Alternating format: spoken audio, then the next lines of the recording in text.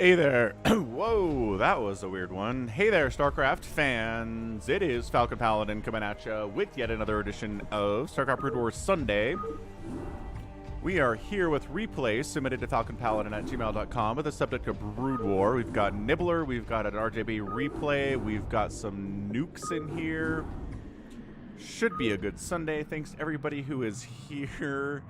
Who is here first? We've got Kyle Tyrell, longtime member, first out of the gate. Yes, indeed. Oh, Matt Goodrow, welcome back, dude. Got Nimo Noom, Jtox, Ara. Hey, Farewell. How's it going, man? Azure Templar, Damian Enos. Jose is here too, along with J Del Solar.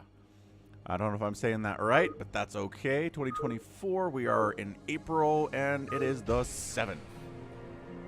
And yeah, got myself a haircut and a beard trim. They took a lot off of the beard, but hey, it grows back. Yeah. What's up, Chad Tarrant over on the Twitch side? How's it going? Oh, why are you sad? It is Brood War Day. It is Sunday Brood War Day. Alright, so how many replays do we have? 1, 2, 3, 4, 5, 6, 7, 8, 9, 10, 11, 12. 12 replays is too many to get through, probably. But that's okay. We'll get through the ones that we can. We'll get through the ones, especially if people that are here in the chat, they usually get priority. Yeah, I think so. So, ToyCop replay, nice. Got some 2v2 stuff. Fighting Spirits, 2v2 on Python should be a lot of fun. Not that long of a replay either. Thank you, Corey. And ToyCop is here, and 4Phoenix is here too. I did get a replay from 4Phoenix. J Del Solar said I want a Big Game Hunters game. Do I have one? Oh, I do have one of those. Look at this. It's a 3v3 Big Game Hunters. Oh, is this 4Phoenix? With a 4Phoenix instead of a 4Phoenix, if you know what I mean. Dark Templar, Shadowfire, Suzuki. I think this is it. I think this is the 4Phoenix replay. Because I should look at the replay names a little bit better when I'm putting them into the folder, but I'm just like, nope. Just toss them in, man. Yeah, that's gotta be it. That has to be it. Alright, cool. Let's do it. Let's do a Big Game Hunters featuring 4Phoenix here. Haven't had a 4Phoenix game in a minute. 4Phoenix is dealing with some carpal tunnel issues, which is a bummer, but let's take a look and see what we've got going on here. Alright, so it is, as we all know, the wonders of Big Game Hunters. Oh, that top right. Look at that top right red player. So alone, so separated from their teammates. Oh, it's not even top versus bottom. Hate it when this happens. Okay, top side is going to be Team 1. This is 4Phoenix. What's up, 4Phoenix? Teammate, bottom right is Suzuki, who's another Protoss player. And then the last player on the team is down here. Goal equals 50%, who is a Terran. Team 2 is this yellow Protoss, DarkZaft, who is, again, separated from their teammates tragically. Dark Templar, who's a Zerg player. And Shadowfire, who is a Terran player. We've got Terran, Zerg, Protoss all represented here on Big Game Hunters.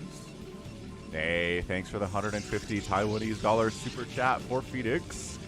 Can only watch for about 2 hours and I'll go to sleep. Excellent. So we'll get this replay out here for ya. First up.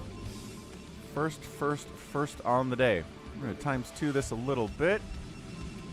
Try to see what's going on. Looks like a hard wall from the Terran player here. Goal equals 50%. So yeah, the teammates today, it's not top versus bottom, unfortunately, but it is going to be 4Phoenix, Suzuki, and goal equals 50% is the team.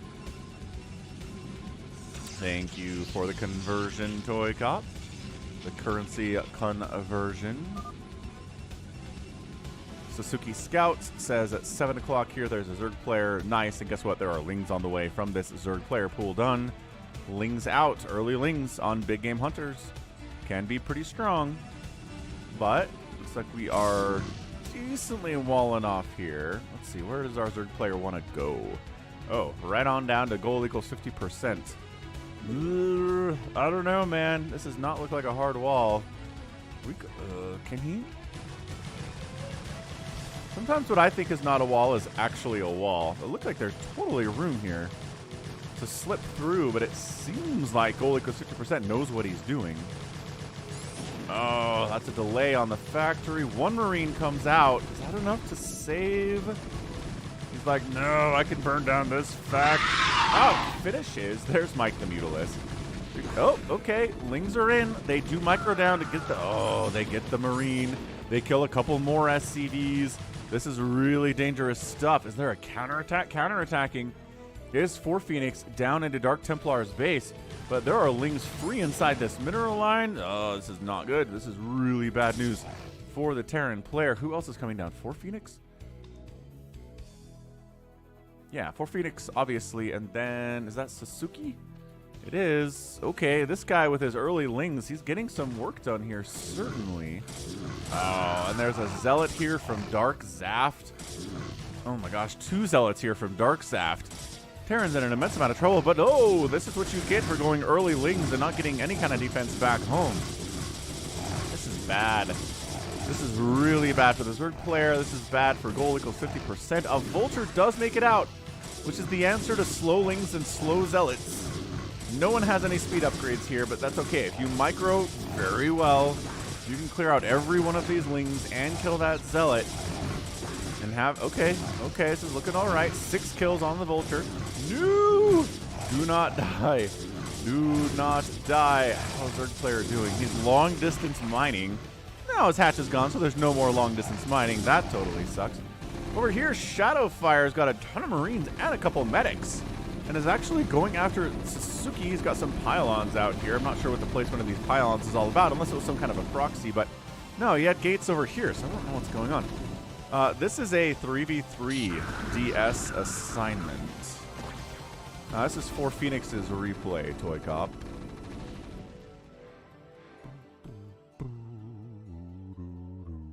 My picture looks old. I'm not sure what you're talking about there, Mac.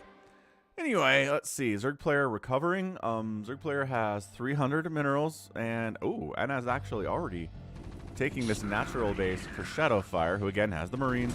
He's adding some fire bats into the mix. Look at these drones of Dark Templar fighting. They're like, we can't mine minerals anyway. Let's help deal with these Zealots of 4 Phoenix. Look at, dude, these drones are actually getting work done a little bit. Anyway, that's incredible stuff. Dark Zaft. Still going after goal equals 50%. Who surprisingly still has 9 SCVs. Isn't dead yet. I'm not sure what Dark Templar's trying to do with these drones. Put them to work, you moron. Although, can he not make it over there? You can get through. Wait! You can slip. I was going to say you could slip past these Zealots, but no. No, you can't. I guess. Alright, so holding bunch of fire bats against the early Lings. Dark Templar just leaves. Whoa! He's got a hatchery. He's being defended. He's got drone. He's got money to make more drone. That's a bad lead from Dark Templar. I hope he disconnected. I hope he didn't rage quit. Hey, what's up, Andrew Basson?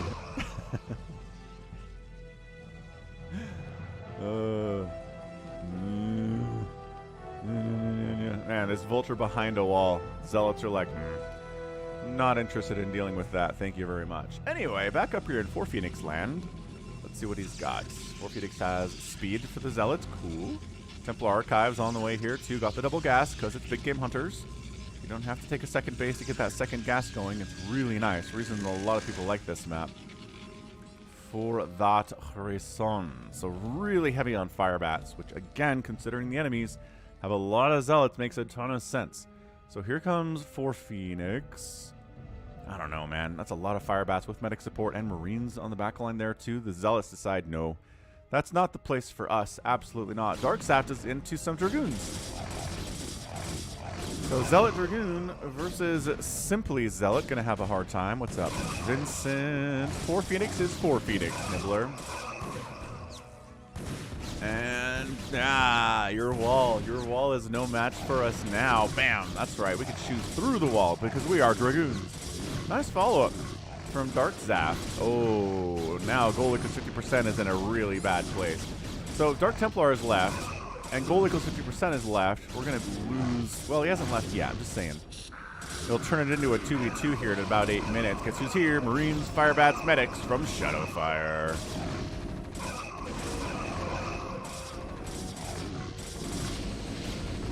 Really not bad stuff here. I mean, this is Dark Templars trying to bust in, but his Zealots are getting evaporated. Siege Tank pops out immediately, gets target fired. Ooh. Is able to pull back, but no, jump on the Siege Tank, jump on the Siege Tank. And Firebat's not going to do a lot with it. These Marines, yeah, get the factory and then jump on the Siege Tank, and then this is another deadly position here for goal equals 50%. He's got a surprising number of SCVs. 15, considering the early aggression he's dealt with, but the Firebats are causing problems. SCVs are just running for their lives. What else can they do? Command Center. Oh no, he's gonna lose it. He does not have enough money. Okay, so goal equals 50% is dead. That's it. Not enough money to build a new command center. He leaves. Okay, so now it's a 2v2. It is gonna be team. I don't even know if we can do directions here. Thank you for the follow. Devorador, 1511. One of my favorite years in history is 1511. Good scan. DTs are here from 4 Phoenix. So it's, I guess, Team Bluish, right? It's going to be teal and blue. Sasuke and 4 Phoenix versus DarkZaft and Shadowfire. If you're curious about what the teams are at this point. Got my Coke Zero, I'm ready to go. DTs, scanning for Shadowfire is pretty good. Really not bad. Did they kill a tank there? I don't know. I don't think we have any tank tech. We do, there's a tank here. Nah, I don't know about busting into cannons when you don't have any armor upgrades at all. Oh, this is just throwing away your Marines. Yeah, Shadowfire, that was a horrible mistake. Don't go in there. Yeah, really don't go in there. Medic makes it out of there with 22 HP. 4 Phoenix taking a second base. Got some Archons in the mix here. Got a bunch of Zealots. 4 Phoenix is at 89 supply. DarkZaft is at 80. So we got 2 Protoss players who are both looking pretty strong. Yeah, Shadowfire, losing all those Marines to kill like 2 cannons was bad. It was really bad stuff. So adding tanks to the comp here from Shadowfire, I like it. Starport getting a control tower and a science facilities on the way. EMP stuff? Probably. Alright, man. Trying to deal with 4 Phoenix, 1v1. Marines, Firebats, Siege Tanks. Really not a lot of splash damage here. Oh, just kidding. High Templar are wandering down. Ready for the storm? Oh, what the heck? Did he storm his own stuff? Is that what you're talking about, 4 Phoenix? You stormed your own High Templar. Oh, no. Oh, no. You kind of bust through here anyway, though. Wow. Yeah, man. This Archon's got 5 kills. Siege Tank is okay. Everybody dies. Yeah, that storm was tough. That was really, really tough. On the other side of things, there are DTs from DarkZaft here inside 4 Phoenix's base. They got 2 kills and 3 kills apiece. These cannons are coming up. The Forge is probably going to die, but these cannons should be able to save pretty much anything else that's going on. What's up, Erwin Shadow Song? Thank you for the follow. Sasuke expanding top left. Bit of a ninja base there for sure. And yeah, that poor storm on your own High Templar. That hurts. Everybody has misclick moments for sure. Kind of got to laugh about it. Move on. Yeah, all right. These are putting in some work. I don't... there's not a robo, is there? No. 4 Phoenix does not have a robo, which seems... Well, it's causing problems now. Nor is he warping in a robotics facility at all.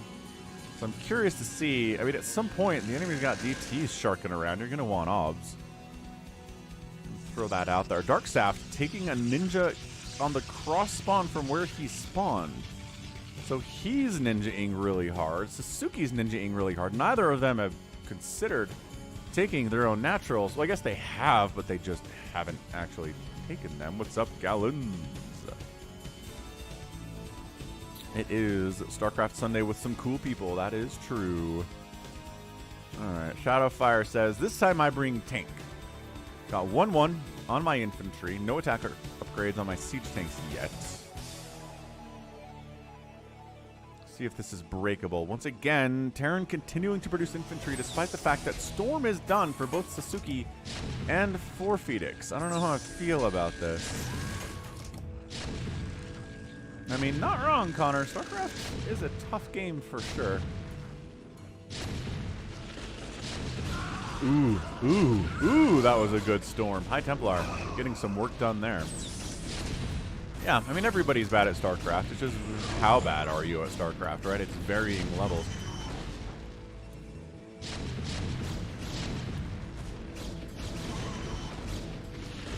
Good Storm. Firebats, yeah, they can't even close the distance to do anything here. Nice. Storm Dragoon combo, getting rid of this little bit of pressure here. Shadowfire needs to stop making he's still making Firebats and Marines. Yeah, this is not good. He needs to be getting some Goliaths out.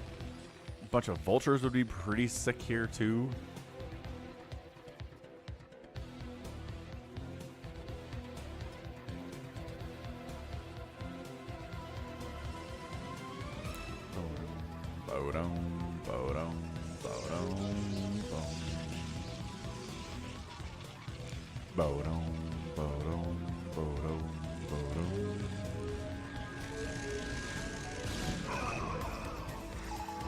Yeah. Bit of a push up there for Phoenix is finally taking his official natural base, which again has not been a very common occurrence today. This is the first time I think it's been tried as someone taking their own natural, but it is big game hunters, so it's a little bit stranger that way. Shadowfire's back with more tanks, as usual. Too many Marines, though. This Storm is, man, crazy good. Siege tanks in the front. Ow, Full Fire Tank Splash problematic there, too. There's your Storm! Oh my gosh, there's your Storm. Stop making Marines. It's not like you even have great upgrades for them. You've got 1-1 on these guys. Not like it would help if they had 3-3 against the Storm anyway. Heavens for Betsy's. These DTs are still hanging out here from Dark Zath. Cannons coming up. Waiting for a robo. Oh, look, there it is. There's a robo. There's a robotics facility. He probably was building it here the whole time and I just didn't look. Not fair enough. Coming in. Nice coordination from... Actually, no, that's weird. Never mind. Darksept comes down to try to clear this out. Before Phoenix comes in to try to help his buddy. Doesn't really... Yeah, tries to clear it out there too. What the heck?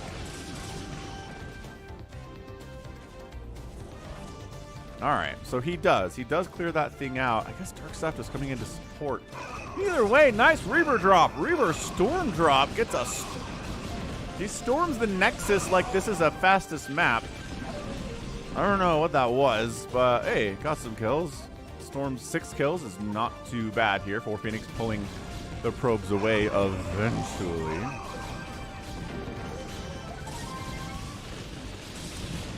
Reaver down. 4 Phoenix counterattacking into a pretty good cannon setup here. +1 armor versus +3 3-1-1 upgrades here from 4 Phoenix. The best upgrades on the field right now. A little bit of some pathing issues here, as you're going to expect from Dragoons as they try to bust up, but pathing can only stop us for so long. Good Storm. Cannons putting in some work today, but once the enemy Dragoons have +3, they're going to start eating through those cannons pretty easily. Alright.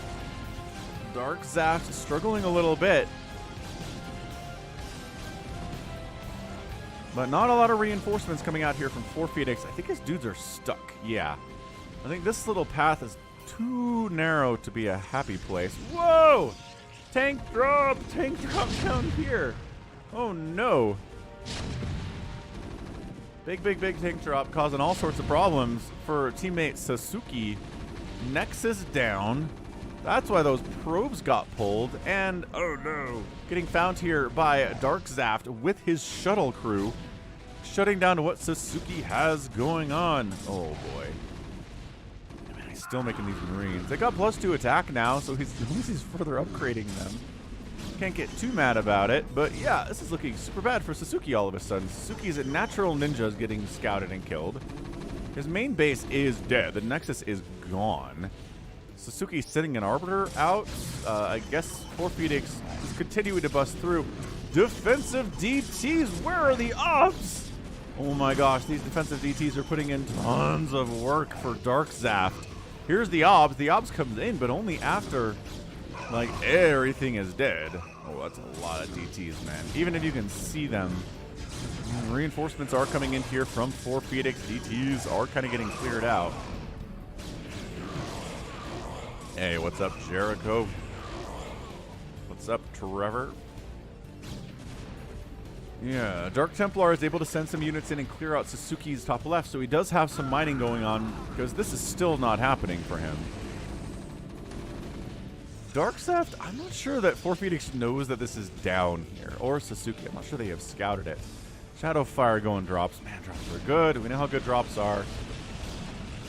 Yeah, reinforcing units just continue to come in here from 4Phoenix. Going to take out this main base of DarkZvT, but he's got that base in the bottom left that he can fall back on economically if he needs to. Everybody's been struggling in this game except for 4Phoenix. He hasn't lost his main Nexus yet, and I feel like everybody else, oh my gosh, like everybody else has lost their main command center, hatchery, or Nexus at this point. 4Phoenix is staying alive as well as he can. So Sasuke is in trouble. Not enough money to build a new Nexus.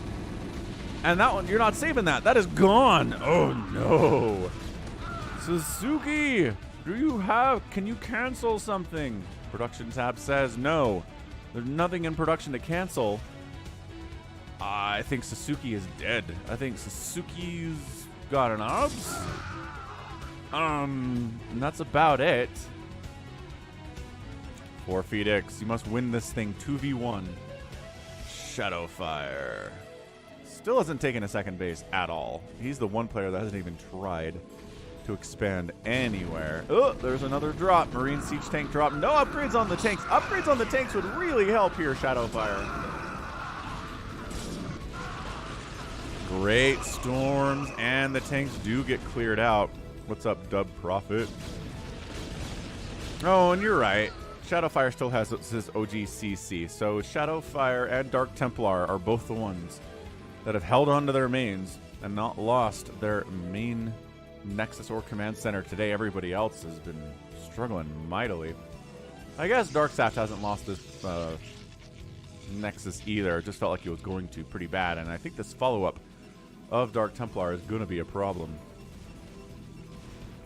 Or 4Phoenix is going to be a problem. Dark Templar is dead. Connor got gifted a membership by the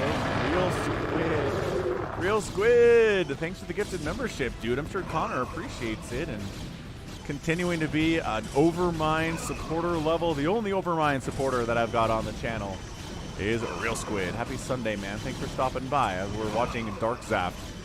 Just, I don't know. I'm going to say he's dead, but it's not a lot of Dragoons here, actually. 3-1-2 upgrades versus 1-1, but Storm is, as always, the great equalizer. Looks like Shadowfire did try to get a command center over here, but there was a bit of some pressure to shut that down. Cannons from 4Phoenix are just trying to make sure this base never actually happens. And this cannon placement keeps dragging Zealots back here, and then they die. This is really, really fantastic cannon placement out of DarkZvT. It's put in some work for him, without a doubt. I mean, do you want to... I'm not even sure you want to try to bust that. You need to kill somebody and then deal with Shadowfire a little bit more. It shouldn't be that hard. He just keeps making Marines and siege tanks with no upgrades. Oh, well, he is working on +1 vehicle. He's making 2 battle cruisers, too. So that's exciting. Battle cruiser operational. What's up, Richard Button? Yeah, this tank positioning is... I mean, Archons can't even get back there. Dragoons can barely get in range to attack anything. Ow. Dragoon dies. I mean, okay, so main Nexus does go down for DarkZaft. He has barely enough money to make another Nexus, but he has this one bottom left, so that's not as big of a deal. Shadowfire says, maybe what do we want to do here? I don't know, but these reinforcements are getting cleared out by Sasuke, who apparently still does have some stuff. Barely. He has an Arbiter, a couple High Templar, a DT. Definitely fun. Shadowfire trying to drop in 4 Phoenix's base. Finds a place to kind of go for it. Unload. Storm the crap out of it. There we go. There's that storm. Oh no. Ugh. Shadowfire's drop gets obliterated. He loses everything but a single science vessel that limps home, sadly, to tell the tale of everyone else who died during that attack. Yeah, Shadowfire, come on, man. Stop making Marines. It's double Protoss. You're not playing against one Protoss. You're playing against double Protoss, sir. 4 Fetus is working on air weapons. I don't know what for. Maybe there's some future carrier switch. I don't think you need to. I mean, Shadowfire here, 0-0 battle cruisers, blah, against 3-2-2 upgrades on these Dragoons. Yeah, man. Terran Bio is squishy because it's fast and it hits hard. They're squishy for the same reason that Zerglings are squishy, because they're fast and they hit hard.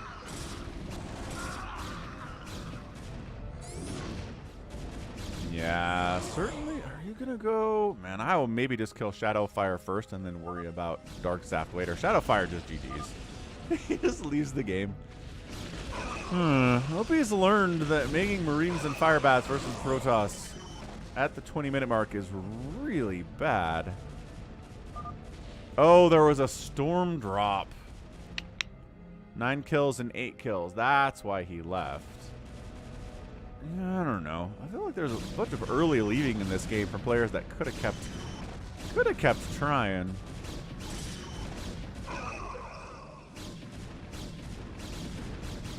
Yeah, so at this point it just comes down to DarkZaft. Is he going to be able to hold against the onslaught of 4 Phoenix, who has a whole bunch of bases? Tons of income. 182 supply to 53 supply. That number alone is going to be a problem, and that's it. He taps out, and that's a GG. Well done, 4 Phoenix. Well done, Suzuki. Let's take a quick look at those drops.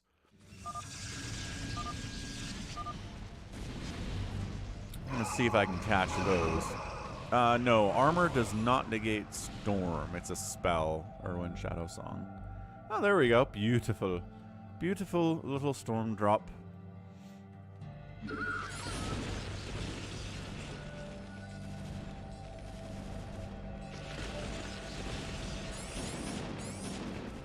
Pretty bad. And then unloads here, goes after these guys.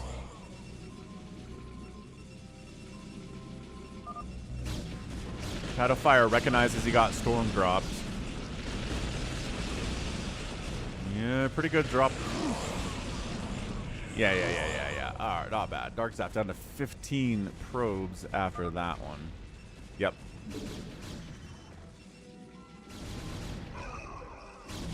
So that was that. So nicely done, Suzuki getting a win despite not being able to rebuild his economy at all. And yeah, Terran should definitely go mech. If you want to open bio, go ahead. But you need to go mech at some point after that first drop if you got Protoss on the other team. It's just going to go very poorly for you. So, units produced, 4 Phoenix made the most, killed the most, lost the second most. Shadowfire lost 250 units today. A lot of those are Marines and Firebats and medics against Storm. And then 4 Phoenix does end up outspending everybody by a heck of a wide margin. DarkZaft was in second place at about 50% of the resources there. Nice, nice. So that's game 1. 4 Phoenix, thanks for sending in the replay, man. It was good to see you again. Let's get a Nibbler replay. in here. Choboclesis. Gonna be a fastest map.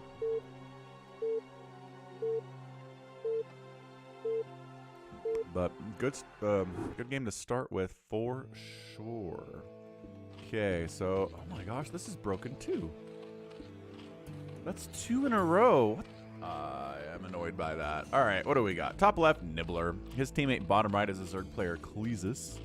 Then we got Chobo Avenger, who is his third teammate. Team 2 is KT Terran, who's a Terran. Extinction, who's another Terran, who is teal. And a white Protoss player, Telazampo.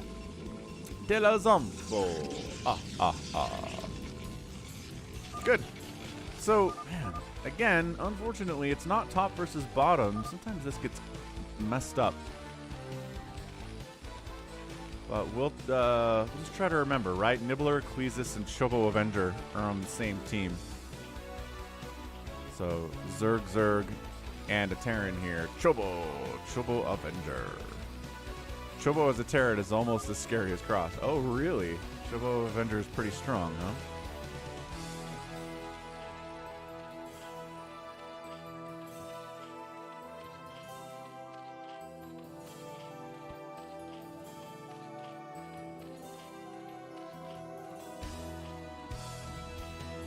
Oh, Chobo and Cross are friends. That's cool. No, Proxy Barracks up here from Extinction, but... Oh, it's an SCV rush? Extinction's just... Okay, buddy. Is he trying to do the stack thing? No, he's just kind of like hanging out. But then the bunker is up, and now good luck with SCVs and good luck with Zealots getting anything done. Good Marine Micro, slipping in there, getting inside that bunker. Got it. Very strange attack here from Extinction. Yeah, I don't like that at all. I'm not even sure that was even super tough to deal with. As long as you can see it, I guess, right? If you get caught entirely by surprise, then yeah. Are you still sending Zealots into this mess? Why? Telazampo, stop it. Stop sending Zealots into these bunkers. You're not getting anything done. You're getting, like, nothing done. All right, cool. Stop it. Barrack's gonna die. Extinction is extremely vulnerable. If Nibbler had gone for some early Ling stuff, well, I guess Cleezus did, somebody should try to take down Extinction. He's got nothing going for him. He's rebuilding his barracks. Chobo Avenger says, I got it. I'm good. This Telazampo guy is going to continue to send probes in, or Zealots in, and they're going to die to my bunkers.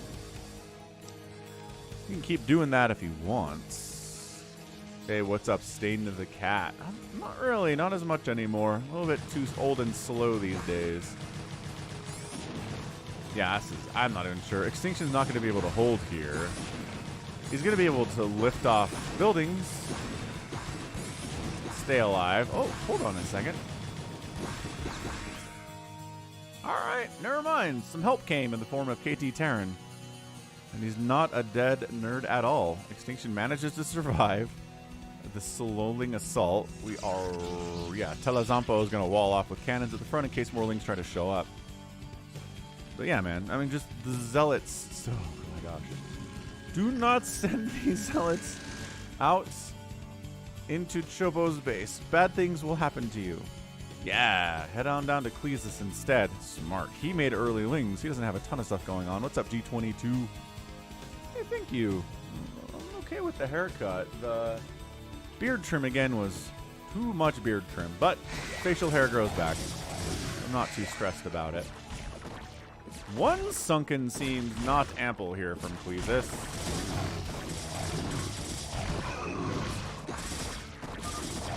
As the one sunken dies, Cleezus is like, ah yes, one sunken was not enough. Another sunken pops, but they have been taking hits from Zealots for a while now. Dead. Dead. Nibbler's like, I'm rushing Mutalisks, but I'm not going to be there in time to save your butt. Every sunken is dead. Lings cannot engage with this many Zealots. is a way better target for Telezampo. Oh, spawning pool gonna die. See you later, spawning pool. These lings are trying to fight. The drones are coming off the mineral line. They're trying to fight here too. Nibbler is just casually firing up 13 mutas at 5 minutes, as he can do on the fastest map. This drone count from Gleezus, though. Oh, 4. He's just running with him now. 2. Okay, Gleezus is dead. Nibbler's like, should I save your butt? Should I counter? Chobo's like, just counter. It's fine. Oh, are you talking about this Vulture stuff that KT Terran's doing? Yeah, again, Vultures are a good answer here. Gleezus, one drone is alive. I don't know where it is. Oh, it's down here. It's hiding down here. Chobo says, if you win, we live. All right. So the mutas go for the bomb on KT Terran, who is not ready for this at all. He was not ready for the 6-minute Mutalisks. Not even close. He's trying to build science vessels, which probably want Valkyries there instead. Gleezus is like, can I stick around? Please?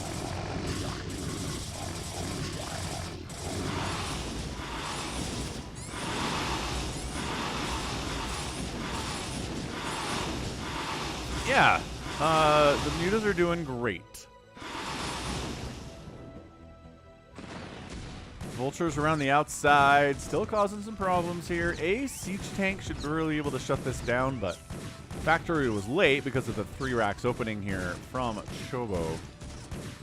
He's building a tank now, so he should be able to clear this out soon. Gleezus gets eliminated. No, they say you cannot stick around. And now it is Nibbler and Chobo Avenger against the world.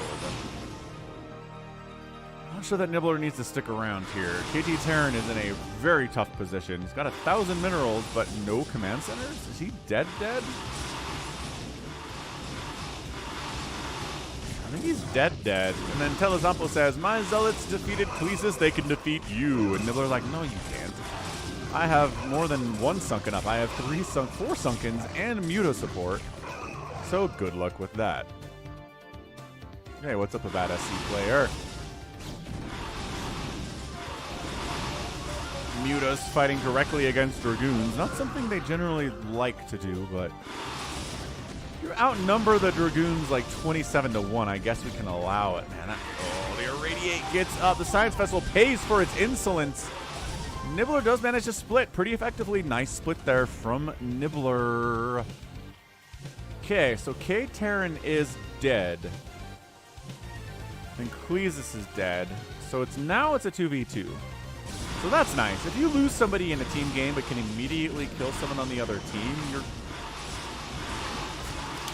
happier about that. Can make you happier. Gotcha this far. +1 attack on the mutas. With the Carapace upgrade on the follow-up. And no storm? The mutas are... I don't know if you want to go for a muta bomb here. He wants to go for a muta bomb here. Just kidding. Backs right out. Losing way too many mutas way too fast. Dude, sniping the Templar Archives would be pretty sick. No, he wants the Robo. He just straight up wipes out the Robo facility. I guess for Reaver drops, trying to prevent those. What's up, Lucky Owl? Not in the woods today, I see. This Mutaflock has done some serious work. Nibbler. Oh, is there an... Oh, well, there's an Irradiate now. Ow, ow. Ooh. Did he manage... What? Did you manage to kill the drone that was irradiated? That's pretty sick. That is definitely sick. Okay, what's Extinction up to? Bunch of turrets to try to deal with the Mutaflock. He's making Wraiths, which don't actually do very well against Mutas unless you're cloaked. Which he's working on Cloak, and it's almost done. Yeah, the Ledger Domain. StarCraft 2's been free to play for a few years now. So that's cool. Glad you've been practicing your Zerg. excellent to hear. These mute. I don't know that Nibbler knows that K-Terran is dead. This is pretty much a giant waste of time. You really should be going after Telezampo. Maybe trying to get something done here against Extinction, but wiping out what's going on from K-Terran is just not useful at all. Yes, they certainly did. Creep in StarCraft 2 is much, much different than it is in Brood War. That speed bonus is massive.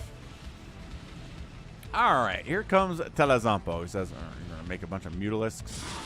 Well, I'm going to show up with Archons and Dragoons and a bunch of Zealots. And Nibbler, once again, sort of wasting his time over here. He just doesn't know that K-Terran is dead, dead, dead. Zealots, ooh, making a beeline for those spires that are so at the top of the map. You can't see the whole thing. Oh, this is bad for Nibbler. Yeah, now he has to engage with these Archons. A couple Hydras pop out. Maybe the Hydras can deal with the Archons. You just dive on in. Take some splash damage. Ah, there we go. Lings and Hydras. It is some chaos here. One of the spires gets wiped out. The other one goes down too. I cannot believe those Zealots got both of the spires. And they're going after some drones here. Speed Zealots, man. They do not mess around. Nibbler saves most of his drones in the attack. They were not the focus, right? Archon gets a couple nice splash damagey hits here on these Mutalisks. But I don't think any of them died. His +1/+1 finished. So, probably does he want to make more Mutas? I guess we'll see if he fires up another Spire here or not. Yep, StarCraft 2 Overlords are also very different ledger domain. Truth! You are speaking all of the truth. Oh, 31 drones. I don't think he saw this one. Yo, there we go. 14 drones. Big hit. Big sneaky hit. So everyone knows like K-Terran is dead. He is dead, but he's also got a science vessel. And he just cut Nibbler's economy in half with the one science vessel that he has remaining. That's pretty amazing. He's got a couple of vultures down here too, I guess. Not just the science vessel that's the army.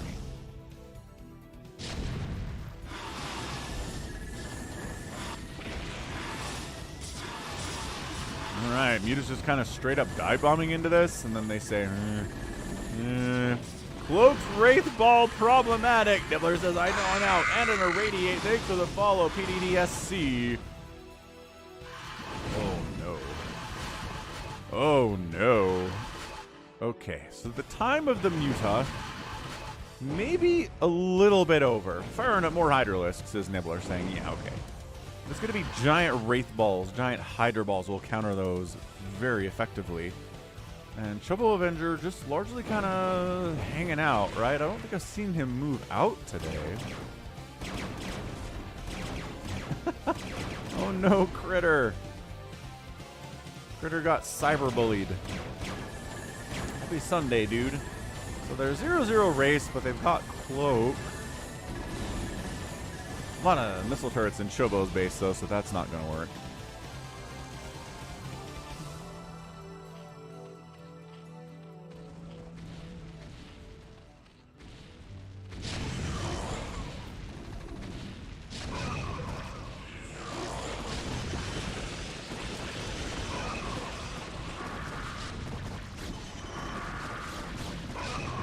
Yeah, man. Hydra's defending here. Gonna have to put in some work. Wraiths hanging out on the outside. It's a pretty scrappy defense here from Nibbler. Another irradiate off. He got another irradiate off. Ugh. It's a 29 kill science vessel. Nibbler's at 7 drones. You know, I gotta say, if Chobo's as scary as Cross is, WK Cross would have moved out by now. He would not be sitting here turtling his face off, having really not mounted any kind of a major attack on anyone. Just a thought. Hey, what's up, Robo Ninja? What is this conversation we're having? I don't know. Nibbler just said, look who's talking to who. I don't know. I don't know who that was. Spider Mine's out of the map from K-Terran 2. That's part of his army, his 12 supply that he's got. Yeah, Nibbler's rebuilding the economy. He's back up to 27 drones. That's a good thing about being Zerg, especially in fastest map, is you can absorb hits to your economy pretty effectively. One said no drones. Oh, and then you're like, yeah, K-Terran. You got no SCVs, fool. No ability to make any more of them either. Look who's talking too. What's up, Psychonuts?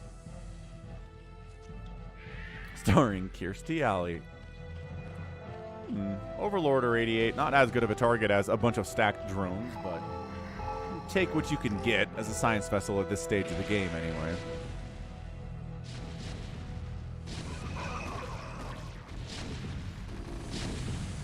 Yeah, Chobo's just kind of behind this wall. He's got +1 attack on his mech.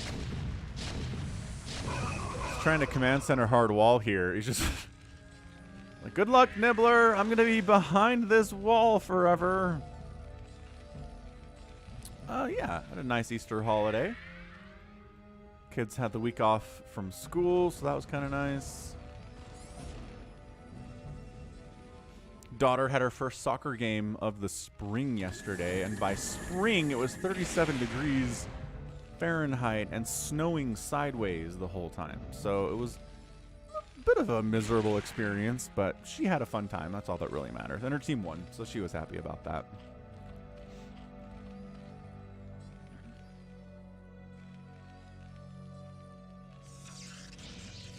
Sounds pretty cool, Nibbler. 2.5 mile walk in the park. Wonderful. Nibbler is bringing the Spire back. He's getting a hive. Oh, Telezampo is going into carriers. Carrier production has begun. Hey! Chobo got a drop off. Chobo! Chobo Avenger.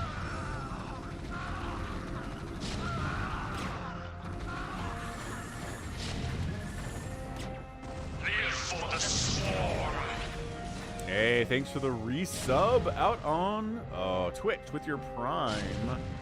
Unknown Alex. Appreciate it. Thank you so much for the resub with Prime.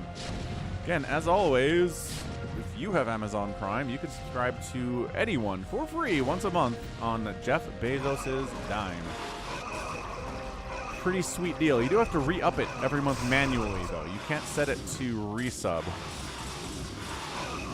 which is an interesting aspect. Dude, this science vessel dying would suck. Wait, does he have 2 science vessels? This one only has 13 kills. The other one had a lot more than that. Here it is. Here's the other one with 30. Okay, so this one's hiding out. Camouflaged.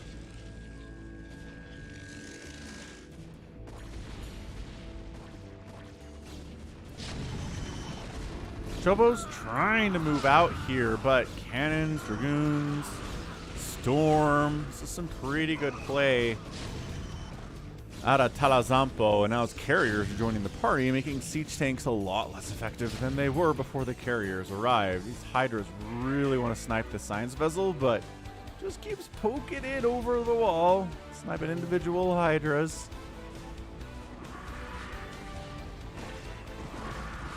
Radiating overlords. Trying to supply block Nibbler, as you do. Yeah, man, still siege tanks here. Greater Spire coming in here. Defiler Mound from Nibbler. Just finished up. He talked about using Defilers in this game. And, okay, so Chobo's going to use the... It's an option to go Valkyries against these carriers. I'm not a huge fan of it. But if you can kill the interceptors with the rockets, you're gonna be okay. Wraith diving in. I don't know if you want to fight against these Valkyries or Wraith guys. No, no, no, no, no. Pretty good pullback there from Extinction. I mean, you stick around against Valks too long with your Wraith Ball. That Wraith Ball is gonna go bye-bye. It's going to be absolutely gone. Upgrades on the tanks are 2-1. 2-1 here for the Goliaths, obviously. Zealots. 3-2-2, so better upgrades from Telezampo here. Carrier upgrades are at 1-2-1, so even those are pretty good for Telezampo. I'm making Guardian, says Nibbler. I mean, the big problem with that is there are carriers out, but we'll see. We'll see if that works out in the end. Chobo has kind of gotten a toehold out here. He's wiped out a bunch of the cannons. Siege tanks are really good at that. Ooh, couple free cloaked. Cloaked. They're cloaked. They're cloaked. They're cloaked. Scan. There's a scan.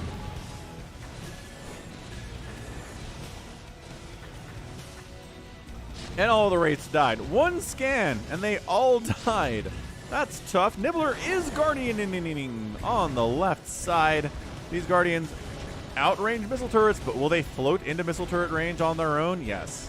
Also, battle cruisers are here from Extinction, so that counts too. Pelazampo flying his carriers down, maybe trying to come in from the south against Chobo Avenger, but there are a battle cruiser carrier going against their condiment enemy, the missile turret here. Yo, Nibbler's up to 78 drones. He's recovered quite nicely from being down to 6 earlier. That was extremely damaging. Firing up a bunch of Devours. Yep, Devs ooping. Pretty sure he means popping there. All right, again, Devours are support units. If you can get that acid spore on a bunch of this stuff, which is exactly what happened, then future attacks are a lot more effective from things like missile turrets and these Goliaths and Valkyries. Nicely done. Yeah, that helped a lot. And carrier fleet from Pelazampo gets wiped out. He is making 9 carriers at a time for replacement purposes. Takes out a science vessel, catches an irradiate on the backside, and doesn't exactly split it off. Devourers have a ton of HP too. So, oof. Okay, all right, all the Devourers are dead. They just got irradiated and they flew into all of the missile turrets. Ow. And now, yeah, okay, that was tough. Chobo didn't manage to break through this area though with his +3 siege tanks. Getting inside the Protoss base with tanks is always going to be very good unless the enemy has a ton of carriers against your tanks. A bunch of facts down here from Extinction. More production being produced at the 6 o'clock.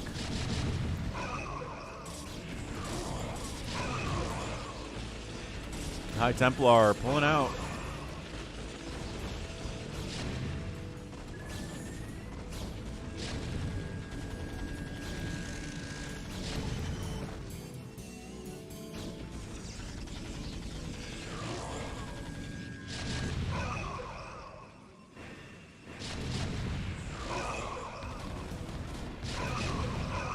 I don't know. Just not a lot here from Chobo.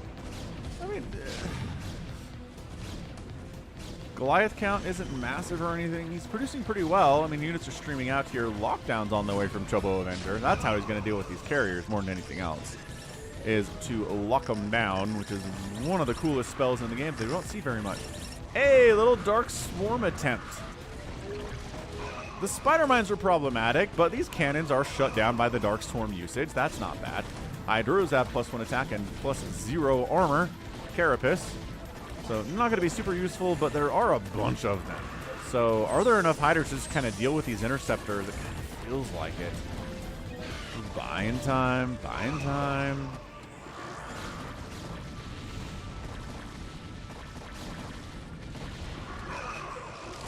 Yo, battle cruisers, cruising up here into Chobo Ventures base. You know what's good is lockdown against battle cruisers too, but lockdown is not done yet. Goliath's doing what they can. Guardians being like, no, don't kill Chobo Avenger, kill us instead. Did pull the battle cruisers back. Ow, ow, ow. Wings in the house with +1 attack and +0 armor. Triple Evo upgrades are coming in from Nibbler, though. I'm not sure the gateways are what we want to be going after here. The Stargates maybe, but whatever at this point. There you go. Dark Swarm's up. And there's nothing but cannons and carriers here, so Dark Swarm is going to be amazingly sick. Crazy good. Lurkers burrowing in. Some of them inside the Dark Swarm, some of them out of the Dark Swarm. That's okay. But yeah, Hydras and Dark Swarm. This is why we don't see carriers versus Zerg all that much. Because this is just super, super good. But the Hydras that are outside of the Dark Swarm are having a really, really tough go of things. For sure.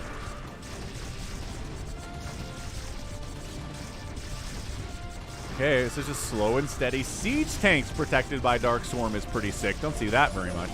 The battle cruisers are YOLOing into Chobo's base, but they're all dying pretty quickly. They got 3/3 upgrades, though. I mean, that upgrade path came in from Extinction pretty darn fast. And a 13-kill VC gets wiped out. I don't think we even saw any lockdown there. We might have when I was watching this. Plague-oo! Big plague on these carriers. No detection for these lurkers. The cannons are not in a position to provide detection for these guys. So they're just, you know, they're doing what they can. The carriers at home are a lot easier to deal with rather than if they're on a rampage on your base. Nibbler says battlecruisers dying to Marines is just not a common occurrence. Nope. Fastest map gives us a lot of stuff that we don't see at all in 1v1s. All right, Ghost coming in. Ooh, enough energy for a lockdown. Get it. Get the, yeah, lockdown. Let's go. One lockdown on like 12. Ooh, more lockdowns. 2 more. Carriers are like, lockdown, our mortal enemy. What do we do? Just run. Leave the lockdown ones to die. Science Vessel for Extinction provides a little bit of detection on these lurks. Oh, I guess there's some obs here too. That's a Chobo Avenger obs. How did they see that one? I don't know. Either way, the carriers that got left behind are dead now. Cool. Extinction is just making mass battle cruiser, and he's adding some tanks into the mix.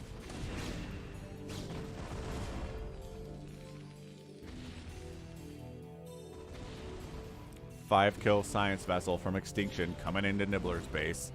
Hydra's in position because there was a ping to recognize what was coming here, and Science Vessel dies. Oh, almost got in there for an irradiate before dying, but nope, not able to cast that off for sure. All right, Telezampo holding on. He's got 2/3/2 upgrades. The battle cruisers continue. Oh, there's your lockdown. You know there's lockdown from Chobo Avenger. Why do you keep making carriers and battle cruisers?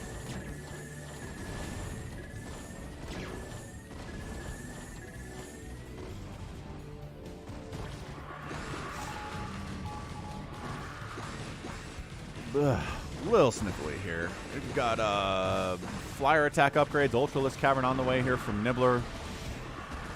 The Lings have Adrenal and +2 attack, so they're doing fine. Hydras.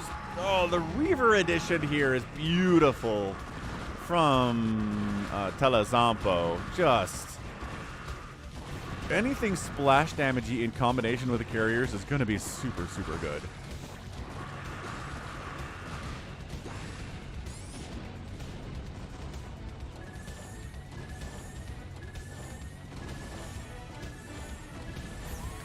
Battle cruiser is dead there.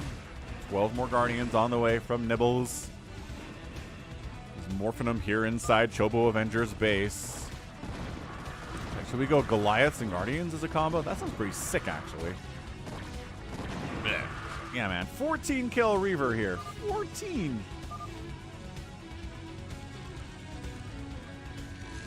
I don't know. There's a bunch of tanks. Dark Swarming in the Terran is not a bad idea. Especially if he keeps investing this much into battle cruisers, which he seems like he's kind of stopped. His production tab is making 6 battle cruisers at a time. Never mind, he's still making a ton of BCs. So yeah, Dark Swarm against the Terran would be amazing. It would be sick killer strong here. Stargate on the way from Telezampo. Sure. He's like, I need more of those. I lost a couple. Gotta rebuild, obviously. Carrier's making a move out. Nibbler, great Overlord spread. Sees exactly when Telezampo leaves his base and heads up in this direction. So, well, I don't really have the ability to deal with that right now with this Guardian army. That's a lot of my supply, but let's push down, take out all of these factories. Battle cruisers, there you go. They're making a move this way. So these Guardians, their time is short. Drones are sacrificing themselves to free up supply for Nibbler. I've got 23,000 minerals. I don't need as many drones as I have here. Oh, and then Chobo shows up with cloaked wraiths and wipes out the BCs. Nice tech switch from Chobo Avenger. That was pretty sweet. All right, so battle cruiser's dying. Oh, scan. Wait, whose scan is that? I don't know, but the wraiths seem to be untouched pretty much.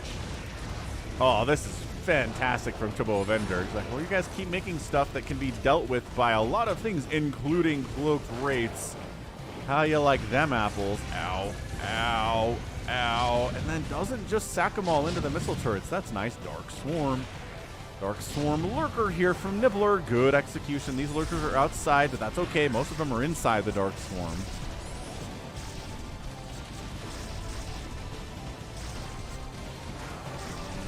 Burrow it.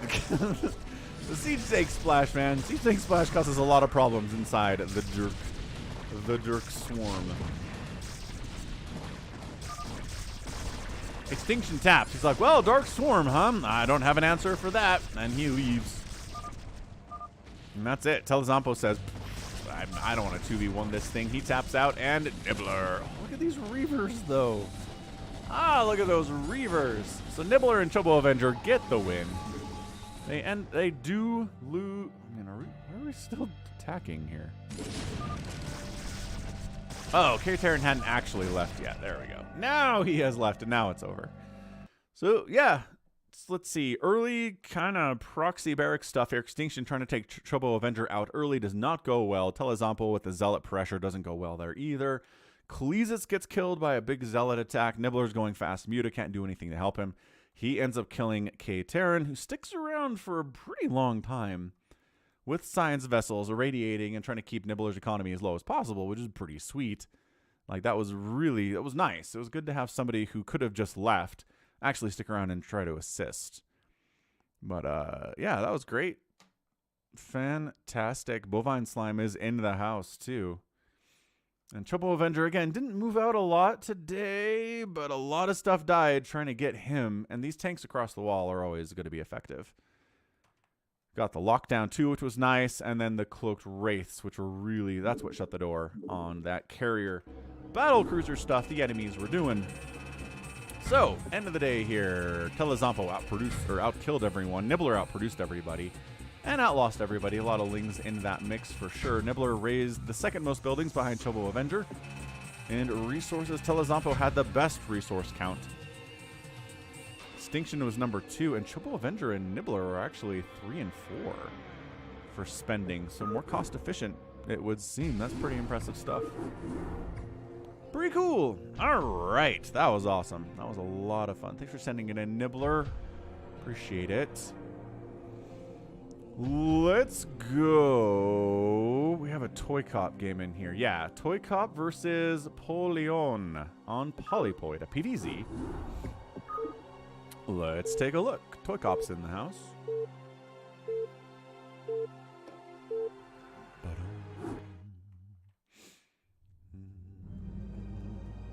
All right, Polypoid, bottom right.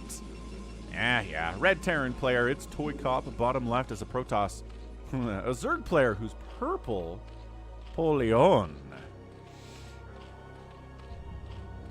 ToyCop says, the opener is different, so let's take a close look at the opener. See what he means by this. For the Zerg or for the Protoss?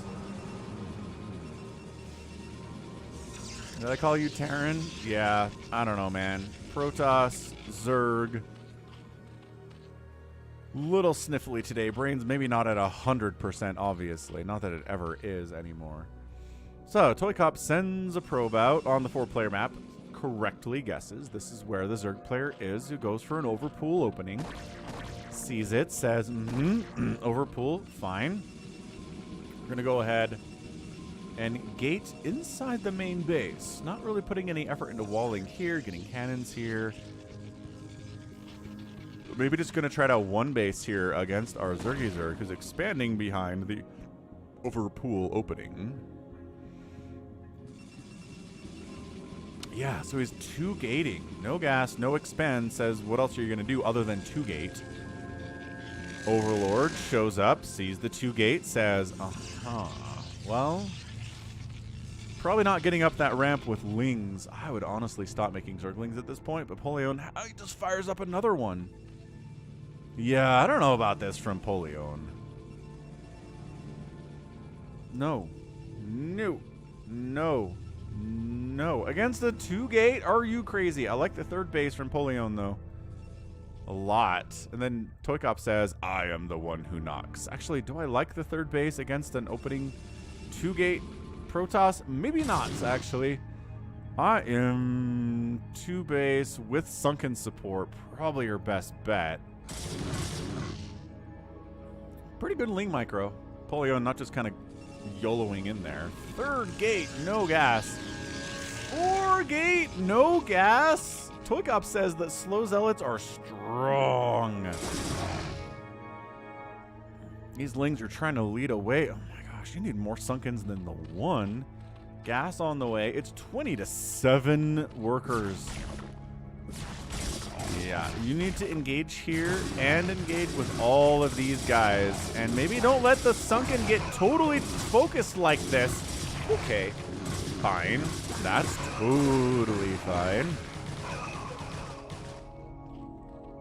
And trying to get behind the minerals a little bit. Doesn't really work out, and all of the zealots die. Okay, so Polione made enough Lings, had the sunken enough to deal with ToyCop's early 4-gate slow zealot pressure. Polione needs to drone up, but he's firing up more Lings. Polione! What are you doing? Polione.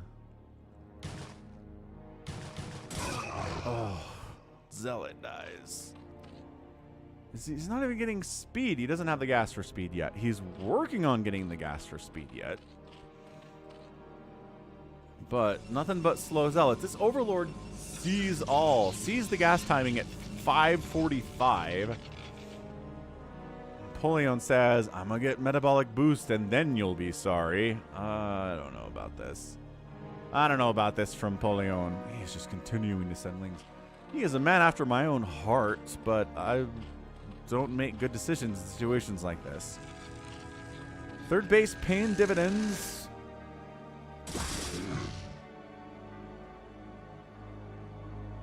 Maybe a full surround. I don't know.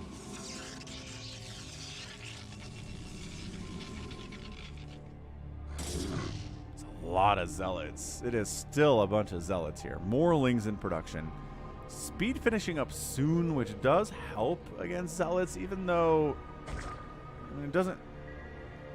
Did you just cancel something here? It doesn't give you attack or like armor. It just makes you faster, which is nice in every situation. Okay, well, he's going for it. Polione. Hearing zealots die, hearing Lings die. Speed finishes. More Lings popping out.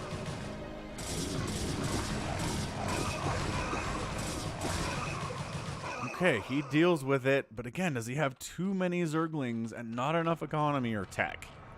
Because ToyCop's got a cyber core, he's getting singularity charge, he's got 2 bases, he's got 30 probes against your 15 drones. Honestly, droning here would be so good. But Polione says, wait, hold on. You actually not have anything here. Surprise! You don't have anything here. Oh, never mind. There are 4 zealots coming down, but probes fighting. No. I think you can deal with the zealots. God, these guys need to be engaged, though. Yeah, you kind of have to have everybody fighting. Oh, I think that zealot attacked the Nexus by accident. Oh, that was pretty good by ToyCop, man. Using the probes, using the zealots, preventing a surround there. That was some tough micro. That could have easily been a loss for ToyCop, but he did manage to keep it alive. Got a Dragoon to chase away Terry the Overlord and shoot him in the face. Are we droning yet? Nope. Polione's at 21 drones. He did some droning, in fairness, during that attack. He's firing up more Lings now. Giving them some kind of an upgrade would be nice. Macro hatch. Then ToyCop says, yeah, I'm just gonna hang out here, don't mind me.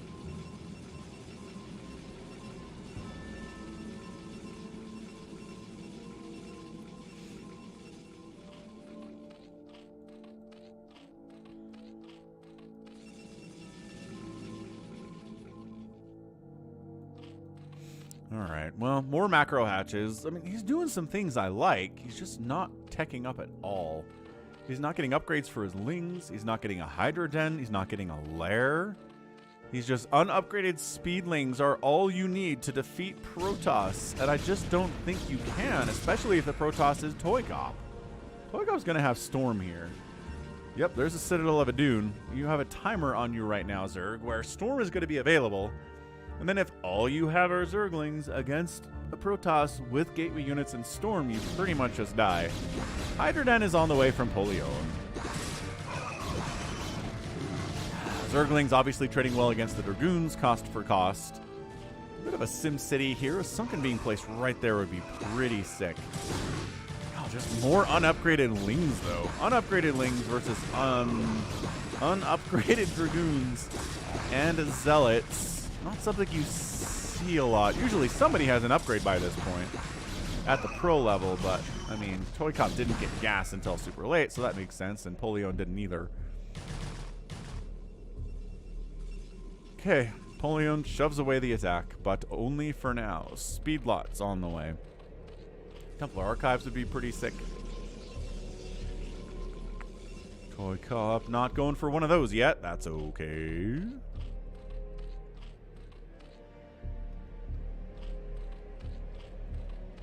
More macro hatches. Is Polione? I was gonna say, if it's the Ling only strategy, it's not, because he's making Hydras, or at least getting upgrades for Hydras. Dude, what a weird game this is. I haven't seen a Zerg player stick on Lings for this long in some time. Feels like I'm staring in a mirror. Yeah, Dragoons keep getting wiped. And drones. Okay, so no Hydras have actually been produced. They have speed, theoretically, if they existed. They're getting the range upgrade, theoretically, if they existed. 31 to 41 workers now. Zerg player, okay. You know what? He has been droning during these attacks. I can't kill him for that. ToyCop says, who needs a Templar Archives? I have speedlots and Dragoons. Something to be said for that. I'm getting them upgrades too, right? That +1 ground weapons is on the way. And oh my gosh, he actually made some Hydras. All right, so Polione decided it is actually time to have some Hydralisks today. Not going to argue too much about that. Speedlots though, but Hydra count. Zealots right in your face though, not ideal. Not something you want to have to deal with. If you're a Hydralisk falling back behind the Sim City, get a little bit of sunken support, you're going to have a better time against these Zealots. And the Dragoons too. So at least the Hydras have speed and range.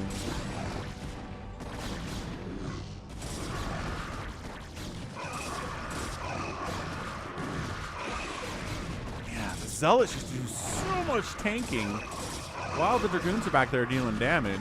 Once the Zealots are gone, it gets a lot harder for Dragoons. Ooh, is he target firing? No. Or he would have killed this Dragoon, and he simply does not. Alright, well, it's okay, I guess. 81 to 51 total supply. Ling Hydra versus Gateway. Finally, a Templar Archives is warping in from ToyCop. There we go. There we go.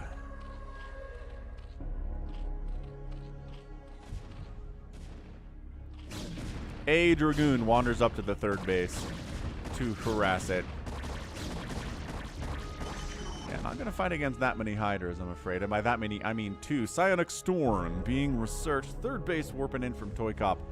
High ground mineral only. 51 to 33 workers in favor of Le Protoss.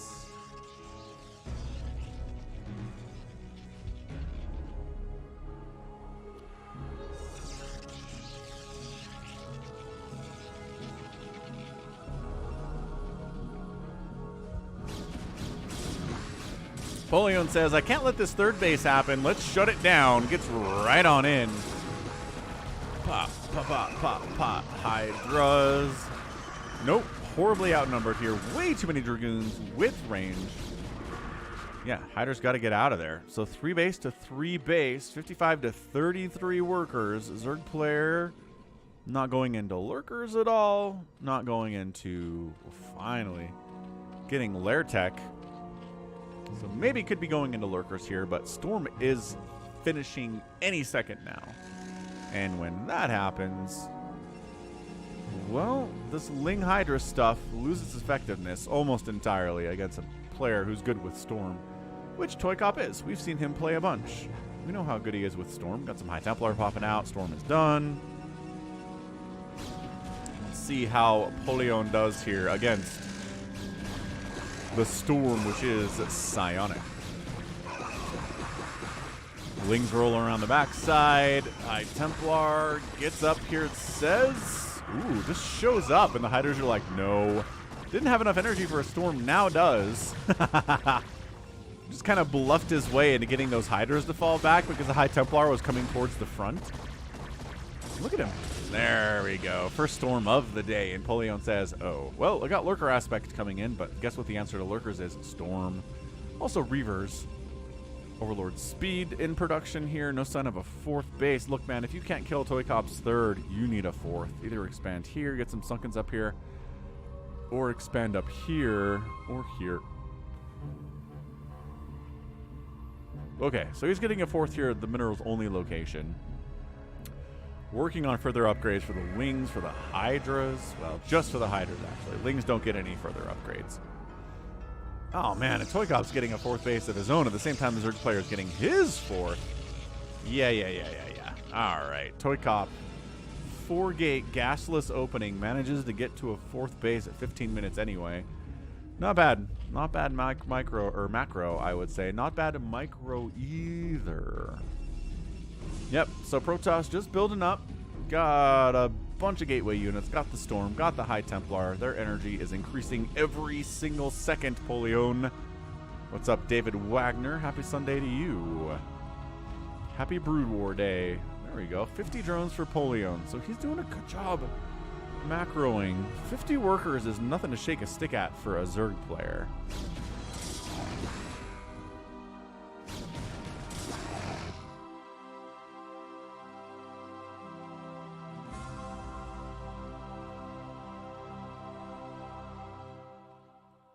Queen's Nest on the way from Polione. Gonna get into that Hive Tech. Maybe some Defilers. Would be sick.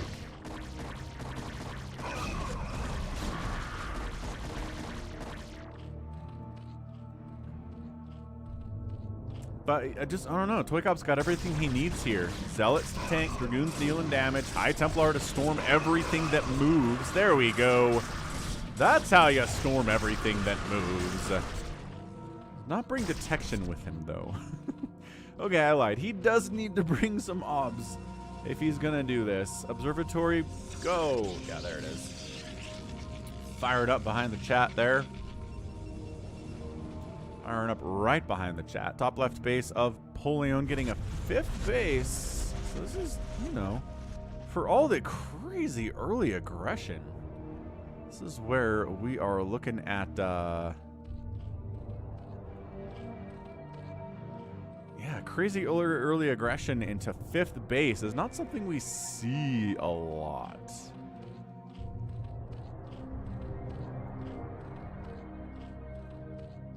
Yeah, I mean, I was kind of worried for Zerg player Polione here, but he seems to know what he's doing. I thought he was just going to make Lings and Hydras and then die. But got Lurkers up, really shoved ToyCop back there. And he's going into Hive Tech, which he's a little bit far away from it. And he's getting a Spire, too. Making a bunch of Mutos and sniping these High Templar, as always, would be pretty great. There are no Corsairs out from ToyCop, so the effectiveness of that strategy is improved a lot. What's up, monster?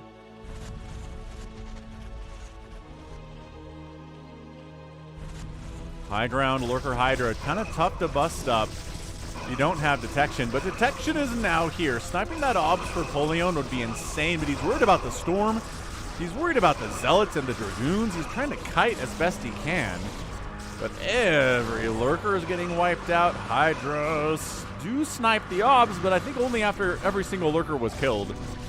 So that's not the timing you want for sniping the obs, but better late than never, I guess. Yeah, Overlord's getting Ooh, there's a lurker up there, but it got stormed to death. Regardless, 4th hatch gonna die. 150 to 104 supply. Polione's at 57 drones, but does not have the army value to compete here. Yeah, hatch down. It's Hydra. Pure Hydra here. It just comes down to how many storms are available for ToyCop. 1 that killed 6 Hydralisks. My gosh. Another storm. Lings trickling into this battle. This is Zerg on 60 workers can pretty much consistently produce stuff like this. But ToyCop's continuing to send stuff in here too. He's at 58 probes, morphing in another Archon pretty happily. Yeah, these units probably don't need to be here, but better safe than sorry for the counterattacks, right? Yeah, Archon Zealot against Ling is just... That's fantastic. That is so strong. Adrenal's on the way from Polione. Huge fan of Adrenal. A Defiler Mound would be pretty sick. Plaguing... Just plague everything here. I think you're going to be alright. Dark Swarm's going to be fairly good too with the higher Dragoon count. Lucky Owl's asking for a Scout. If ToyCop doesn't win this game, it's because he didn't make any scouts. Nidus Canal. Going to connect the top left base to... something. Can you not make the other end of that Nidus? Production tab says no. There's not one on the way. Yeah, I think he just has one Nidus Canal, and he hasn't actually popped the other one yet. That's fun. Reaver Tech from ToyCop. Coming out next. Oh, yeah. Poor probes. They need to work at this base that ToyCop is coming up with now.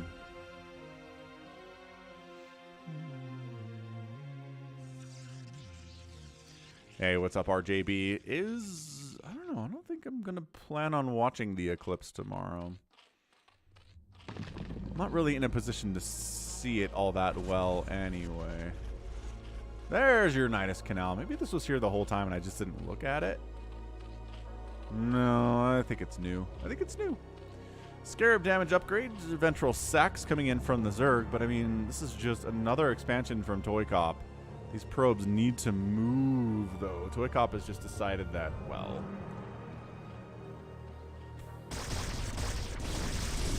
I guess we're going. All right, 1 OBS, he says. Cannot lose this OBS or he's in a lot of trouble. Nidus Canal dies. That's why they shouldn't be at the front. Just a thought. Yeah. 189 to 117 supply. ToyCop is up with 212 upgrades. Tons of stuff. Counterattack from Polione gets absolutely shut down and he taps. He's like, well, if I could have gone on a rampage with those units, yes, but ToyCop says, no, I'm going to cover my bases by having an army in position here. Good luck with that, sir. Yeah, ToyCop, really, really good job. Just making sure that any attack that comes into any of his bases is dealing with something. Cannons, Reavers, High Templar, maybe a whole giant gateway army standing on top of high ground, protecting these 2 bases too. I mean, this was pretty vulnerable, but I guess there are some Dragoons in the neighborhood too. Anyway, GG, man. That was fun. Really early aggression into more macro stuff, and ToyCop got the tools he needed. Got that win. 3-to-1 kill-death ratio will win you a lot of games in a PvZ for sure. 8-0 buildings raised. Did not lose a single building today, as the Protoss is pretty great. And if you outspend your Zerg opponent, about 20 minutes, you're probably going to win. Whew. GG. GG ToyCop. That was fun. All right, RJB's here. So we're going to do a speed versus motive game on Citadel that he sent in. He was pretty excited about it. He'd sent me one in earlier this week and then was like, no, do this one instead. So that's always fun. Sticks, I'm glad you enjoyed the game. But again, be sure to sub to RJB on the YouTubes. Okay. Citadel, speed and motive, top left. It's going to be a yellow Protoss. It is motive. And speed is in the bottom left, who's a teal Terran player. We like speed. He's awesome. Motive really good too. These players probably about the same tier, I would say. In the ELO rankings, RJB might correct me on that, but I'm feeling like Motive's probably better. I'd say he's probably favored in this game, but speed's crazy, man. He plays fast, obviously. He's really good with mech. His vulture harassment and control and just being everywhere on the map is really impressive too.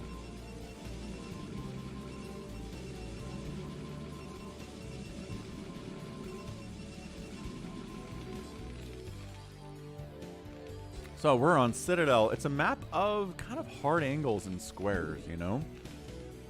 Like straight lines, sort of straight lines. Little weird expansions that are technically low ground, but have high ground ridges. I think that's what that is. Yeah, 12 o'clock, 6 o'clock, they've got the ridges. Your main base also kind of has this ridge thing going. I'm not even sure if that's even high ground.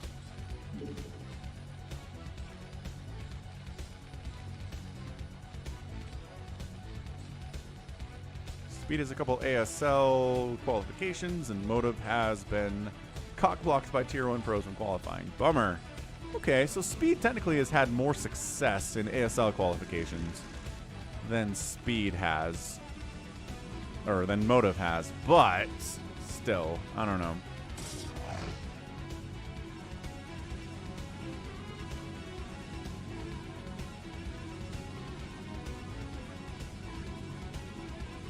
Michael says it's an aesthetic map. It's kind of nice. Very, very, very symmetrical.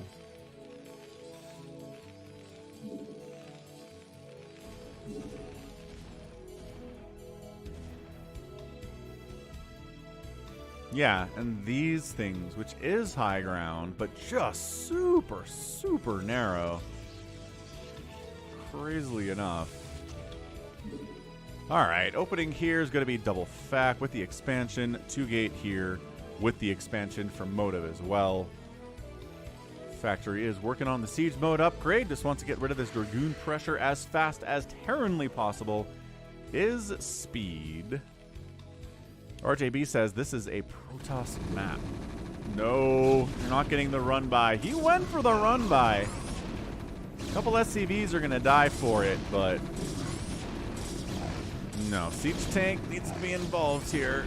Killing the Zealot is a good start for the siege tank, even though he's not great at killing Zealots. Yeah, SCV's gotta pull.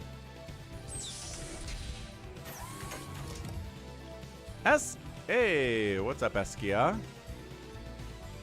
What's up, Ozzy the Hockey? You guys are fun. All right, siege tank, siege mode, Dragoon say third base, 12 o'clock. Once again, yeah. So this blocks vision out and blocks vision in, but doesn't count as high ground. What a weird little map doodad.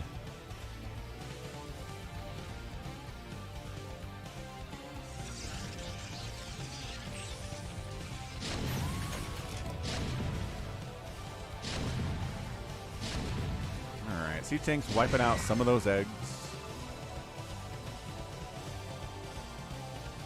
Hey, what's up, Dopet? I haven't seen the stream in a minute. Thanks for stopping by. Good to have you here. Okay, time to times 2 this thing because... Oh, wait, what? He just faked a Reaver drop. That's cute.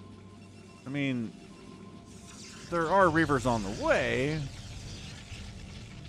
That's fun. I've actually seen Snow do that. Show up with a shuttle, just put some fear of Reavers into the Terran player. Oh, it's a tank drop, though. All right, 3 kills. Fight the... Oh, okay, didn't want to fight the Reaver. Wanted to kill some workers. So 40 probes to 43 SCVs after the successful tank drop.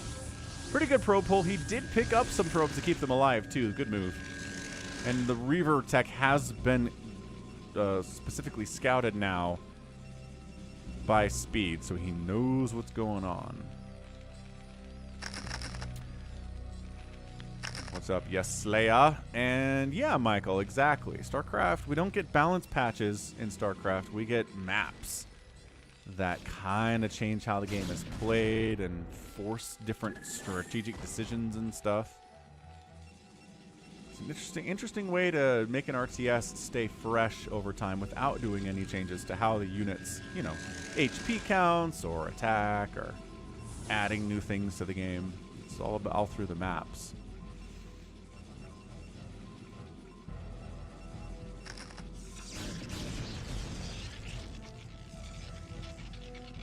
Vultures out, throwing out spider mines. Like I said, Speed loves being active with the vultures, which you have to be, but some players are better at it than others, and Speed is on that list of players who are good at it.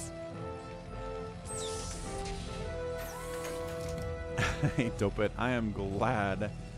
Yeah, I'm glad you're showing your kids StarCraft. That's important stuff for sure. Players just hanging out. Charon boost on the way. More gateways. I got more obs. You know, all sorts of great stuff.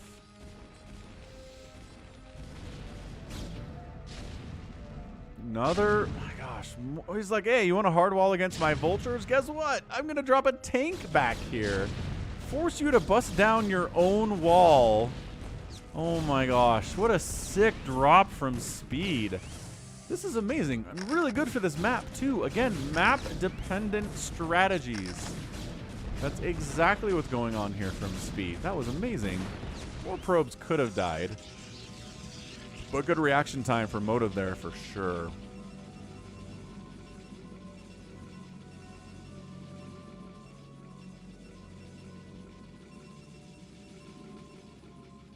Okay, Reaver's just waiting for tanks to move out. Good Reaver play. Yeah, I mean, this is what a good Protoss can do against a Terran move out like this, is use the Reavers to just force sieging and unsieging. You get 4 inches, man. You get a scoot up here a tiny bit, and then re-siege, and then unsiege and scoot up a tiny bit, and then re-siege. It really slows down pushes when you can just have Reavers threatening to hit your tanks the second you unsiege them.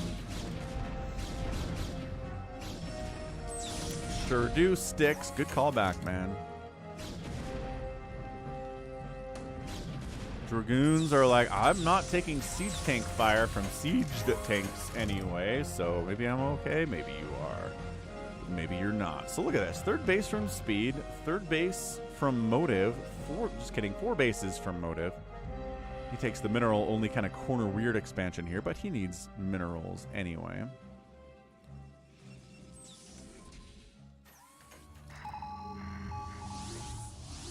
Observer speed, Charon boost, helping to snipe those obs. Ooh, 2 HP on that obs. It manages to make it out of there miraculously. More factories in production.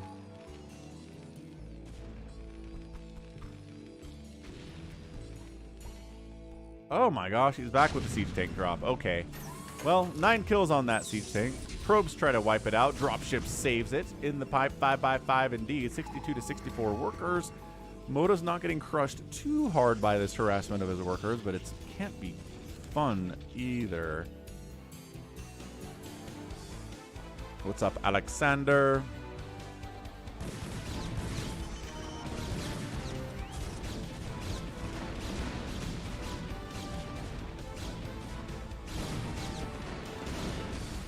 Yeah, Vulture's kind of getting spotted out here. Dragoons trying to catch him. Spider Mine connections are big, though.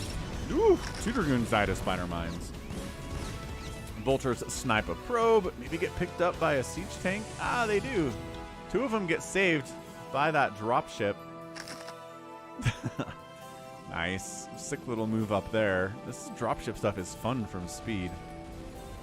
Further upgrades on the way from the Terran. He's got the 1-1. The ground units for the Protoss are happily at 1-0 with a +2 attack and +1 ground armor being researched currently. So 5th base from Motive. Probably a 6th base pretty quickly after. Really macroing hard here. The early aggression hasn't slowed anybody down big enough that they can't make it to the late game, and that's exactly how you want to do this thing if you're dealing with kind of a pressure build. The drop build, right? That Speed's going for here. So siege tank, dropship, and 2 vultures are stuck. He could probably swing over here and do a lot of damage. I'm not sure that Speed knows, though. Yeah, he doesn't have a ton of vision to see what's going on over here, but he knows because he sent some vultures up into that base a minute ago. Yeah, there's the expansion top right from Motive. What's up, all-time loser?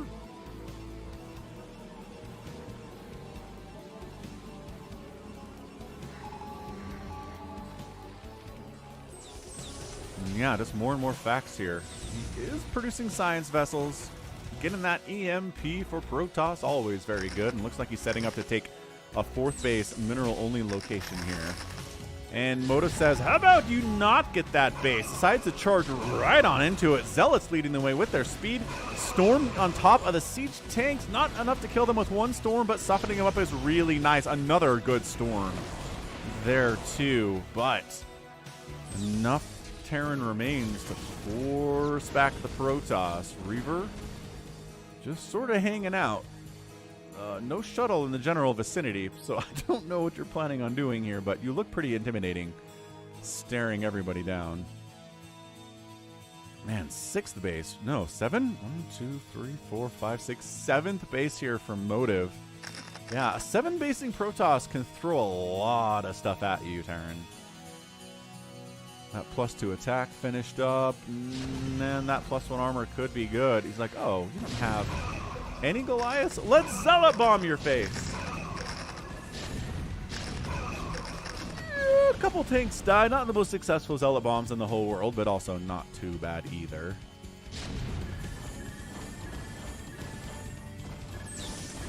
Missile turret wipes out that obs. 182 to 173 supply. Motive is up. No real surprise there considering how many bases he's rolling with right now. More High Templar shuttles being added. And this is more modern PvZ, right? This is the multiple shuttles. He got out. Are you kidding me? He got out. Oh, that's amazing. Motive's like, didn't I kill this? No. No, you did not. Oh, he snipes the cannon, and then the vultures get to town on some of these probes. And everybody's worried about the tanks so much that the vultures get a bunch of probe kills there. Yeah, that might have been 6 or 7 probes that died. So now it's even worker count. Speed manages to even the worker count up. There's a Wraith patrolling for this kind of thing in particular. Hey, what's up, Lex?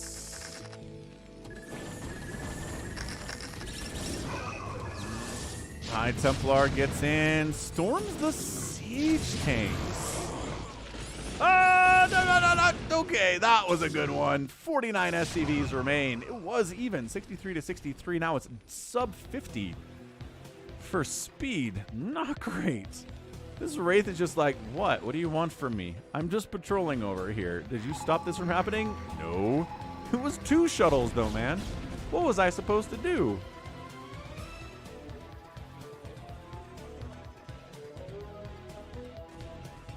Okay, I guess. My goodness to gracious.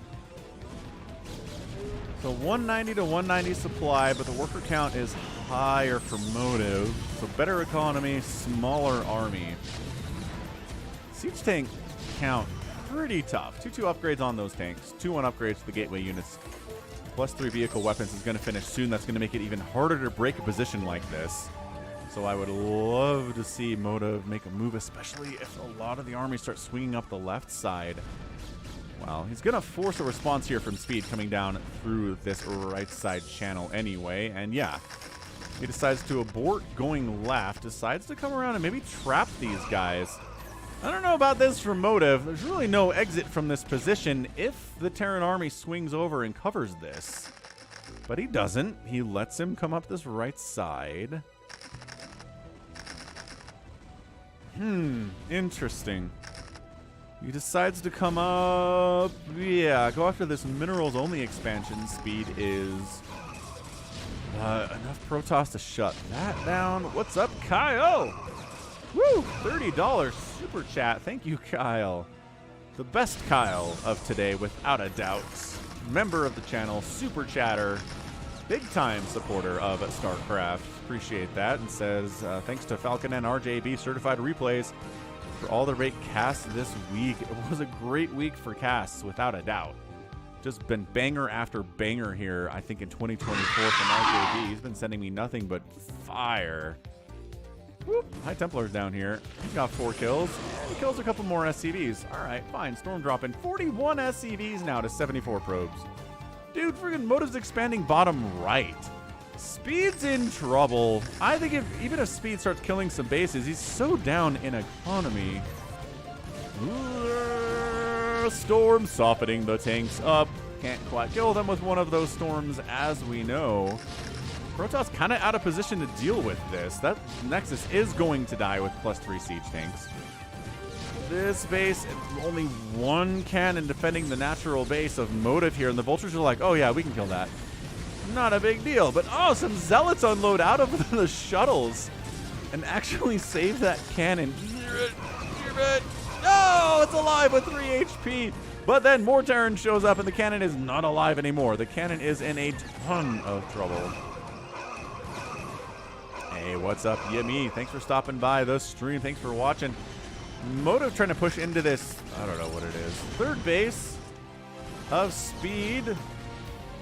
But enough Terran here to defend that. Another Nexus is going to go down. So, all right, Speed wipes out 2 bases, doesn't lose any of his own. Can't complain about that kind of a trade. Of course, Motive is still here and here and here and here and here.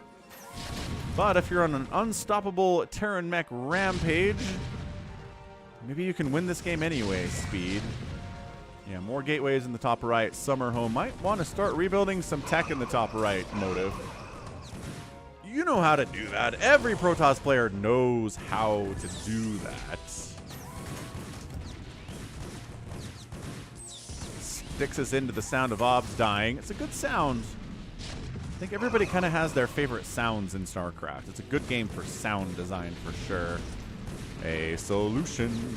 Sunday, Brood War Fun Day for sure. Yeah, all these gateways are going to die. I mean, maybe Motive can kind of crush through this, make it up here in time to save some of them, but gateways are already falling. I'm not sure that Speed knows about that bottom right base at all. And if I was... he maybe feels better about his position than he should. Okay, there we go. He does make it in. D-Matrix gets cast on one of these tanks, but...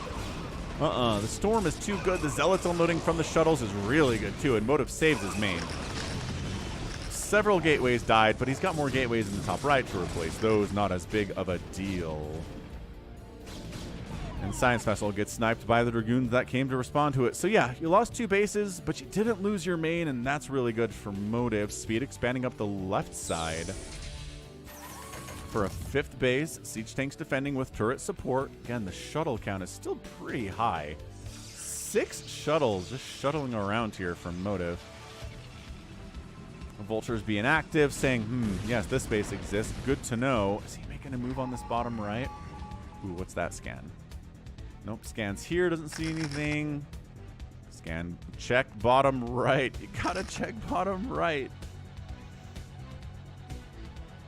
Come on, come on, come on, come on, come on. Okay, so now he's definitely heading bottom right. I don't know how long he's known about this, but he's doing it. Here come those shuttles I talked about a second ago. Just Zealot bombing the crap out of these tanks. Bringing in Archon 2 because why not? Well, because it gets obliterated by siege tanks, unfortunately. But dude, okay, now we're free and clear. This is crazy.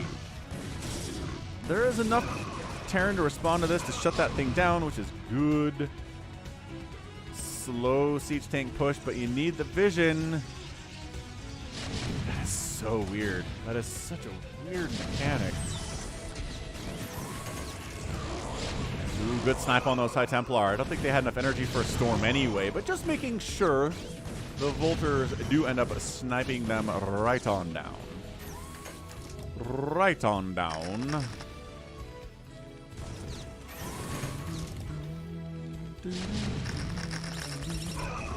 Left side, newest base. Reavers unloading into the party. Siege tank shots. Reaver shots. Pretty good Reaver micro here out of Motive. I'm not sure that it is snow level, but is pretty good nevertheless. And I mean, every SCV dies. Command Center has to lift off towards enemy base, which is hilarious, but this bottom right base of Motive is getting summarily executed as well. So this is definitely a lot of chaos on the map here. Nexus is dying. Command Center's fleeing for their lives at the same time. 172 to 150 supply. Motive is up. Worker count about even after the probe devs in this base, especially for Motive. What's up, Defiled? Good storm combination. I mean, no carriers here from Motive, although that's, you know, it's not like he can't do that later. Trying to trade out against some of these tanks as you do, and then pulling back out again. I like this base for Motive quite a bit. So Motive kind of replaces this one with a minerals only base. Not as good. You kind of want that gas if you're meching, but also he's more mineral starved than gas right now, so makes sense to take that one. Yeah, ToyCop, that ASL match with Snow was insane. Who was it against? And that turn was Speed. I thought it was Speed. That was going to be my guess. ToyCop made him emotional to see Reavers used so effectively. Yep. That's definitely how you should feel about that.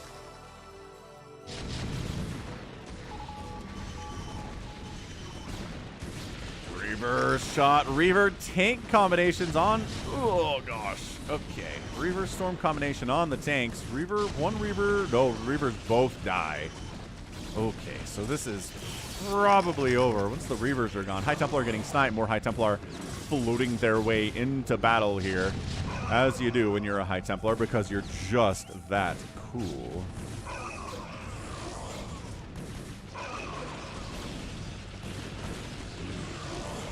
High Templar snipes. No, get the High Templar. Get the High Templar. Okay, they got the High Templar. Everything's fine. Now Speed can win. They killed that 1 HT.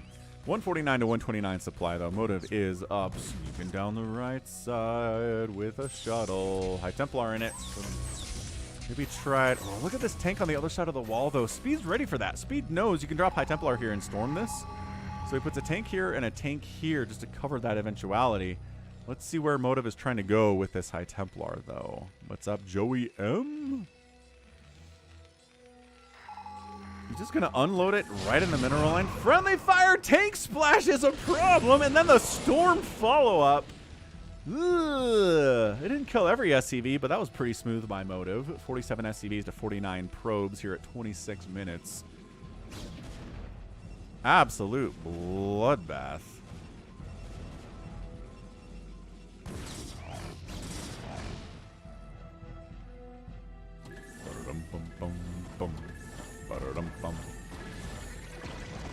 There's that Ob's death sound.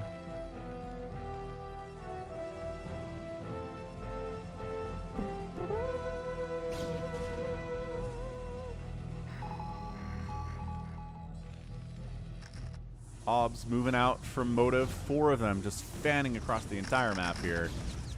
Providing detection for spider mines. There are Obs with this Dragoon army too. Vultures coming through this narrow choke against 2 cannons is not great, and they decide to fall back. If it was 1 cannon, I think they maybe would have gone in there, but Motive is too smart for that. Yeah, 4 cannons here is going to be tough just for Vultures to deal with, but just keeping the Protoss occupied with a little bit of Vulture harass while you remake your cannon or your tank count is going to be pretty good.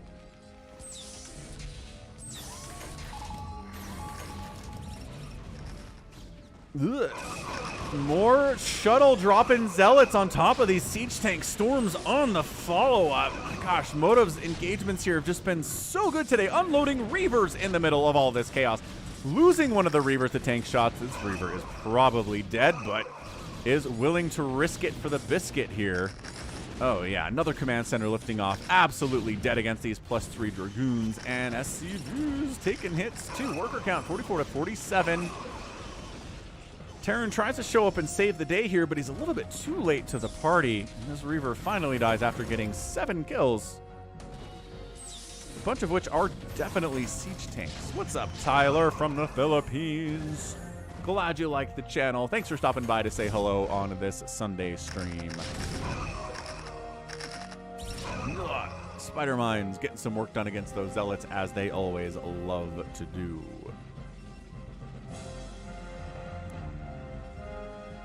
$126 to $145 supply. Protoss is up, but he needs to be up to deal with the incredible cost efficiency of these siege tanks.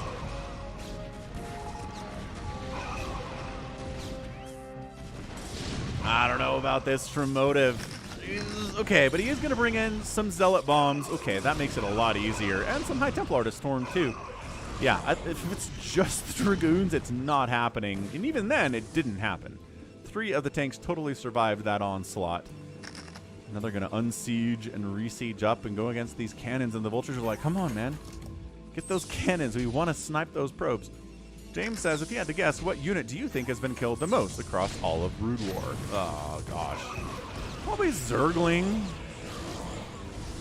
Just because you can make them for so cheap and so many of them can be made in any given game and they just die easy.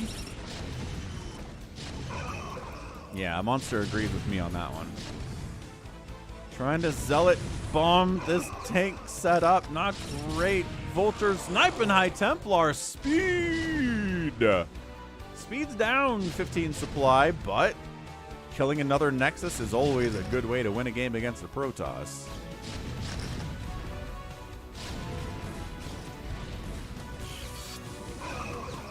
Motive trying to save this Nexus, decides to fall back. Doesn't even like what he sees there. Nexus goes down. And Motive is now mining from 1 base, 2 base, 3 base. He did replant this mineral only, which is good, but look at Speed expanding down this right side too. Speed is expanding a whole bunch over here. Yep. And I think he might have just secured enough economy to just kind of whittle down the Protoss. But there is always Storm. Let's not forget that Storm exists, everyone.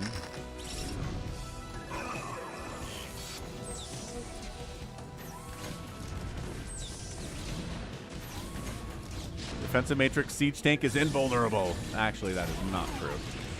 He does take some extra hits, though, before he goes down.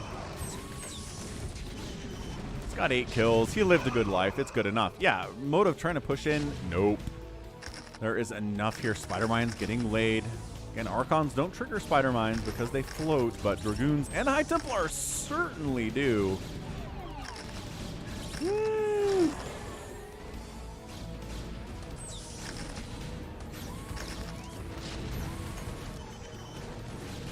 Yeah, Styx says this map is punishing a Protoss lets Terran get control of the center. RJB did say this map is more Protoss favored, though, so I don't know. I guess it depends on what kind of game is being played out and how long the game is. It's not like Speed has necessarily controlled the center today. I mean, he's been active, but he hasn't exactly just set up shop in the center and refused to budge, you know?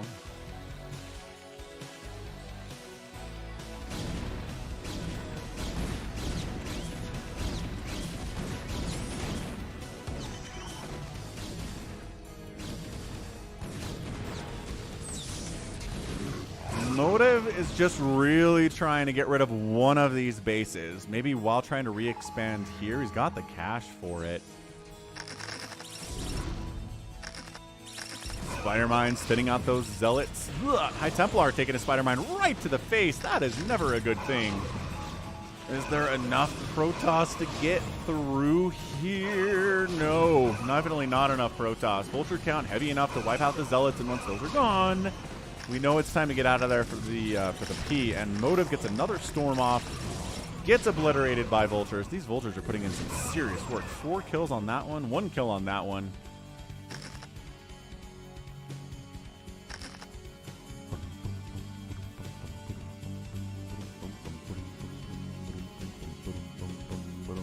Bum. 111 to 110 supply. Worker count is within 5 or 6 of each other here, which does help the Terran just because of the cost efficiency of the Spider Mines and the Siege Tanks. It really does. Look at these YOLO Vultures. We don't care if there are cannons here. We're going to wipe out every one of your probes. There we go.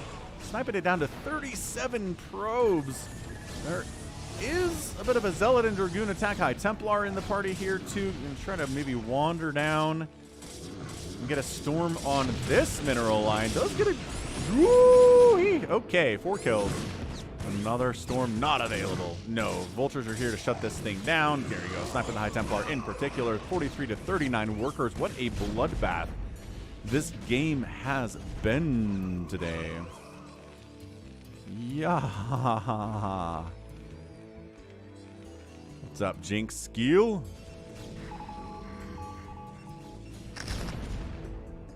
124 to 121 supply.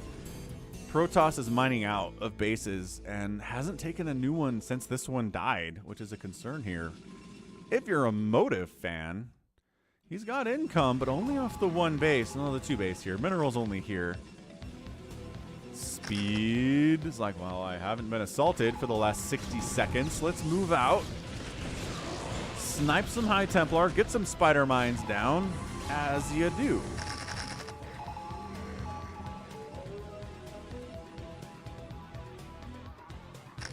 Shuttle's trying to work some magic here from Motive. Every Protoss player in 2024 is trying to do the snow.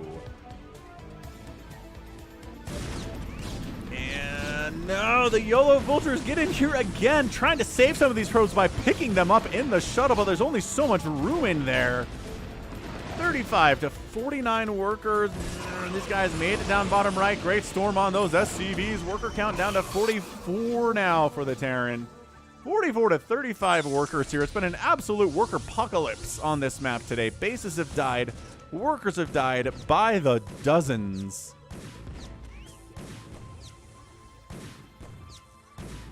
This one vulture is trying to shut down this 9 o'clock attempt to expand from Motive. No, good luck with that, sir. Another High Templar snipe. These vultures have been so active in hunting down and absolutely murking High Templar. Taking storms for it sometimes, but totally work. What's up, Sabcore? Spider Mines getting stormed the instant they get laid. That's always very fun. The vultures just being super active and just growing and getting more and more tanks on the follow-up here from Speed. I don't know. I think I have to be favoring Speed right now. 151 to 131 supply.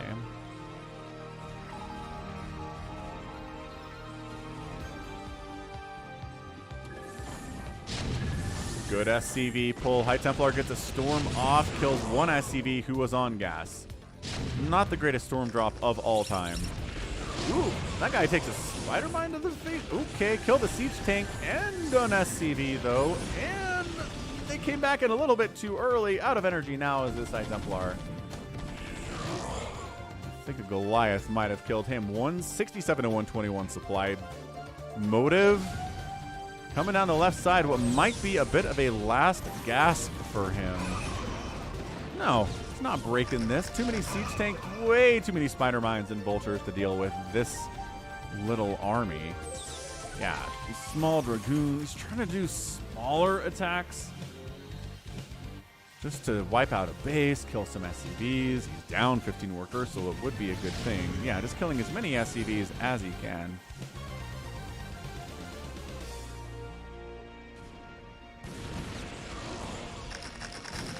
Once again, man, you can have cannons here, but my vultures will destroy you. Say los vultures. We're all gonna die, but your worker count is now sub 30.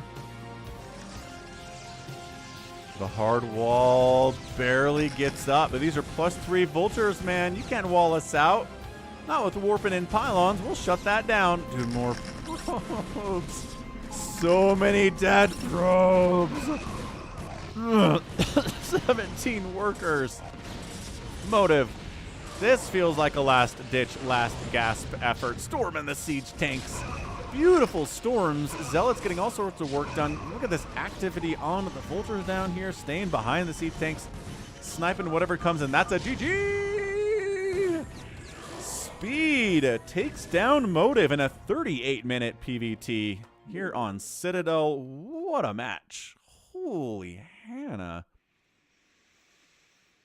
Yeah, I might have to split that one off and make it its own standalone vibe here this week. That was a great PVT. So many drops, so many dead probes, so many dead SCVs. Speed's pretty impressive to have 49 workers at this stage of the game after losing as many workers as he did today. That was awesome. So fantastic RJB replay of the Sunday stream. That was fantastic. Defiled says, you ready for Snow to beat Bisu tomorrow? Going to be an interesting PvP for sure. But as for this game, Command Centers died, Nexuses died. It wasn't ever really a major push out. Speed had the one major push out, right? Where he came out, killed this base.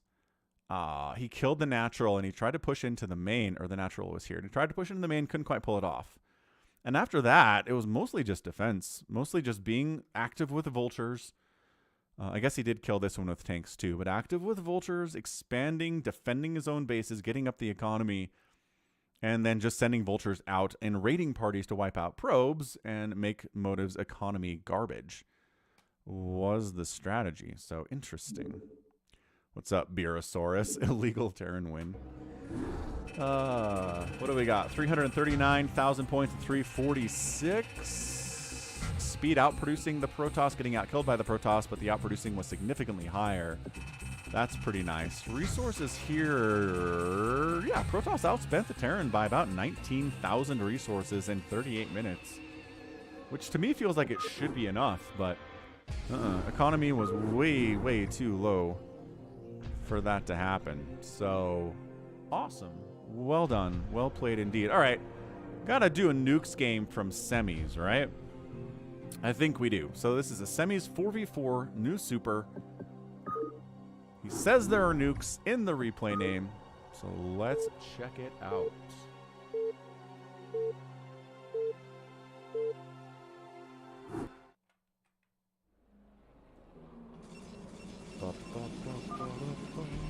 All right, 4v4 fastest map.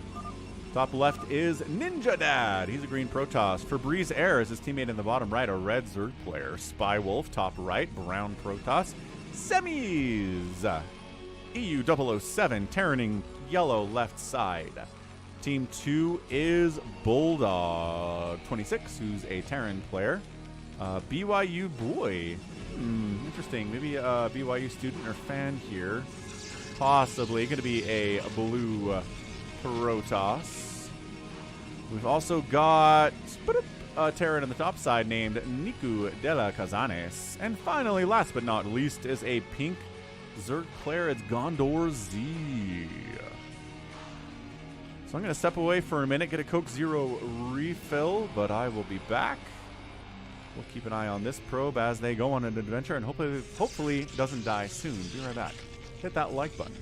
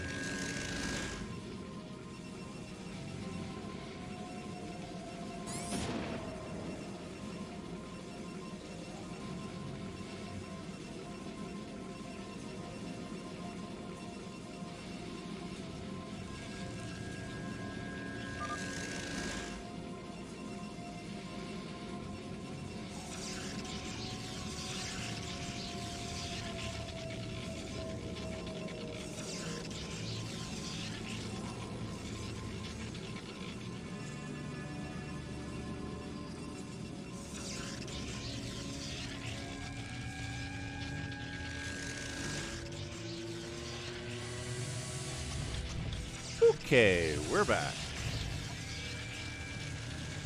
Anything crazy happened while I was gone? Not really. Ninja Dad just kind of cannoning up the center here. Semis is like, okay, stop making cannons. Make actual stuff now, please. You have nothing at all back home except for a cannon. Phil in the house. The only tier 3 Twitch sub I have. Phil, Epic Bread. Doing epic bread things today. And the probe died. Bummer. Tried to keep the probe alive. So you guys weren't super bored, but then it died, and then the camera stopped moving traditionally. All right, Semis is going 3cc, 2 racks open, 3cc into factory, engineering bay here too. Gonna get some turrets up, worried about drops. We'll see some nukes from him sooner rather than later. Let's see, who has the lowest APM so the ToyCop can root for them. Gondor Z right now at about 51 is the slowest player. He's not putting these drones to work at all. So, and he doesn't know anything about SimCity either. This is not good. He could, yeah, he's pretty open to Zealot attack, although he's spending a lot of his early drones on Sunkens. So his worker count is lower than anybody else as a result.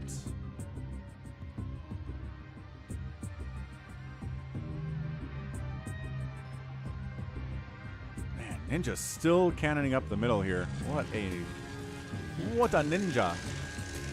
He is. Starport into science facility. I think that's where we're going with this. A little bit of covert ops play out of Semis.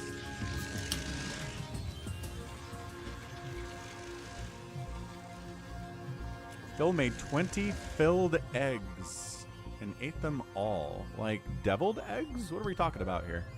This is a 4v4. So if we just real quick here, red versus blue, right? Top 4 names versus the bottom 4 names, which is about what it is 99% of the time in these games. And that's how you can tell who is who.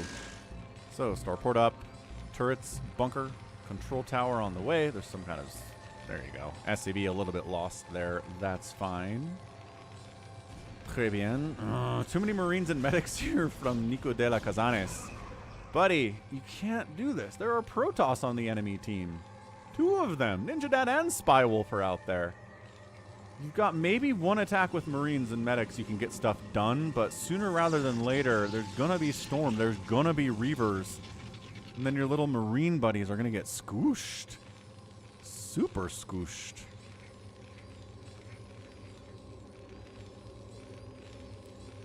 Where is my science facility? Come on, Semis. I know you want factories and tanks. I appreciate it. I'm going to try to cut the map in half a little bit here. Maybe totally contain, right? Totally contain Gondor. And who's this down here again? Bulldog? Gondor and Bulldog getting contained and isolated from their teammates. Oh, man, up here, too. Nico de la Cazanes is isolated. Actually, everyone on Team Blue is kind of isolated. The only one on Team, well, and Team Red's isolated too, right? Febreze Air's isolated, and so is Spywolf. So, Whoop. The Mutas showed up for Gondor Z, and he doesn't have any anti-air at all. He thought he was safe by putting a Spore at the front against DTs, but he did not consider that Mutalisks were gonna be a problem. And they are. So Gondor Z is probably just dead. 20 deviled eggs is a lot of deviled eggs still. Good protein, though.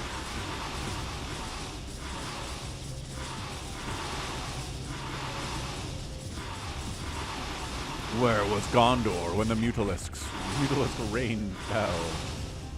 Yeah, he's trying to get some spores up here, but if you're making the spores and the mutas are already hitting them, it's tough. I'm going to throw that out there. It's pretty tough.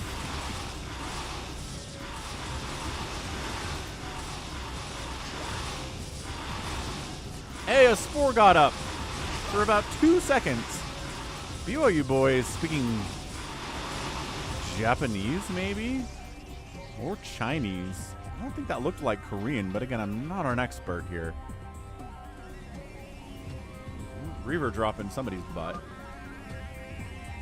Semi says, I want to nuke somebody. Leave him to me. Who are you going to nuke, Semis? There it is. There's your covert ops. Hot stuff. Look at... Okay, so now we're just firing up a million command centers. We're going to nuke silo those suckers. There's another command center to turn into a nuke machine. Yeah, so Gondor's dead. Nobody seems all that interested in helping him, but who can, right? It's a lot of siege tanks here from Bulldog. Not going to help against Mutalisks. We got tons of anti-air at the top side, but how do you get to the south? Right? You'd have to drop everybody. You're not getting through the center fast enough to save your buddy. So yeah, I think Gondor, he's just toast.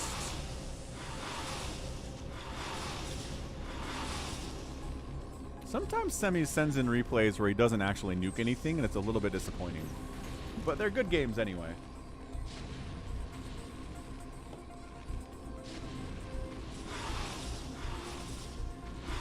Yeah, man. Febreze droning up. 58 total workers. Got Hydra Den. Got macro hatches all over the place. Double Spire. Lurkers back home to defend against drops.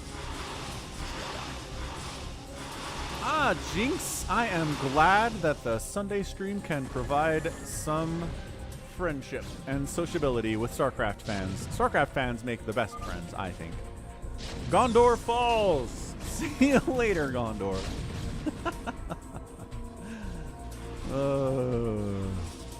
But seriously, as ToyCop is suggesting, join the Discord server, Jinx. Hang out with Falcon and ToyCop and Phil and Critter and all sorts of wonderful, great people who are StarCraft fans. Then you can be with people all week and not just on Sunday. Okay, so this Master Dragoon army is actually pretty hard countered by this Marine Medic Siege Tank Goliath stuff. Well, I like what we're seeing here out of Nico de la Cazanes.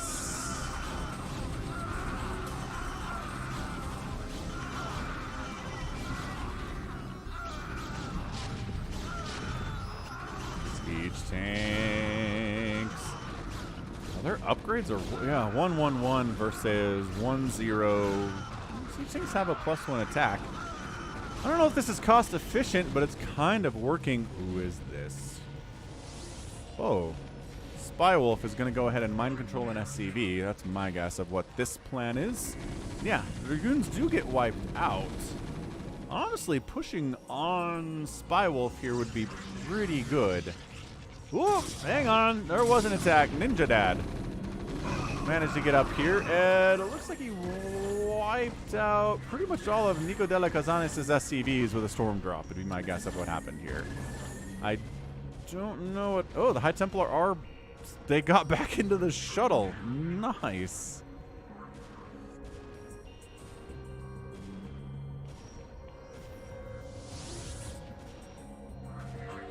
Is he coming back around? He's coming back around. Okay, yeah, so 19 kill High Templar. Doesn't have enough energy for a storm. What are you doing? Okay, that sucked. Semis... Where are you going from here, bud? Launch detected. Oh, no. Nuclear launch detected. Oh, no.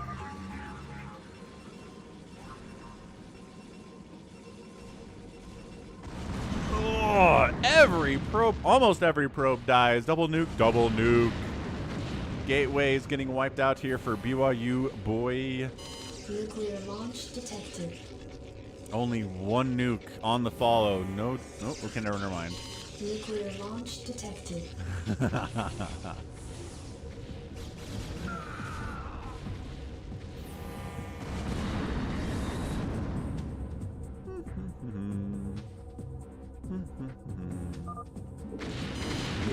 Beautiful. BYU boy gets knocked down to supply blocks, 7 probes, 50 total supply. Dragoons and Zealots trying to bust up here against Nico de la Cazanes. Ninja Dad very impressed by that nuke.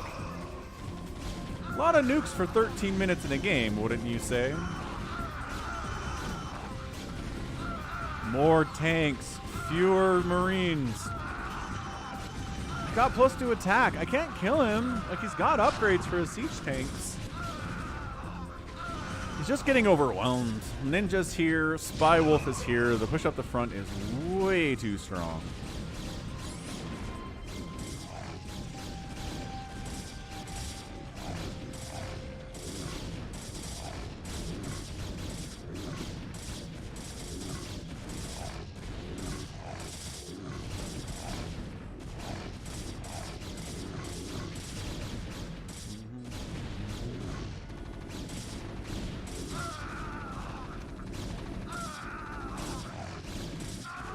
Yeah, just overwhelmed.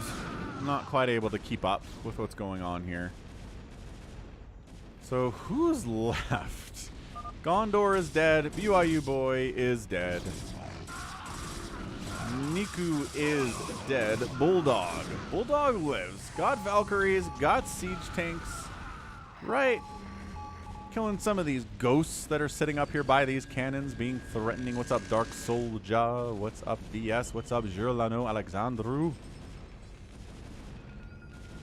What's up, Vichy0123?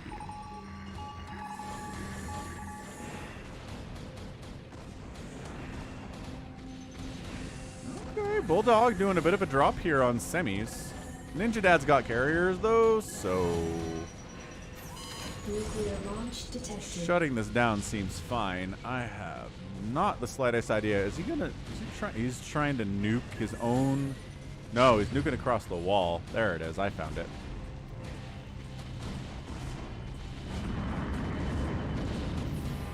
Beautiful. Double nukes, man. Way better than single nukes, it turns out.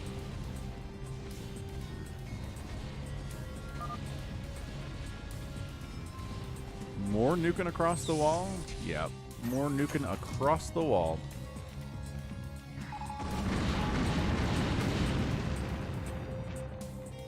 Bulldog just slowly getting nuked into submission here.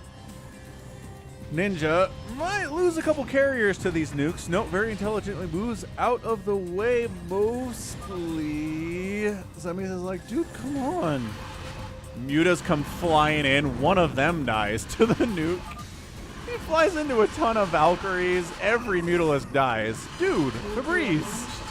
That was not ideal. That was distinctly anti-ideal here. But just continuing to nuke across the wall. The front choke, which is pretty well defended here by Bulldog's in trouble, but carriers bypassed your choke anyway, which doesn't really exist anymore. 3 tanks and that's about it to deal with. And that's it. Bulldog taps out, and that is a GG. Fast nukes from semis. Gets the win in that 4v4. Fastest map ever.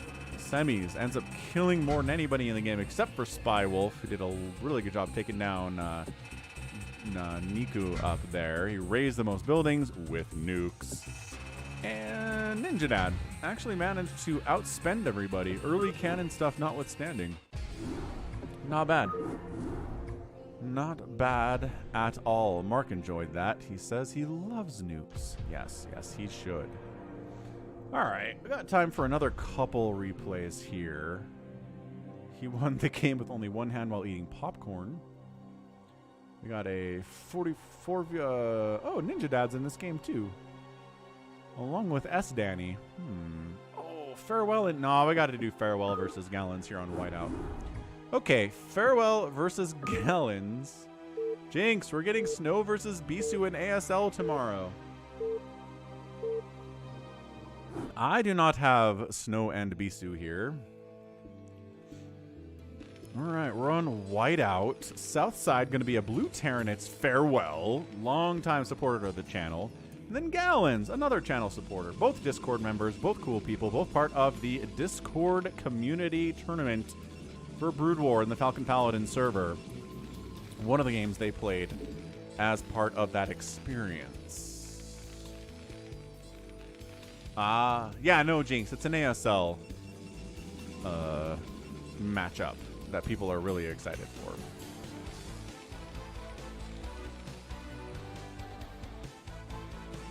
So yeah, I think Gallons is probably favored here, but Farewell is pretty dang good.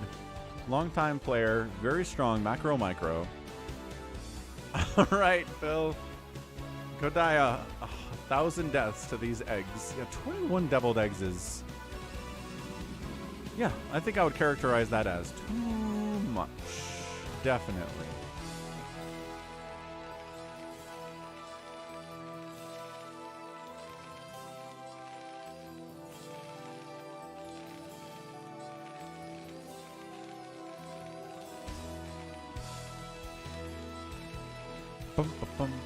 Yeah, SaviorSword, you and ToyCop are very split on this Bisu Snow matchup. You both want to root for both of them. They should both make it through, but they can't because they are fighting each other. Supply depot on the wall. Gallon's harassing that a little bit. A couple SCVs come off to say, hey, get out of here, Gallon's probe. Nobody likes your style.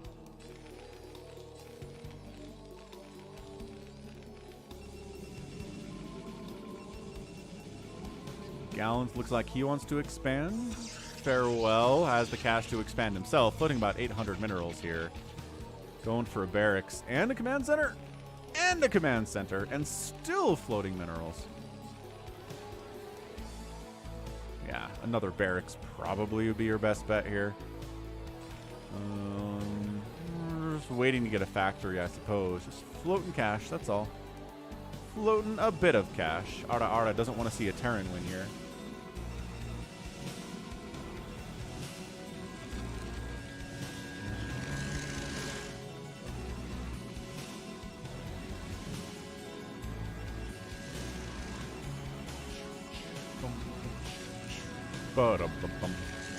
Double factory on the way. Alright, so Farewell's fine. 1 racks. This is an interesting strategy of 3 depot walling here. Dragoons can kind of just show up and pick down this depot without much you can do about it. Not a big fan of it. Gallons is more worried about aggression coming his way, though, not moving out with the Dragoons to be aggressive at all.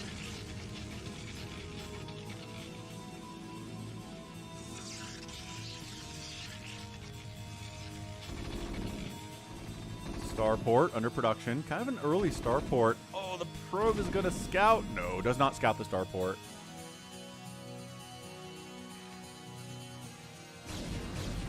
Double starport. Ho, ho, ho. Hey, remember what I said about Dragoons on these supply depots? Yeah. That's the spirit. Losing the supply depot. Losing 2 supply depots. Yeah, rolling off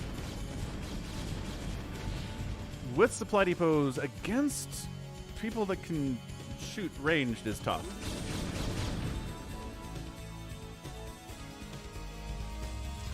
What is this double control tower shenaniganry out of Farewell? What are we doing, man? Wraiths aren't going to be good here. Maybe if you cloak them, but obs are already on the way from Gallons.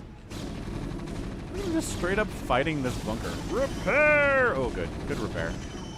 Good repair. BS is just old man shouts at clouding in chat here. Has some thoughts about Storm. Okay, but what are we? Drop ships. Okay, cool. So we're going really, really fast tank drop here with Vulture support. Let's see if Gallons is ready for this. Like, who cares about defending your front door against Dragoon attacks? Let's go ahead and drop. Hey, Protoneer. We'll probably do one more replay after this replay, and then we'll do live games. How's that sound, Protoneer? Chicho's looking for a Realultra. He'll be here. He's been in the last few streams, just not as active in chat.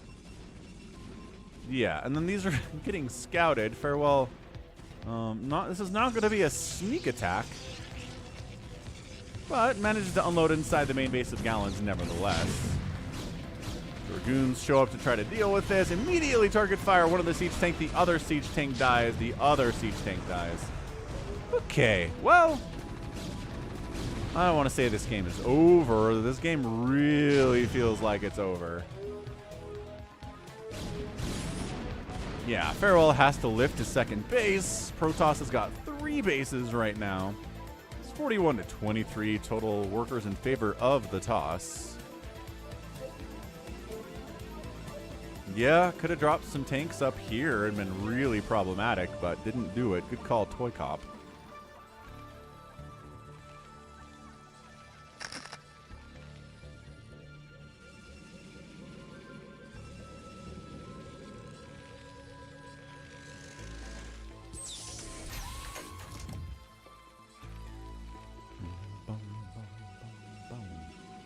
Farewell is floating some cash here. 1,500 minerals for him. Kind of put all his eggs into that one basket. Triple Dark Archon production from Gallons. Yeah, I think Gallons is just kind of messing around at this stage. He knows he's on 3 bases versus a 1-basing Terran. Not a lot the Terran player can do in that situation. The longer this goes on, the worse it is from Farewell. He's got Dragoons ready for further drops. Arbiter Tribunal in the house. Triple Dark Archon looking pretty sick with a Dark Templar friend with them. Looking like the coolest album cover in the year 2463.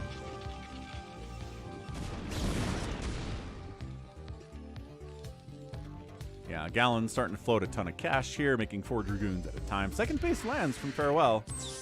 Dragoons don't really do anything to shut that thing down. But he's expanding again to a 4th base up this way. So Argus Talisman on the way. Our Dark Archon Energy. More Dark Templar being produced. Vulture is trying to get high ground vision so the siege tank can kill these Dragoons. Kind of works. A couple Dragoons have died of the 5 that were back there for so long.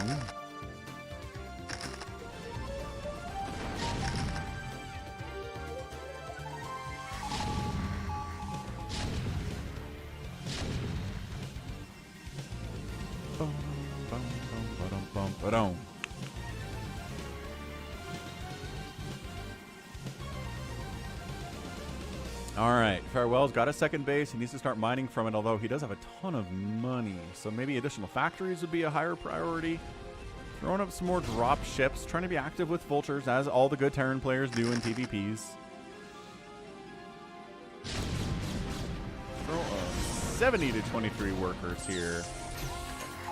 And this 4-kill Dragoon is going to get obliterated by his mortal enemy, the Siege Tank. Stasis is on the way. We've got spooky woods you have to go through on this map. Whiteout. We've seen some games on this for sure. Yeah, and like props to Farewell for jumping in against players like ToyCop and Gallons, who are both pretty scary to try to match up against. Going for another drop.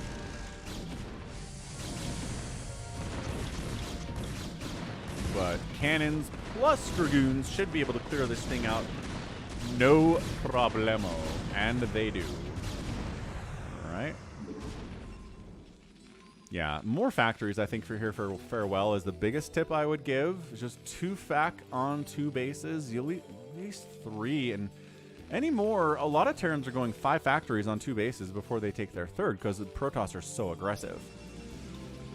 In this situation where Gallons wasn't incredibly aggressive, maybe 3 factories before you get that 3rd base, but regardless, Gallons floating a ton of cash, getting Storm. I'm not sure what these Dark Archons are supposed to be doing. +1/+1 on the Dragoons, no upgrades for the mech, no upgrades for the infantry. Siege tanks don't need upgrades to kill Dragoons all that well anyway.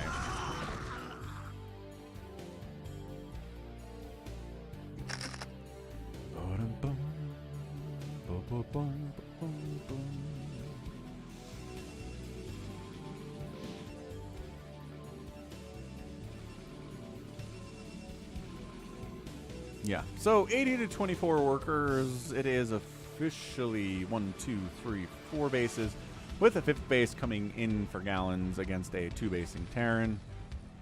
Which is not really going to happen here. Recall's on the way here from Gallons.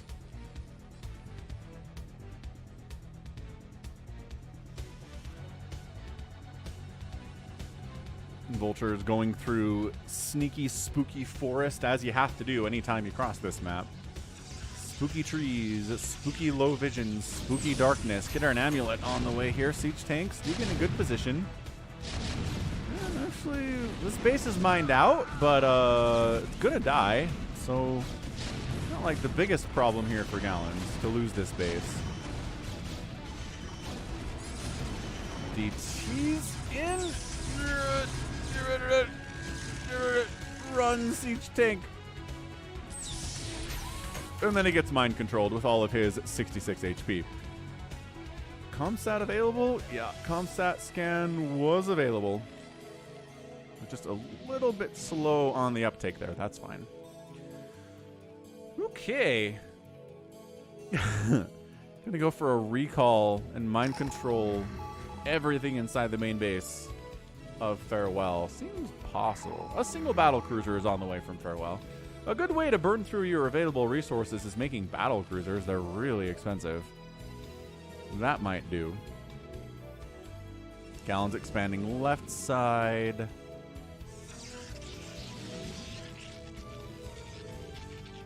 What's up? Bluefin. And Hamster's here. What's up, Hamster? Oh, Hamster, one of the greatest Phantom Mode wins I've ever seen last week. Was that last week or 2 weeks ago? Either way, fantastic. Gallons, I guess just coming in to trade out supply to make something else.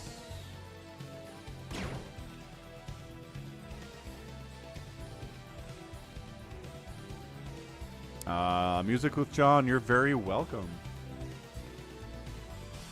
Sounds like a pretty ideal Sunday to me in Montreal. Montreal.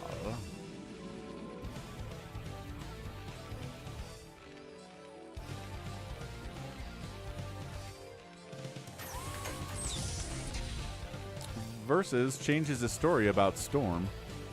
Okay, but really, Gallons, you got to put the hammer down at some point here. He's fleet beaconing, double stargating, air weapons upgrading, working on 3 forges worth of upgrades at the same time.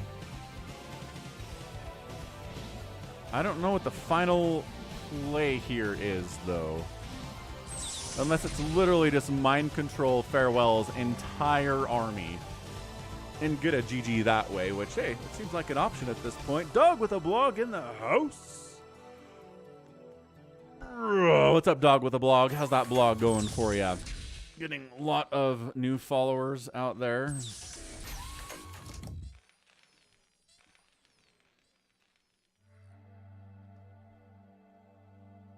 No, I get it. I get having fun, but like at some point you gotta have fun. Here it is. Here's the thing. Here's the thing, guys. Thing we've been waiting for.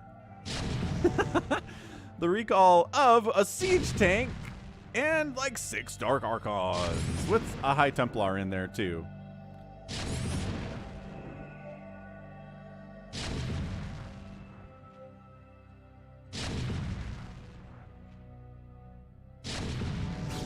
Oh, recalls in another Arbiter and a bunch of Dragoons. Here we go. Battle cruisers on the response, but I think, yeah, he knows. Farewell's like, they'll just get mind controlled. I don't want to go in there. Another recall of some more Dragoons, more Dark Archons.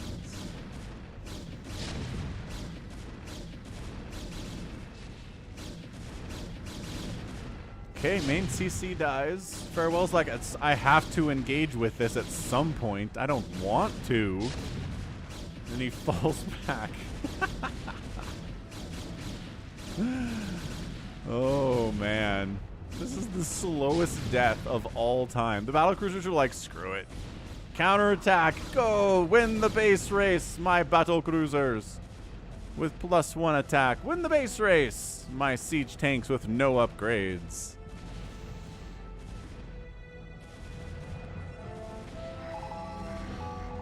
Yeah, take this, one of Gallon's many bases. I shall destroy you. Siege tanks wiping out. Again, a Nexus that has, well, a depleted assimilator and no minerals. Killing a High Templar is nice, though. That was cool. Main base getting wiped by a handful of Dragoons, really. Not even that many Dragoons, but 2-1-2 upgrades are nice. Maelstrom on the way. I don't know what that's going to be used for. Maybe Maelstroming some SCVs. I guess there are some Marines on the field, though, right? Maybe there were some Marines on the field and they're dead now. Entirely possible.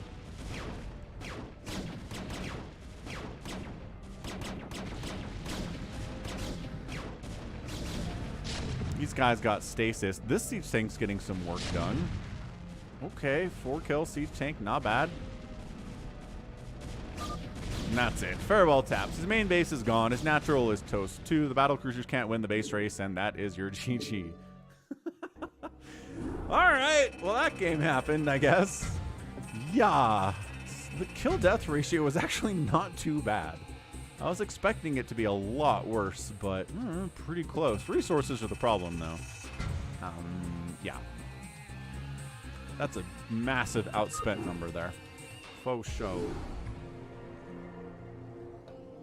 Okay, one more game, and then we will finish up the replay section here. We've done a bunch of this. We did that. Oh, Hamster sent in an hour-long fastest map 9999999 map.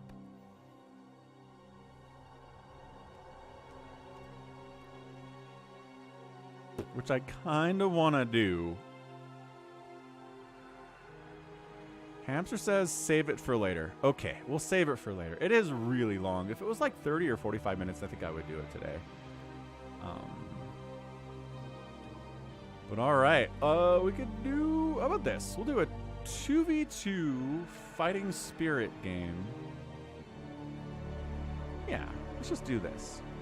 TP versus ZT on fighting spirit. I think this was submitted by Arcaz.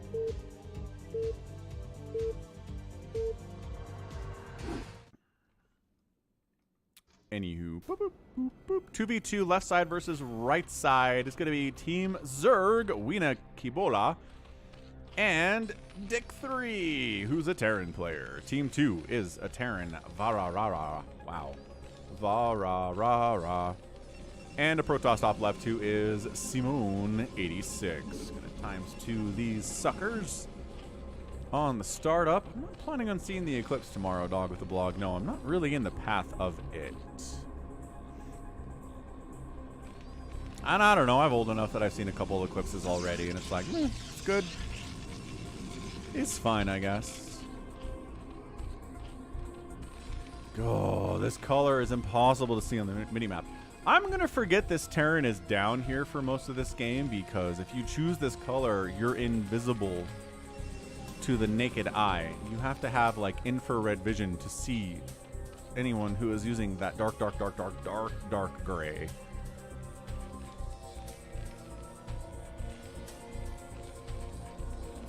Yeah, Dog with the Blog. Exactly.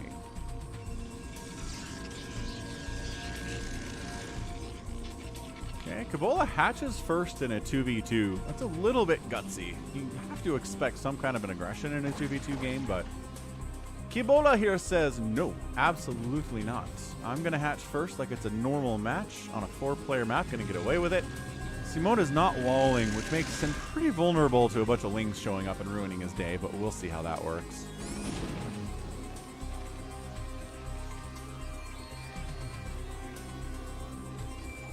Factory coming in from our dark gray player. Psychonuts, no. This is the last replay. And we'll get into Le Fantôme mode. Le mode du fantôme. Terry getting all smashed by this Dragoon. How mean. Incredibly mean. And I remember when I was like, lings could cause you problems if you're not walled off. Getting a surround on these Dragoons would be super good. No. Good stutter stepping, man. This is actually not bad control on these Dragoons. I was going to say, he has to lose one of them.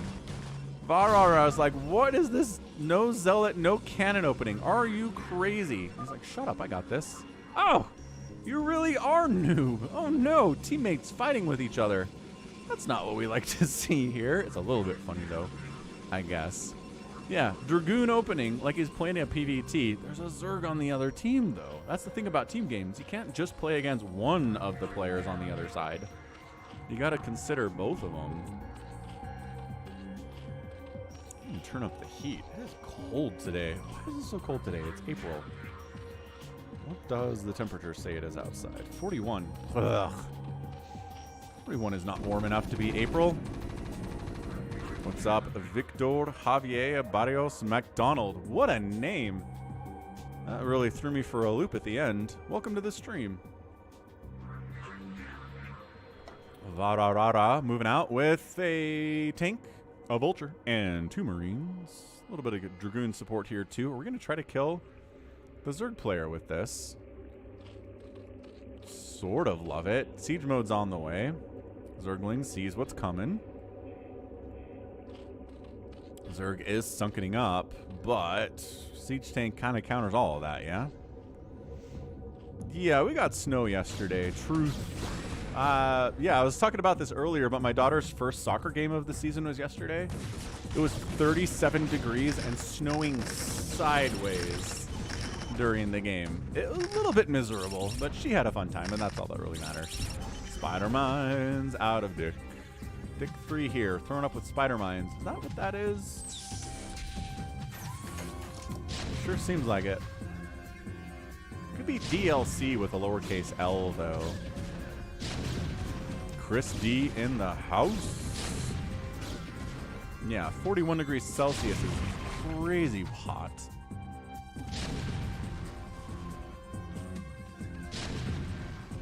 Latin's got a riddle for us, apparently. What do you get when you cross a bird of prey and a Diablo 2 class? Oh, Falcon Paladin. I got there. I'm in Utah, Jtox. Most of the states don't see snow? No. I think there are more states in America that get snow than states that don't. This is really good vulture stuff, by the way, out of Dick 3. Yeah, hiders and lurkers are out, too. Team Fire here is in a lot of trouble. Team left side seems to be a bit outclassed at this stage of the game. Yeah, I don't know. I need to count how many states. Yeah, a ton. Okay, here's the thing. A lot of the states are northeastern and small, and they count for a bunch. And all of those get snow. All of the Midwest states get snow. All the Great Lakes states get snow. Most of the western states do. Yeah, I'd say more states get snow than don't.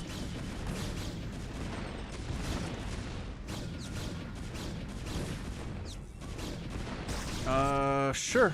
Ara, you want to play a Phantom mode and a free-for-all today? Sure, we can get you in. We can get you into a free-for-all. That sounds fine. Okay. Yeah, see, look. Like, you thought I was dumb to make Dragoons, but look how smart I am now. These lurkers have no chance against this many Dragoons. Stop coming up this ramp. Ooh, he sacrificed a oh, that's pretty smart. He sacrificed a Hydra to get the lurker up the ramp. Sneaky, sneaky, sneaky stuff. Yeah, dog with the blog. That's what I'm thinking. Meanwhile, what is siege tanking right now? Varara, trying to make sure that a second base doesn't exist from Dick here. Lurkers advancing is going to be difficult. He's got an obs now. Okay, so these lurkers are all dead.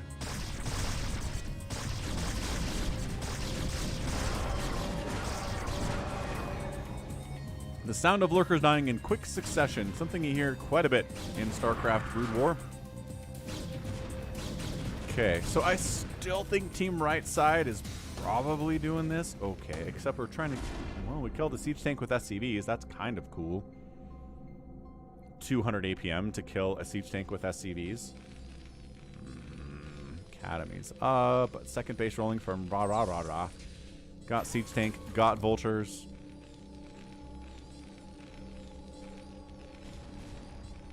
Yeah, farewell. We'll do another 1v7. See how popular that is with the people.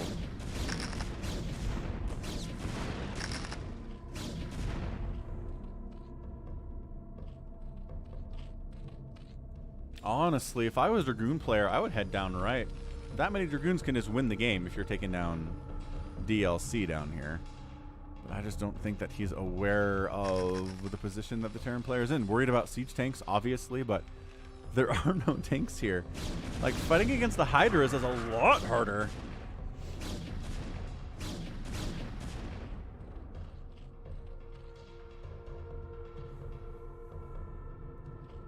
But Varara is going to bring some of his siege tanks in. I just feel like if you guys killed the Terran and then worried about Kibola, it'd be a smarter series of events here.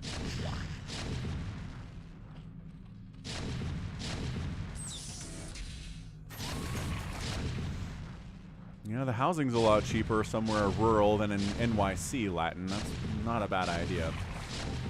This one siege tank of DLC is like, oh, this guy too. I must help. I must help my teammates. Probably should. It's true. Is there a factory? What is this? Not a factory. Just a handful of mech units.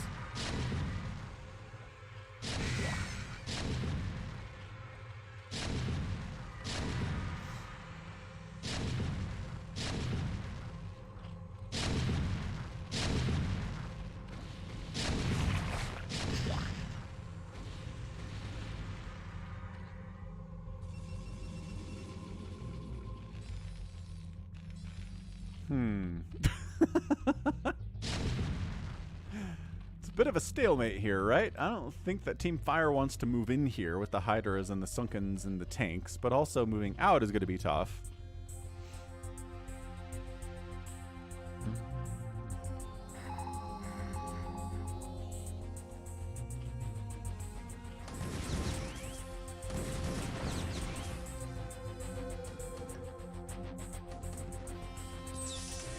Just wait for someone to make a move here. Sismon, yeah, Sismon is taking his natural base at 11 minutes, as you do.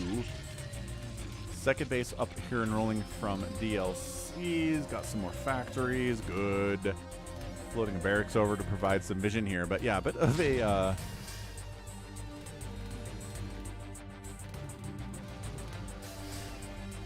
bit of a stalemate. Nobody seems to be interested in moving anywhere.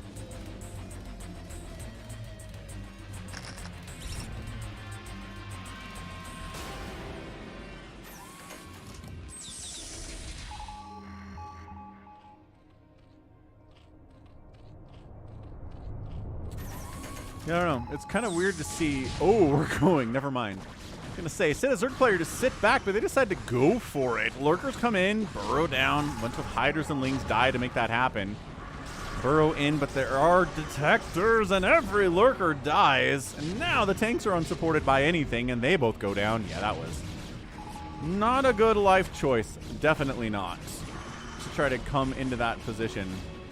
But I understand, you know, you just get antsy as a Zerg player. You're not really used to sitting back and defending all that much. You want to be out there, you want to be aggressive, and then Varara just like, yeah, I'm just going to show up and kill you. All right, so yeah, that was a stalemate for a second, and then immediately ends with Sismon and Varara getting the win after there was some early aggression between the teammates. But we got through it. It's fine. We worked it out, and we got a win.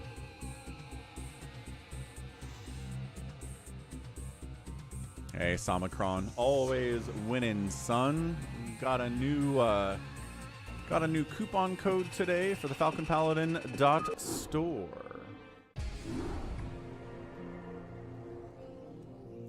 You guys know what falconpaladin.store is, don't you? It's not a story a Jedi would tell you. Yeah, falconpaladin.store in the house. T-shirts, mugs, super extra warm embroidered hoodies. Samacron says, anyone have an idea for a code to give us a discount on the merch today? Yeah, Steve the SCV, Terry the Overlord, Bobby the Zealot, or Robert the Zealot. Somebody requested a Terry the Overlord shirt without the text. All you want is the Overlord. We did that for him. ToyCop requested a headband. Oh, that's not under headwear. But there's a really nice beanie here to keep your head warm when it's cold. It's really important to have your head covered when it is cold outside. When I was at my daughter's soccer game yesterday and it was snowing, I had a really nice hat on and it helped a lot. Here's your headband for exercising and stuff.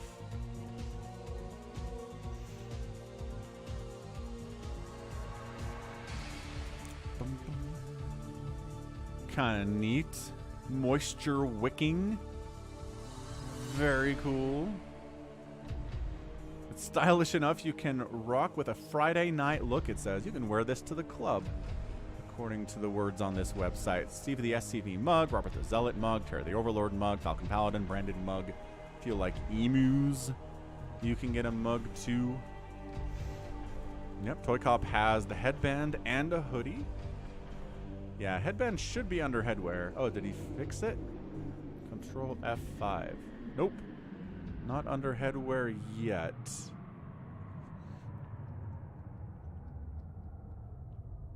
Got a code yet? I think it was suggested Critter is cool as our code today.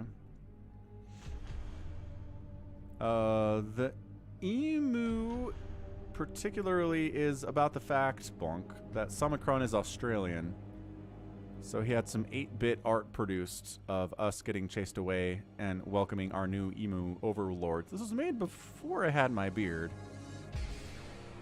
Not that I have a ton of beard right now, but it's more than back in the day, that's for sure. Yeah, the Great Emu War for sure. Up it is! So Hedera now has the headband under it. Wonderful. Wunderbar. Hey, Latin. Oh, nice. I am not posting in 2K resolution, that's for sure. I'm getting 1440 resolution. Which is, I guess, kind of close to 2K if you round up. Impulsive purchase. Ooh, a 15% discount this week. Nice. So all you got to do is come and say, I want a Terry the Overlord shirt, add it to the cart. And then on checkout, you can put in the code impulsive purchase. Wow, I know how to spell today. Oh, crap. They're not there yet. Did I spell it wrong?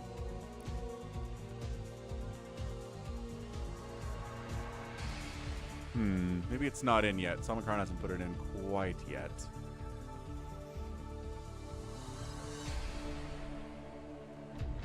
Is that the old logo for you in the upper left part of the browser? What? Anyway, we do PayPal, we do Google Pay, Shop Pay, we take credit cards, Visa, MasterCard, American Express. Pretty fantastic. Oh, this thing? Yeah, this is just the combination StarCraft 2, Brood War, Falcon Paladin logos. Maybe we could try a space between words, but...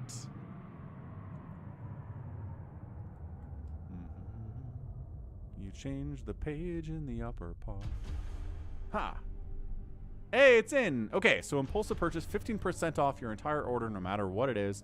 Use code impulsive purchase for your merch orders during the stream. That's as long as this 15% code will last. Check it out, falconpaladin.store. And yes, the red one is for StarCraft 2. Jinx. Nope, there no space. No space required. Impulsive purchase totally works. All right, we good. We good. Let's head on out to US West BattleNet. Creating a game, creating a phantom mode.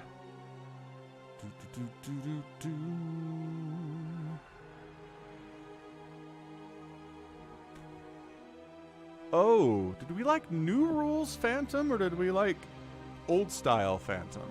What did you guys think?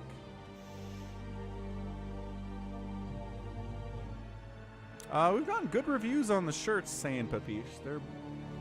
They are definitely high quality. Real Squid, thanks for the $5 super chat. If you kept a Zergling as a pet, what would you name it? Oh, that's a good question. Maybe Sam. Sam the Zergling.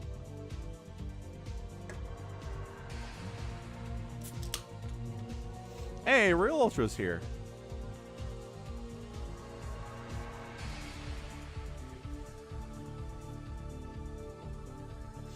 We'll do 1v7 heroes, but we're going to do a Phantom first. Okay, we'll do new rules Phantom for the stream. We'll see how people respond to it. Yeah, maybe we'll do new rules and then we'll do old rules after this. Realultra in the house.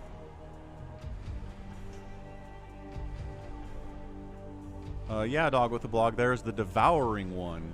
who is a named Zergling in the universe. Jtox, Lucky Hour, Boltzman, thanks again, Real Squid.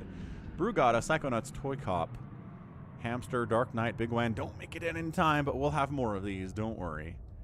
Don't you worry.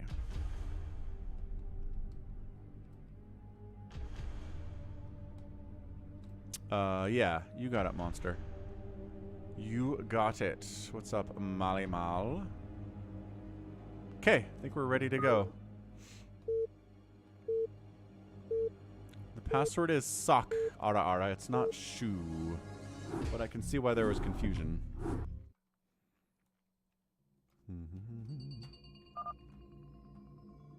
Alright, Realultra Boltzmann, SaviorSword, Lucky Owl, ToyCop, Brugada Jtox, and Psychonuts.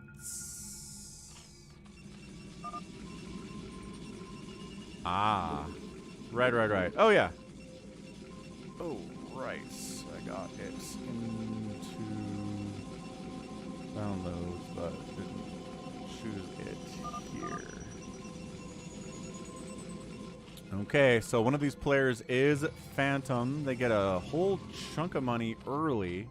They are getting 50% of the stuff mined by the Slayers added into their income. It's not infinite passive income like in the old version.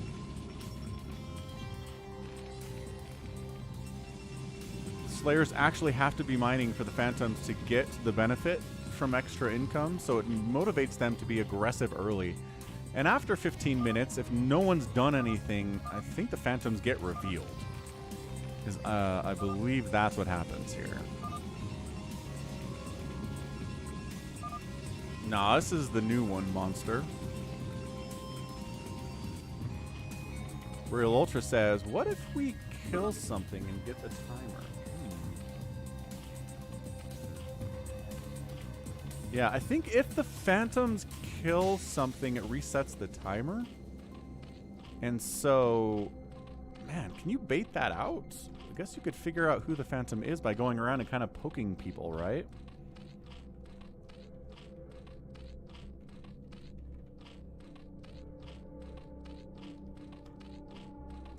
I don't know if that works, though.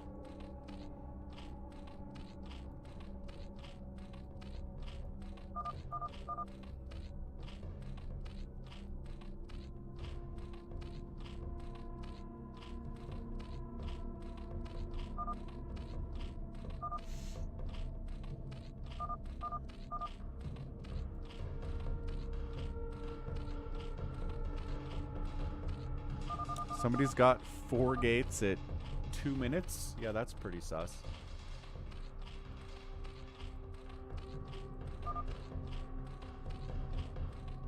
Okay, names at the top left. We got it. Monster says just kill Realultra first.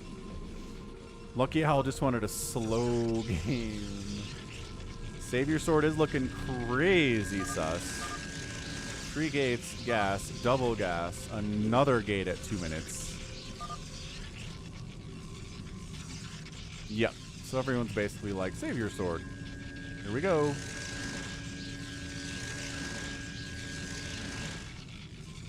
Dead Infested, what's up, dude? Happy Sunday, sir. We're just doing new Phantom mode shenanigans. Hey, so Dead, you said you can't join a custom lobby if somebody else makes it, but if you make the custom lobby, then it works?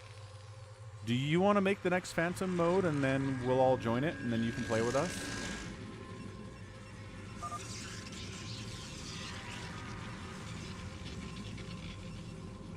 What?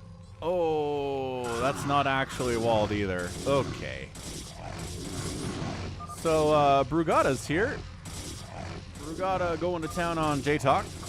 Jtox is like, I'm a Slayer, don't kill me. Brugada's like, yeah, I don't care. It looks like it's going to be SaviorSword and Brugada be kidding.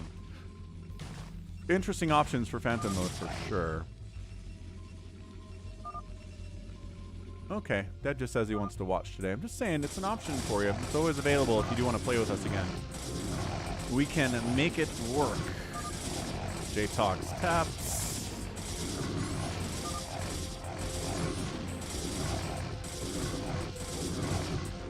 Rip says hamster.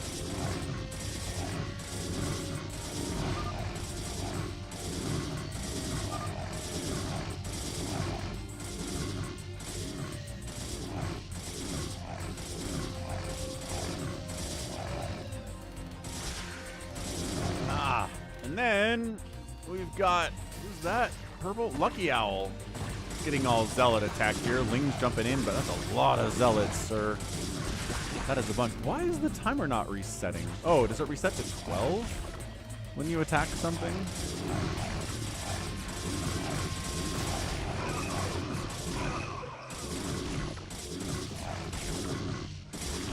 Yeah, sunken down. DarkKnight says this feels like a phantom win. I don't know. I mean, killing 2 people immediately is definitely a good start for the phantom. Also, Realultra's center thing is under attack, which is not going to help him at all. He doesn't have any sunkens back home. He doesn't have a second base here either. He is trying to run. Oh, some Marines show up to try to assist with Lucky Owl. Boltzmann. Okay, you know what? Not bad. Marine Zergling combo pretty strong. Realultra is not used to this more aggressive style of Phantom. He thinks we can just set up and sit around for 20 minutes and nothing happens. Not in this version of Phantom, you can't. At least not yet. We might have a game where that happens, but... each kill is plus 5 seconds. Interesting. Hey, what's up? Neox. Why no BSL tournament streaming? I don't know. I'm just doing my Sunday stream stuff. Yeah, there's no RJB. There's no Can I Play Please. There's no hamster in here. Why did Red unally? Red is dead, ToyCop. Beats me. He can be unallied all he wants because he is dead. Yeah, so Realultra is dead. I don't know. Boltzmann up here has got vultures, got siege tanks, got bunkers. He's going to be hard to bust with dragoons and zealots for our 2 Protoss Phantoms. At least it looks like this is who it is.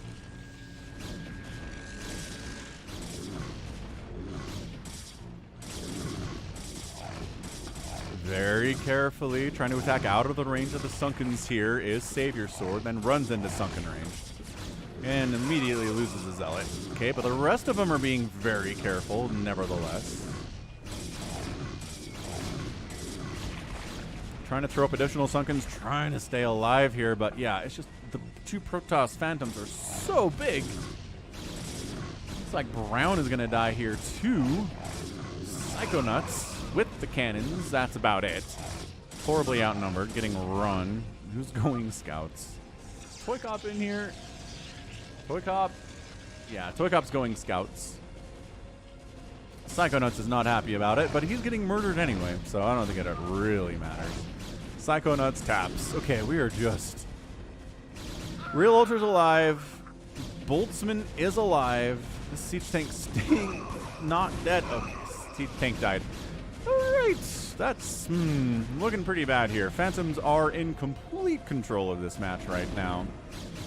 I'm not sure the mass scout is going to work out for us today. Lucky Owl says, gentlemen.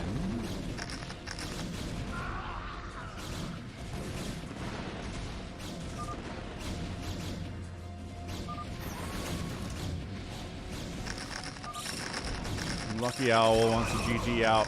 Realultra wants to GG out.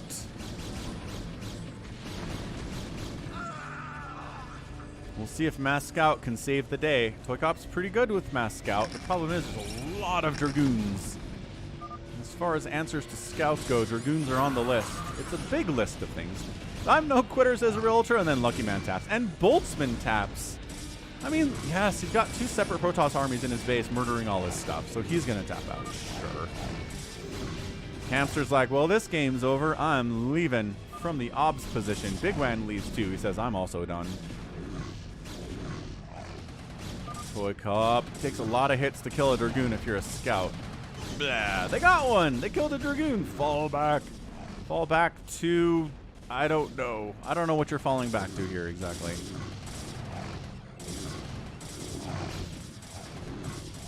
Lucky Owl says we must do an old rules Phantom next. And we will. Realultra's got a massive sunken forest here. I'm not sure this is super breakable, but it's kind of fun to see anyway. That's a lot of sunkens, dude. Yeah, ToyCop loses a natural, falls back to his own main. This guy's moonwalking a little bit. Gets wiped out. It's only like 6 Dragoons. Maybe it is time. Maybe it is time to kill these Dragoons. It takes so long to kill 1 Dragoon here, and these poor scouts are taking major hits, and more Dragoons keep showing up, and Realultra says, well, I'm dead. I don't know. You got a crazy good sunken forest here. Maybe you can do it. Realultra's like, this game is over.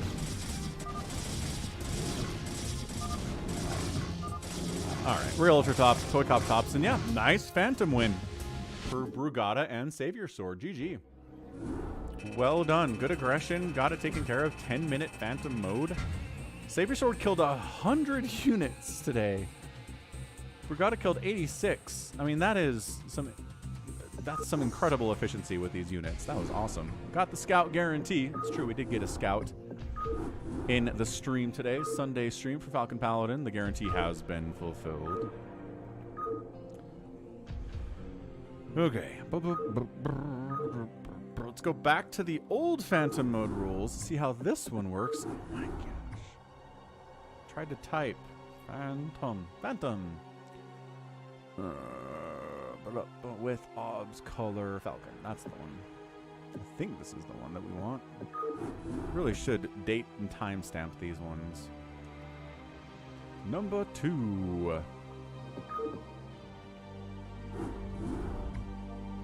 Alright, old rules. Coming in. Who wants an old rules? Can I play please does. Sodiumghost, SaviorSword, Can I Play Please, Brugada, DarkKnight, Kokomi,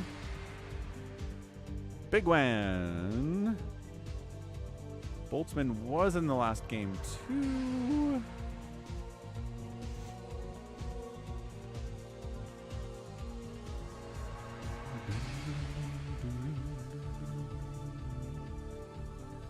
We are...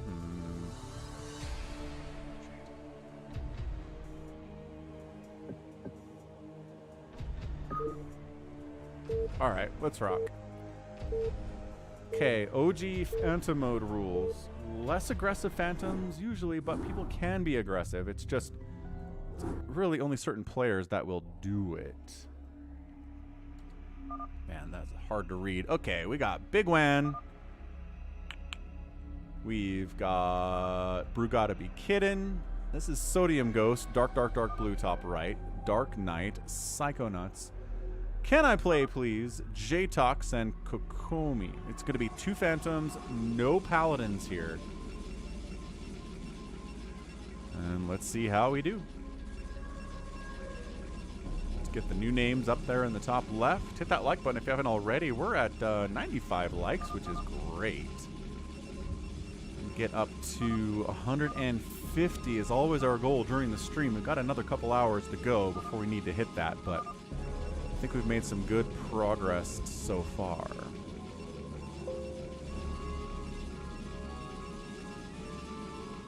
Man, 2 different shades of pink, 2 different shades of blue, a dark gray, a dark blue. This is just, man, you guys, difficult. Well, nobody else saw it, Monster. Don't worry about it. I think it was just you. Only you are observant enough and quick on the uptake enough to see that what I missed.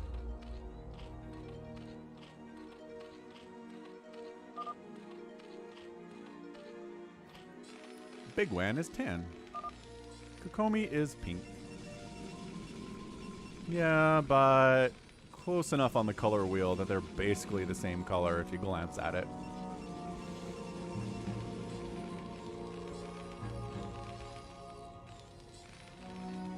Colors. Okay, gonna step away for a second because this one shouldn't have some immediate Phantom reveal. But I will be right back. Realultra's not in here to take center, so that's gonna slow things down a little bit too. Got ourselves the Falcon Paladin. Oh, Kakaru flying into the dark of night. Boltzman can tell who the Phantom is. based on the 3 racks opening of bigwan up here. Ooh, 4 racks opening. Okay, we'll watch him power up. I'll be right back.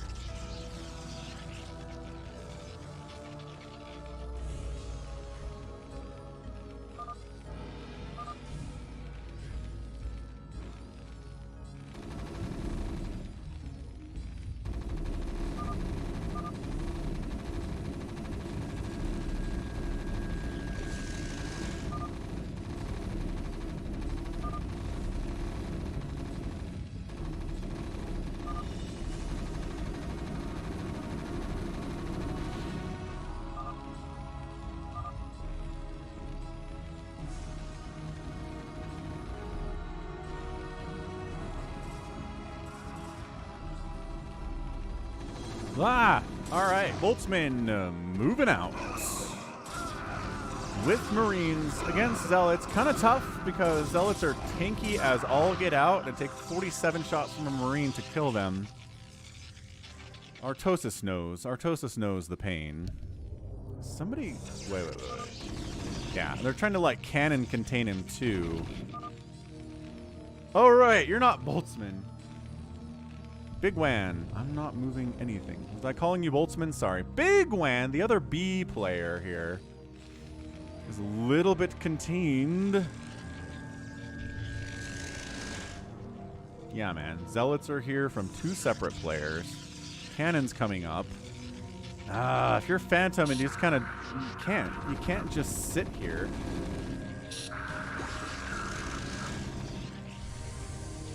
Bigwan. Get inside the bunker. Get inside the bunker. Ooh, didn't have to get inside the bunker. Nobody actually died there. That's amazing. Zealots keep wandering into range and dying anyway. What's up, G22?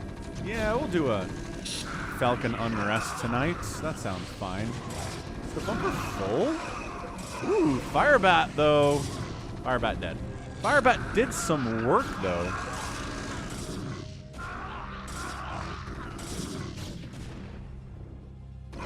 Yeah, but if you're the Phantom and you are contained, that's bad. You have to be killing people if you're going to win this thing.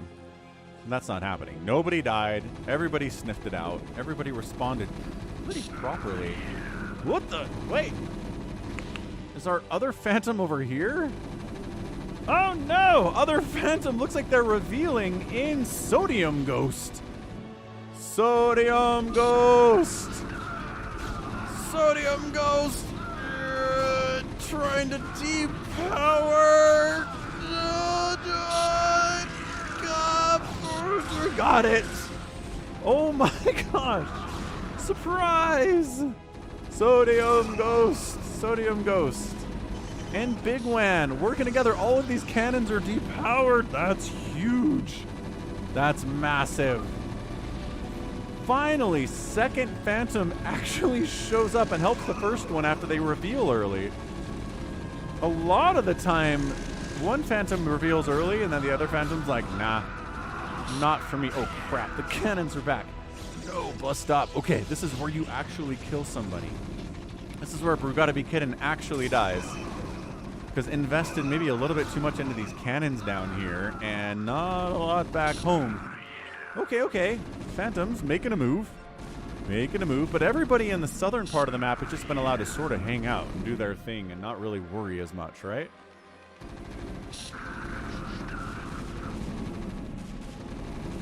I don't know if Brugada's got any probes left after that probe massacre. No, there is. There's one here. Jtox is like, wait, who? What's going on here? Jtox has not been paying as much attention. But he's been macroing, so that's fair. Okay. Vultures and spider mines are out here not sticking to marines. I'm loving this from sodiumghost, but you need to make a push out on somebody. I'd love to see... Yes, and there is a mech transition up here from bigwan too. So, good, good, good. So, early marine medic stuff. They did kill somebody, but now tanks are out.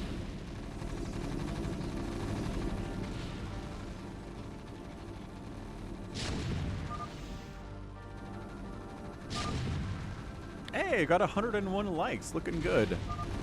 That is a good milestone to hit, but 150 is always the stream goal.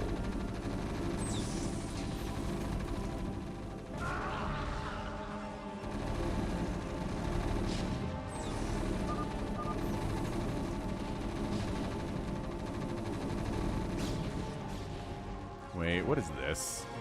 What is this? He wants to fire across the river up here at bigwan. Jtox has some plans. Okay, I like it. Jtox is going verszivo. He does have the 3 starports up, but he's got marines and tanks out too.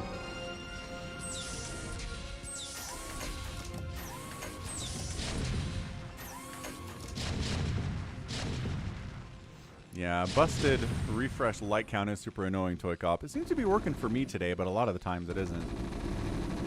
Alright. So, bigwan expanding onto Brugada's corpse up here.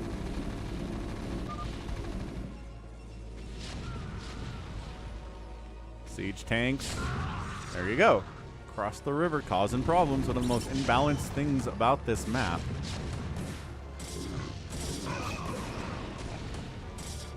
Like a little bit of dragoon pressure up the right side here from DarkKnight. Oh, and here comes some Zergy stuff from Psychonuts. Uh-oh.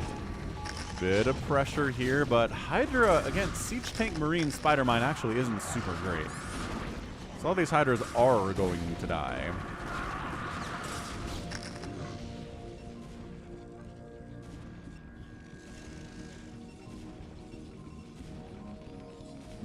4 starports down here from Jtox. It's a bunch of starports. Okay, lurkers on the way here from our guy Psychonuts. Okay, we're eating lurker spine, sodiumghost. Sodiumghost, be careful, sodiumghost. This is an 8-kill lurker, sodiumghost. 9 kills.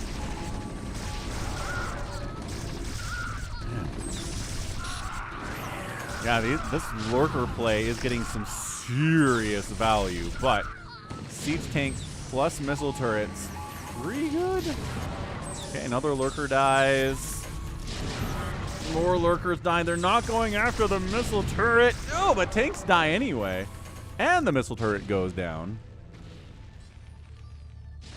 Yeah. Okay, siege tanks are pushing right side here. Against DarkKnight.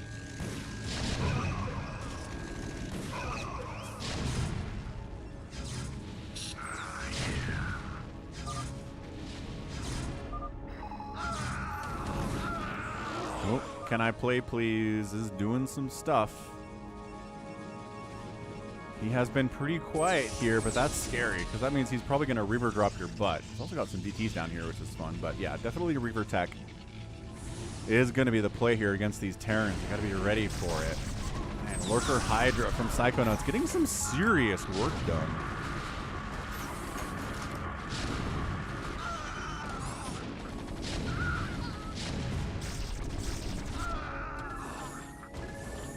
I guess those are enemy siege tanks from DarkKnight. Waiting for more shuttles to show up here for Can I Play Please?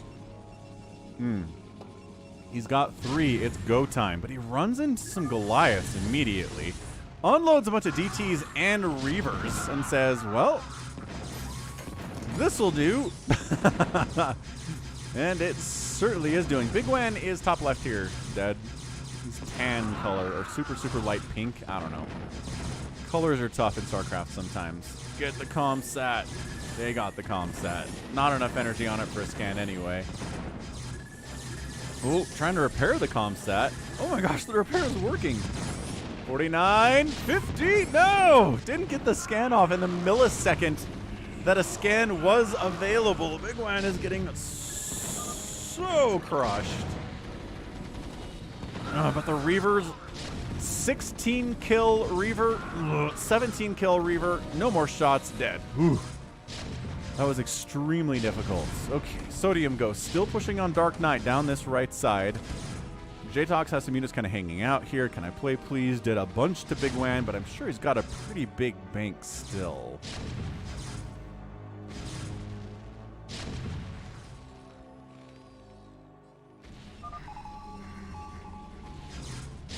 Oh, maybe he doesn't have a huge bank. All right, fair enough.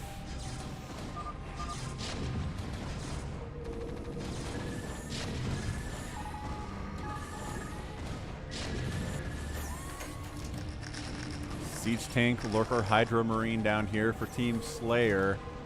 Team Phantom does have the northern part of the map. Oh, DT back in. 7 kills on this guy. 8 kills on this guy. Going after a Siege Tank? Nope. Going after this Siege Tank? Yes.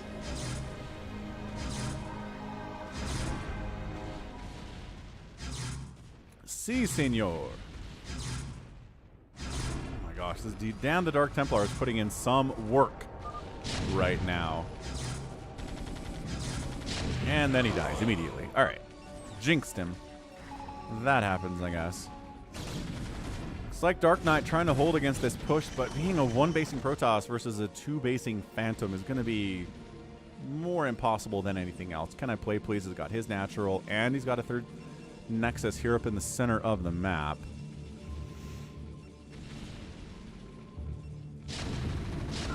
This is a pretty good tank line, though. Not bad from Jtox. No upgrades on the Marines. No upgrades on the mech either for Phantom bigwan, though. Okay, this is good. It's like, we will Terran you to death. Ooh, Storm is done here from DarkKnight. I'm not sure he has much of anything else left here. Yeah, Jtox is falling apart. There are some Valkyries and... I don't know what these Valkyries are for. Yeah. Oh. Oh, okay. Jtox has got 4-star ports, battle cruiser, taking a 2nd base now. Yeah, Jtox is struggling a bit. Hydra Siege Tank, pretty strong combo.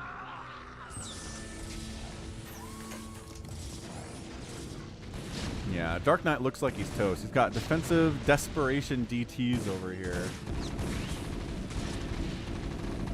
On an Archon dance as well. bigwan, I don't know. I like the pressure. Oh, the Reaver DT showed up in bigwan's 2nd base.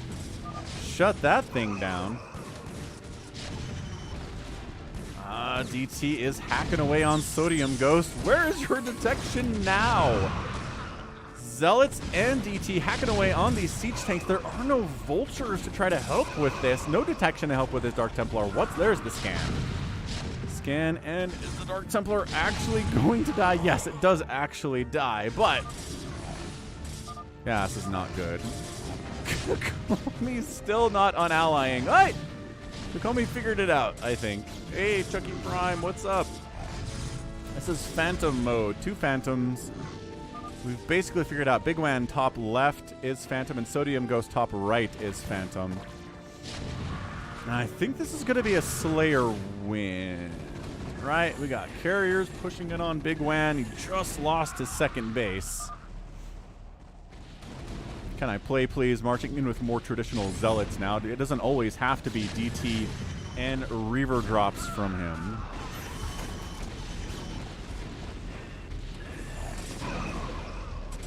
Yeah, just unloading the Reavers and the DTs. I think bigwan might just be dead. Watch out, watch out, watch out, watch out, watch out. See you later. DarkKnight says, I need some help. We're killing the other Phantom. Thank you for distracting Sodium Ghost. Yeah, thanks for distracting him, Brugada says. RJB is doing impersonations of ToyCop? No. Yeah, the reaver shots are good. DarkKnight's like, screw it. It's not fun to be the sacrifice to SaviorSword. SaviorSword is correct about that one. Alright, so if bigwan's dead, sodiumghost is going to have to do a solo phantom victory against CanIplayplz, Kokomi, Jtox, and Psychonuts. It's a lot. Kokomi's not particularly strong. CanIplayplz is terrifying. Psychonuts is pretty good. I'm not sure what Jtox is doing other than making battle cruisers pretty slowly, so not much of a threat there. It's basically at this stage, I want to say CanIplayplz and Psychonuts against sodiumghost, and whatever Jtox and Kokomi can lend to the battle is going to be useful enough.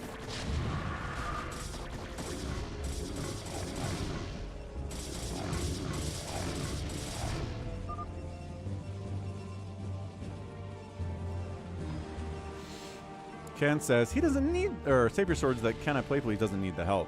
Well, alright then.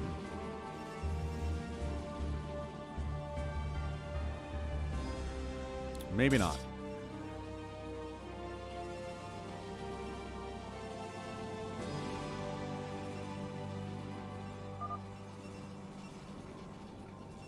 Supply says in this game, absolutely.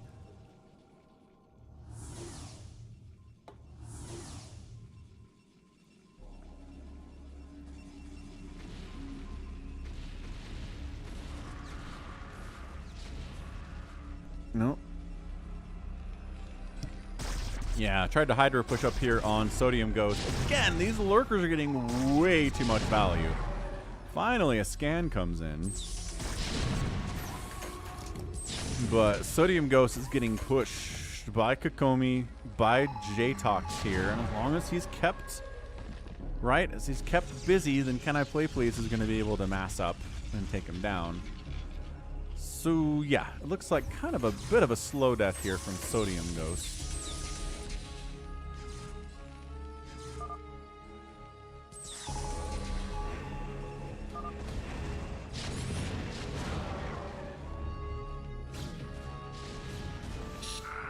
Yeah, all these Valkyries from sodiumghost over here. And no science vessels. And SaviorSword is indicating us to us.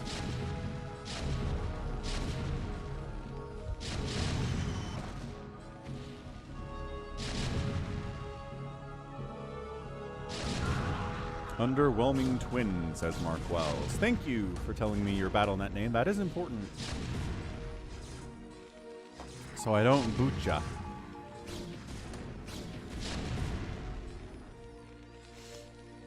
Okay, Kokomi's up to carriers. Not a ton of them, but, you know, I'm going to put in some work here. Only +1 attack for the mech here from sodiumghost. Valkyries have +1 attack as well. Alright, so Valkyrie versus Battlecruiser Carrier. Yeah, I don't know.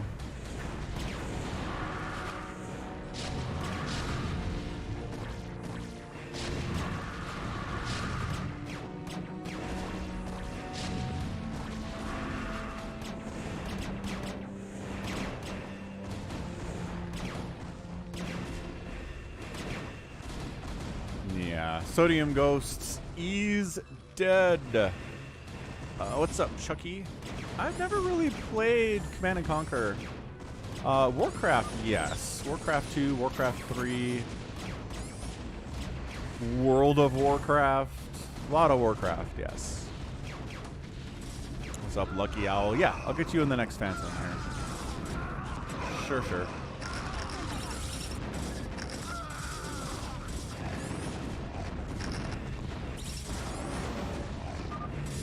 CanIplayplz wreaking havoc as always. Good game, and that's it. Players down. So regular Phantom rules, Slayers or Phantoms revealed themselves early. Took the game to 22 minutes. Couldn't quite close it though with the CanIplayplz Reaver DT drop shenanigans. That'll do. Alright, Phantom number 3. Last one of the day. Gonna be old rules. We're gonna get Lucky Owl in here, get RJB in here. And then we'll see. Toma gets in. A Verszivo joins. Is it real Verszivo? Who knows?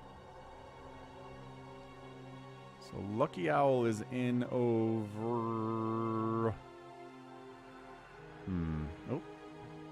New ToyCop it. Okay, so we got it.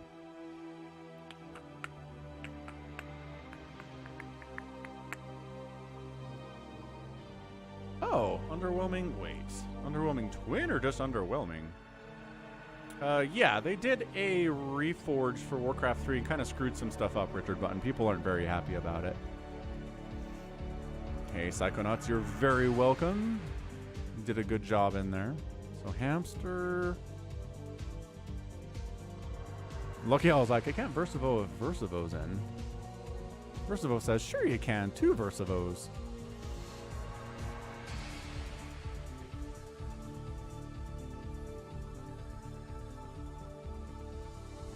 Tukyop. We gotta get Tukyop in over someone who hasn't, who's already played today. So that's going to be either SaviorSword or Realultra. I gotta do SaviorSword. Gotta get RJB in. There we go. SaviorSword says, that's the trade. But Lucky Owl, you've already been in a game though. Critter hasn't, Underwhelming hasn't, Hamster hasn't, Verszivo hasn't, Tukyop hasn't. Toma hasn't.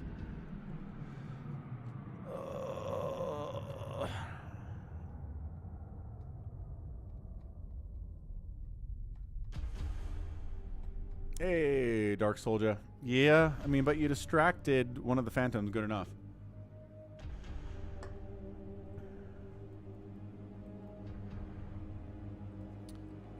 Maybe. Let's rock.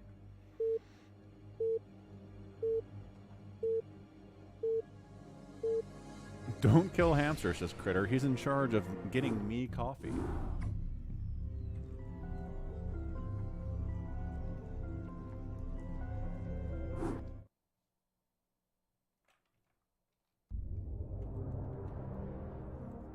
Right.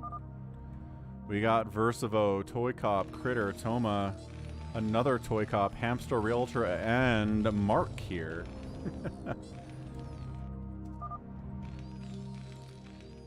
So one of the ToyCops, Tukyop, is actually RJB, and then Twisted Halfling is our ToyCop. So let's get the new names in the top right.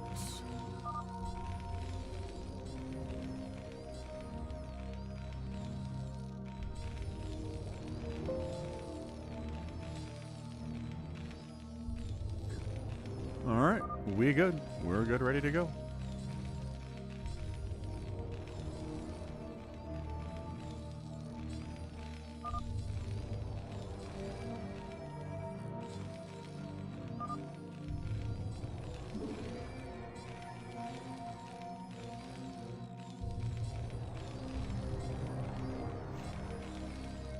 Mikey, I mean, we're going to be here for another couple hours, so unless it takes you 2 hours to clean up, we'll probably still be here when you get back.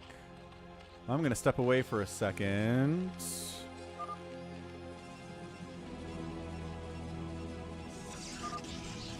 Hit that like button, though. We got to get up to 150 for the stream goal on the week.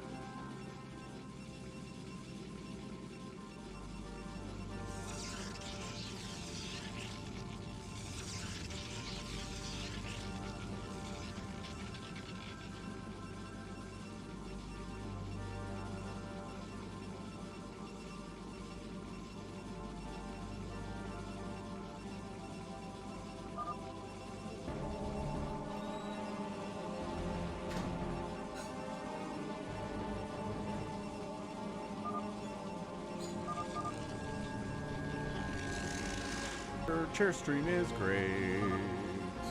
Do we have the sound? Yeah, sound looks good. I think it went out for a second, but it's back now, right?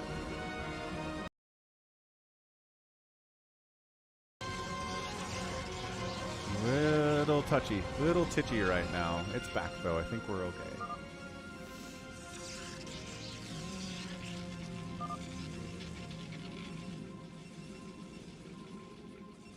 $108 likes is pretty good. Move, we move, we move. We move for the king. Critter usually likes to go carriers in these things. I'd be shocked if we see no carriers. Realultra taking Senta as he likes to do. Before he takes his own natural.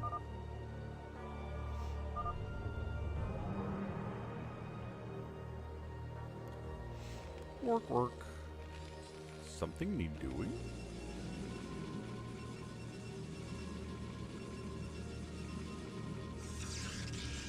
Okay, so this is, you know, this is more traditional Phantom mode on the Sunday stream for Falcon Paladin, where everyone's sort of chilling. Ugh, hamster says I'm being attacked.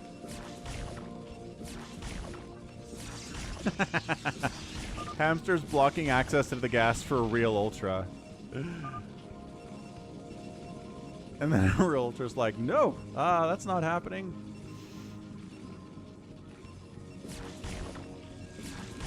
That's funny.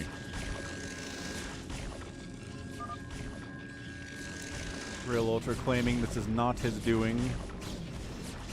The pylon blocking of access to these minerals, too, is also pretty annoying.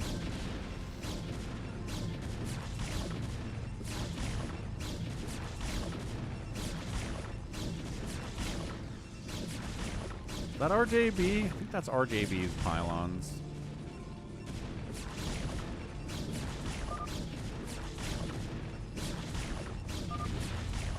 My hotkeys are reset. Oh no, that's not going to bode well for this game.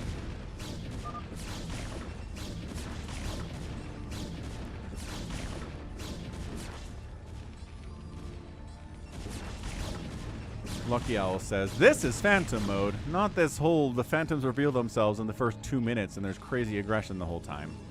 No, no, no, no, no. Phantom mode is when the Phantoms are hiding and not revealing themselves. And you gotta be very careful and see who slips up. See whose macro is too strong for 7 minutes.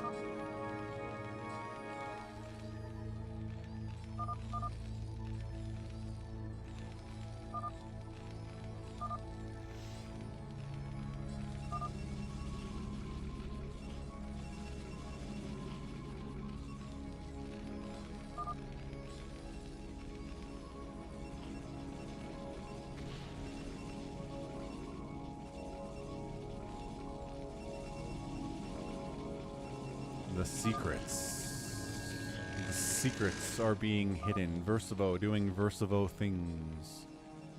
No siege tanks, no marines, just a wall with supply depots and a bunker or a barracks.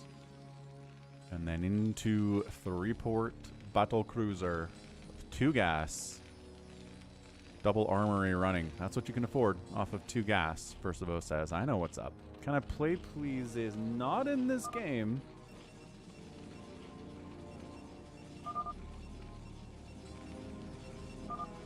But RJB is. RJB might make a move to kill Verszivo. He's not doing it now. I mean, he's really vulnerable. This is the time when he's the most vulnerable, right? He has no army supply. His first battle cruisers are popping, but they're not here yet.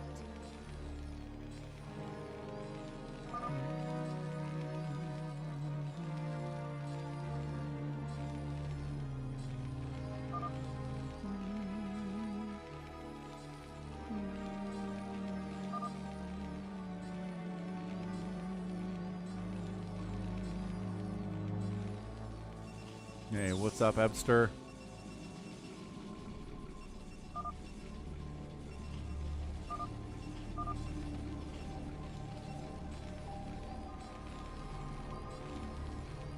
And Verszivo in a place where he's got a hiding spot for his battle cruisers too, so you don't see how many he has.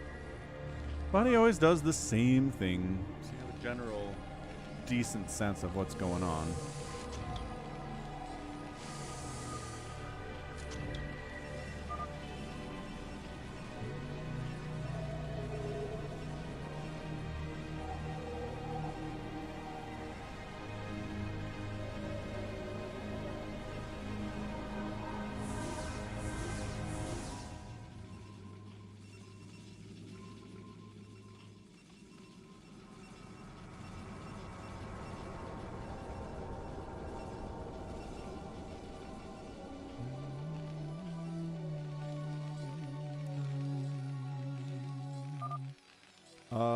No, creep doesn't slow anything down.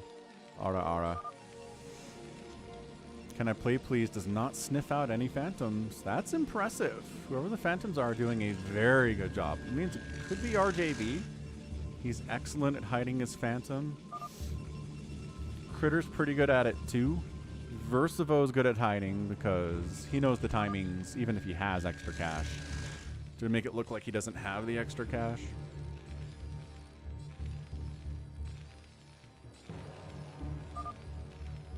Can I play please says I would have killed Verszivo already, and we know. We're very aware of that.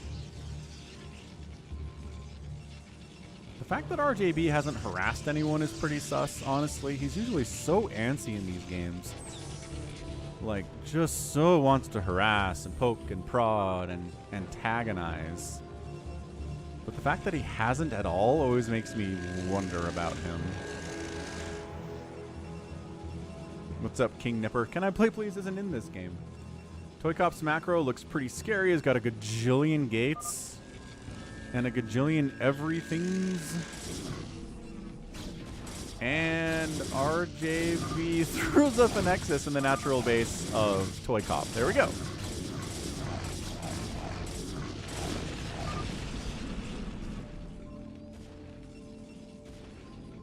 Yeah, ToyCop is really, really scary. I guess RJB has been throwing up Nexuses in other people's naturals, so that's kind of antagonizing.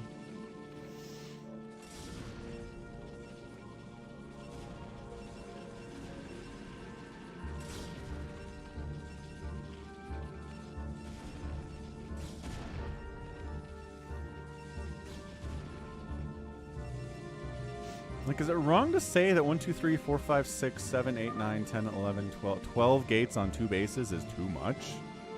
That's a ton of gates for 2 base.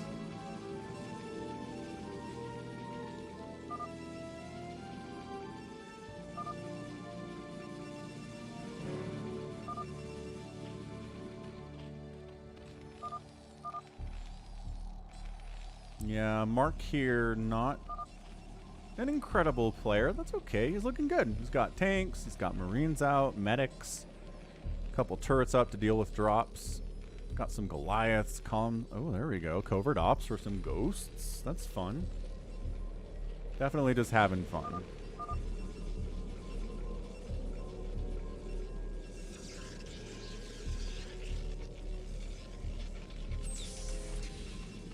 Uh-oh. Somebody making a move? Toma making a move on... Toma's making a move on RJB. Says ToyCop, but what he means is RJB. RJB unallies immediately. Nice, Mark. That's cool. You're looking good. I don't have any complaints. Meanwhile... some Reavers try to get some work done there. No, they get absolutely shut down immediately. Pretty good push here from Toma, though. His upgrades are at 0, 0, 0. RJB's are at +1 attack, so it's a minor upgrade advantage here from RJB. Plus, he's got cloak technology, and I don't think we brought any detection with us. Is anybody else being aggressive? Anybody else defending RJB? Anybody going after Toma? No? Okay.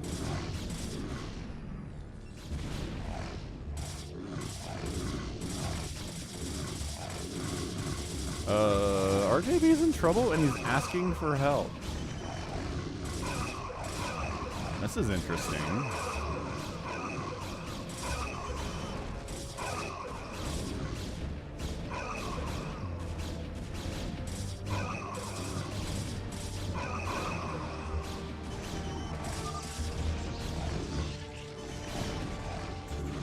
CanIplayplz says that RJB is not sus. Killing him could be a mistake. Nobody seems to be in here to help him at all, but also looks like the attack is slowing down. No reinforcements are coming in to kill him, and less critters in here to kill RJB, which he generally isn't. Yeah, critters usually on RJB's side. It would be... It would be interesting if Critter turned on him. Got hallucinated Dragoons fighting.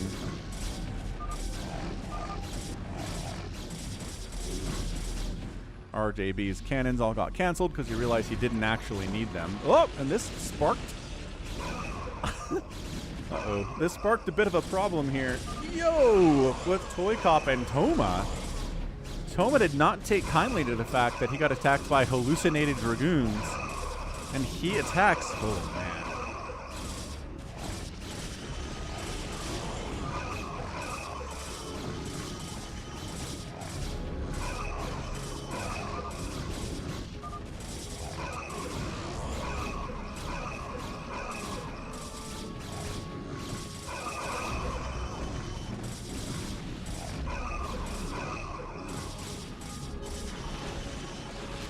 Critters in here too. Alright, so Toma's gonna die. And Toma taps. Alright, well, we'll see what he was. And he was a Slayer. Alright. So Toma attacks RJB. Kind of gets mixed in there a little bit. A little bit of some trolling there, I think, from ToyCop. And he dies. So one Slayer down. RJB making a big show of not replacing his second base. He probably should. I don't know how he doesn't have 400 minerals at this point, except that his main base is mined out, so maybe.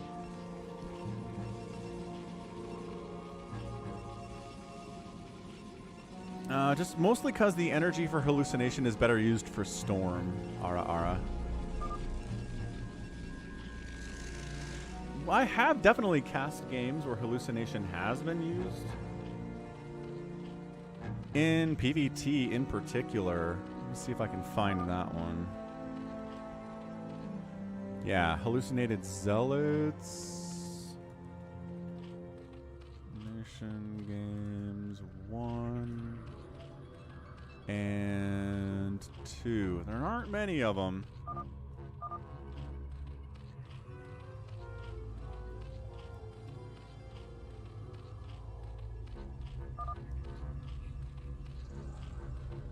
They're fun, though.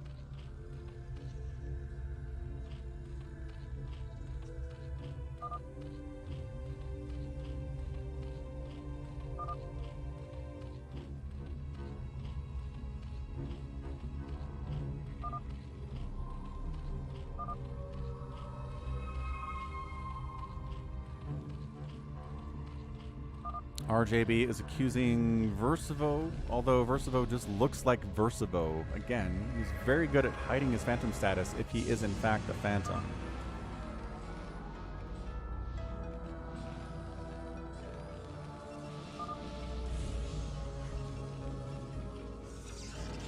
Critter building on the corpse of Toma. Looks like RJB doing it too, taking a third base here.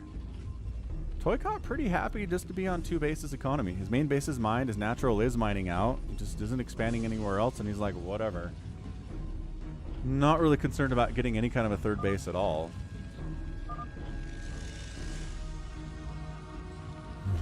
Dragoon is following the mutas because the mutas flap and cool off the Dragoon. Flap, flap, flap, flap, flap, flap, flap, flap. Flap, flap, flap, flap, flap. Realultra says, we'll keep flapping.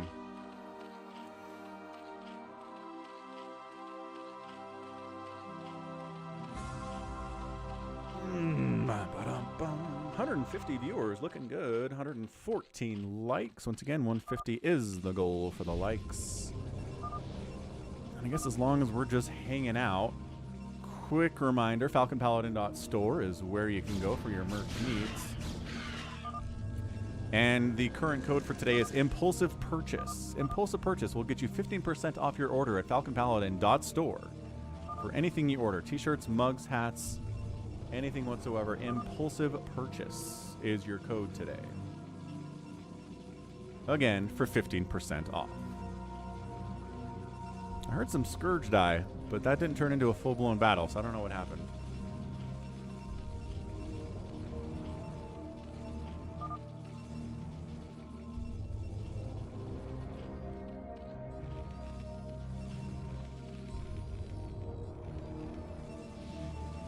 Like a million zealots huddled around this one pylon for warmth. Or something. Something die? Something get canceled? Yeah.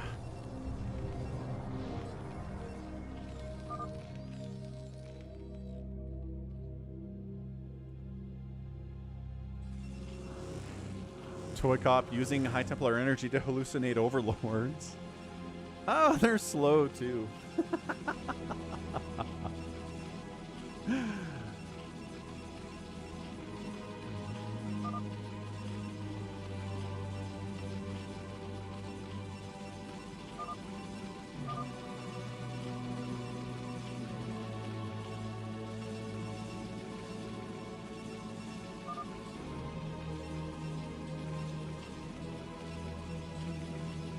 Verszivo still denying. That's interesting. Verszivo's usually quieter. Usually doesn't deny or really say anything if somebody accuses him of being Phantom.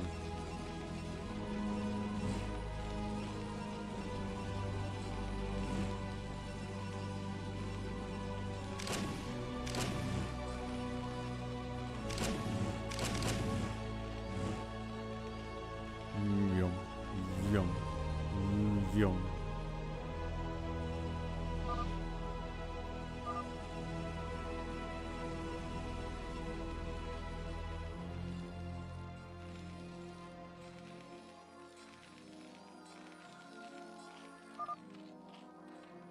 Yeah, if you hallucinate a unit, it's yours.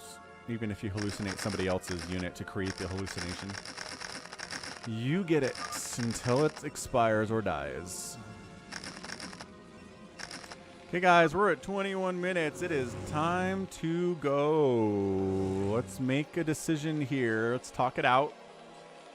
I need you guys talking about who we think the Phantom is, or else we're going to start doing numbers. So figure it out, guys.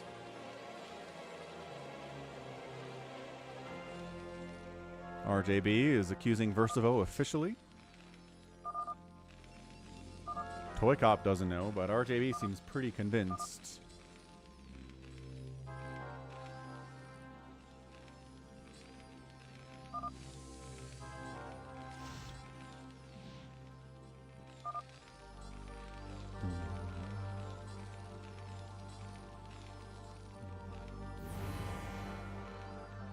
Nuclear launch detected. Who's got damn nukes? Red has damn nukes. Oh, recall on Verszivo here from RJB. And then the front gets nuked. Nuke in the front, recall a little bit far away from the front. Now Verszivo has to defend himself against the oncoming horde of 1 million zealots and a bunch of battle cruisers.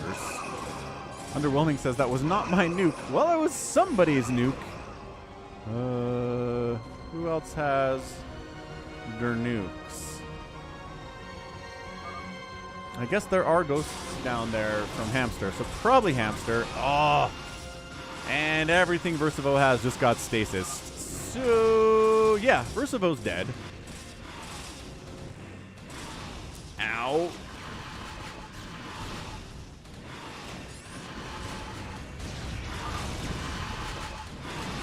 These hallucinating battle cruisers to soak some of the damage here. Mutas are fighting carriers, dragoons.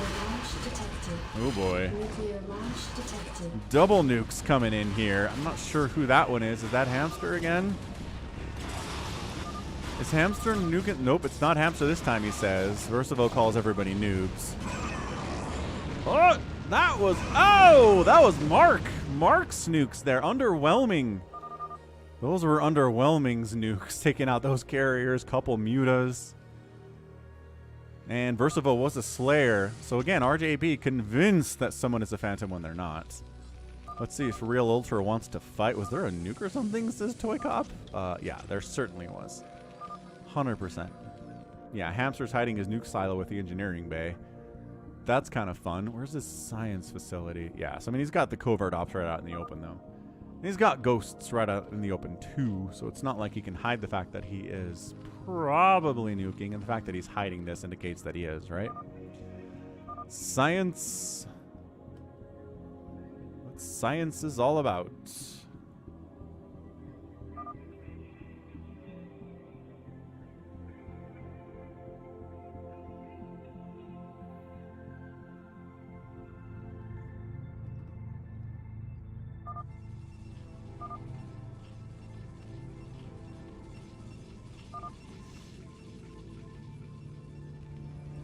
ToyCop gonna make a bunch of Archons with all the gas that he's got, because again, gas is infinite. You can always have more gas than minerals if you're mining out of minerals. And Archons are very gas heavy and pretty mineral non-intensive, so. Realultra wants to know who it is. We've killed 2 people and they've been Slayers so far. And nobody claimed Paladin, right? So maybe 1 Phantom, maybe 2.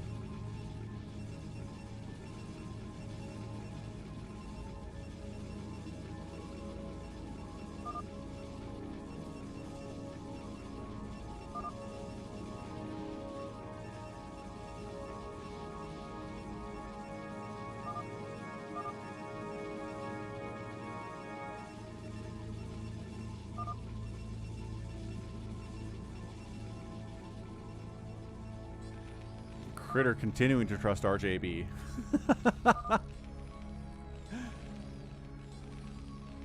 Oh, that's funny. Hey, nice roll. Happy Sunday to you, too. Come on. That suspense is killing me. ToyCop is broke, he says. 4 minerals in the bank.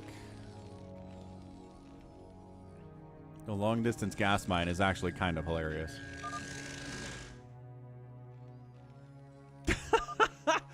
Ara calls Critter a simp. That's funny.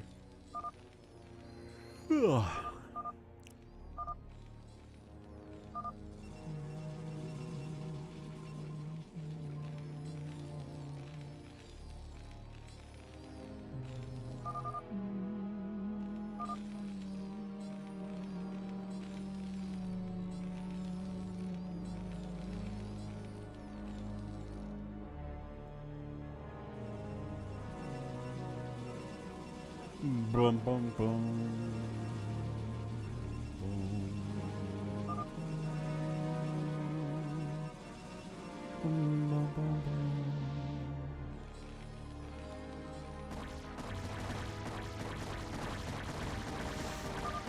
Hallucinated drones attacking a hatchery. That's fun. RJB says, I'm gonna do a pro gamer move. Oh?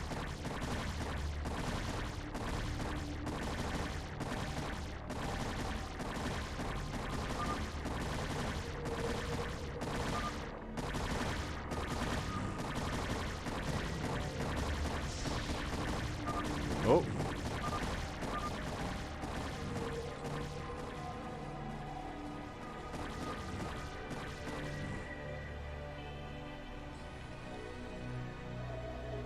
ToyCop mind controlling something? What is the play here? RJB stole an SCV. Ah, that's what that was. That's what that sound was.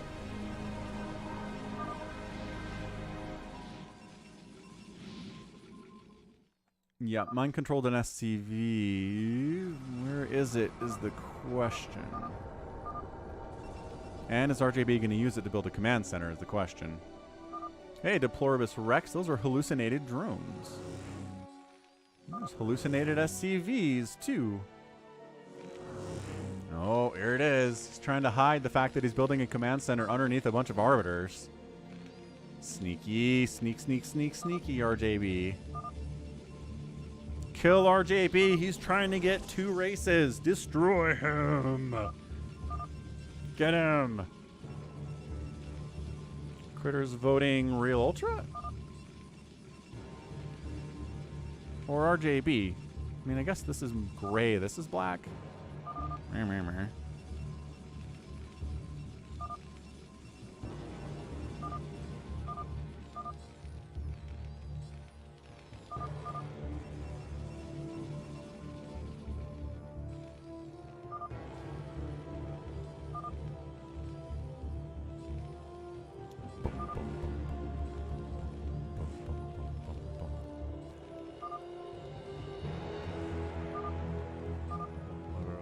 Bum.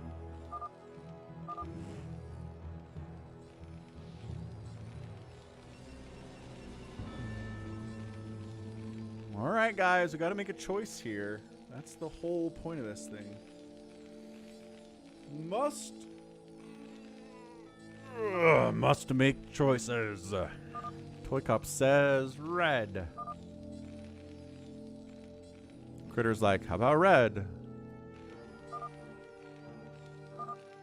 Hamster is spinning his view all around the map here for us. That's very fun.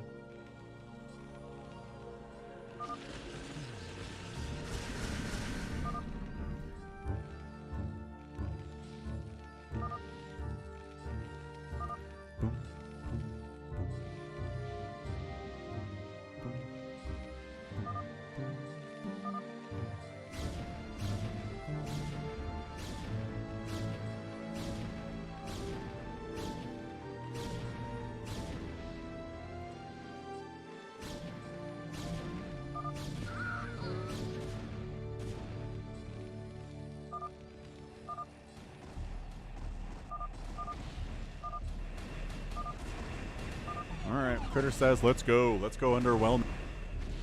Let's underwhelm the heck out of this. RJB did draw some aggression earlier. Toma tried to kill him, just couldn't do it.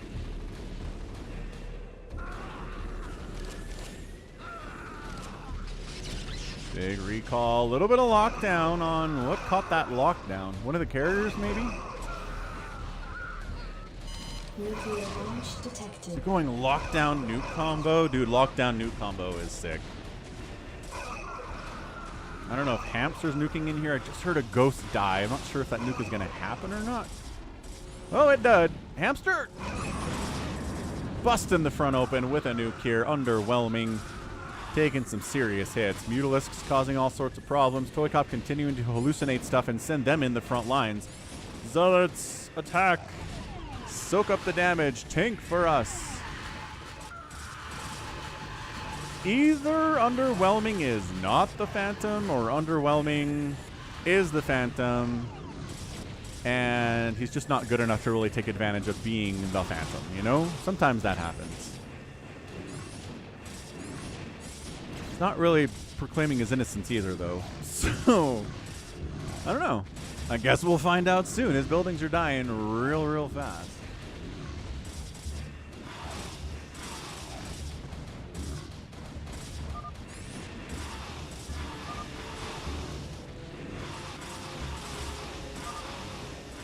Oh, there we go.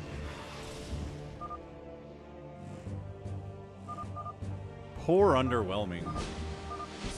Alright, well, that is the risk sometimes of playing Phantom mode. Is that though there's a Phantom and they're just not quite able to use the mantle of Phantom well. Right? Yes, out Phantom everybody in money, but it got outspent by ToyCop and Critter and other ToyCop. It's tough. Eats toof. Solo Phantom is definitely hard. Alright. We're gonna go a 1v7. 7v1? How is this tagged? Gosh dang it. What's it called exactly? Falcon Unrest. Ultimate money. Fastest. 1 hero versus 7. That's the one.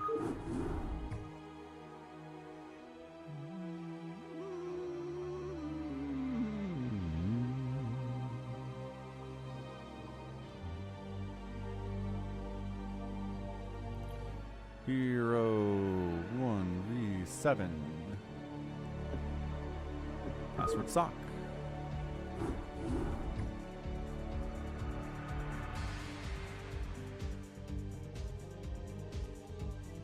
Red lentil pasta is in.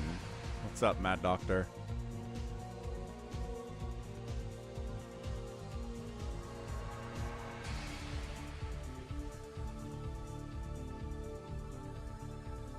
Ooh, can I play please as hero? I like it. I like it a lot. Hey, Mark. Yeah, no, sounds good. Thanks for playing with us, dude. Always good to have new people in.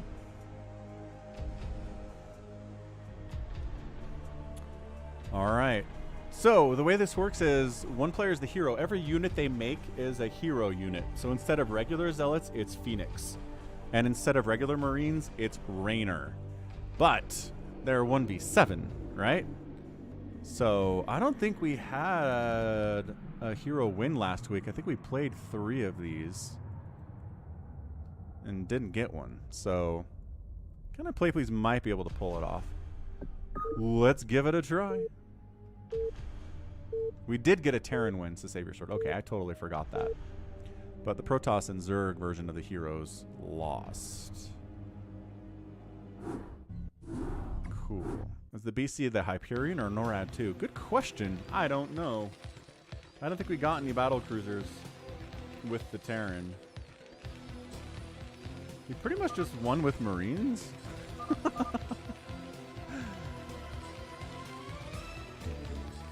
Hey, what's up, Turgay? Happy Sunday. 120 likes, looking good. Hamster has plans upon plans. So these things mean you can give little pity money to the people that aren't making hero units to help them defend against your hero Marines that are showing up very, very soon. I think CanIplayplz did that.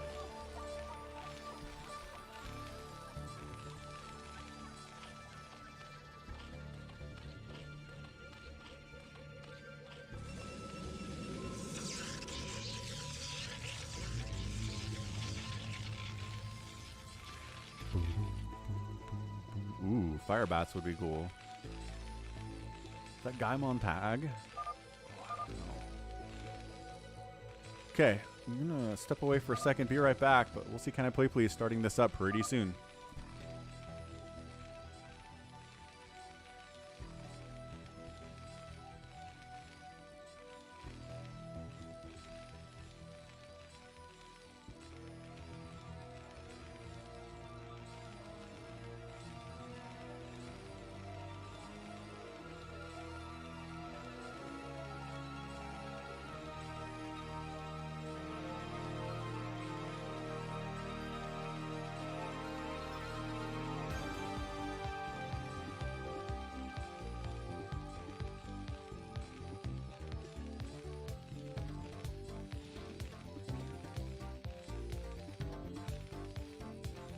Yeah, Mad Doctor, it's tough. But we did have, you know, hero losses last week a couple times, so it's not impossible.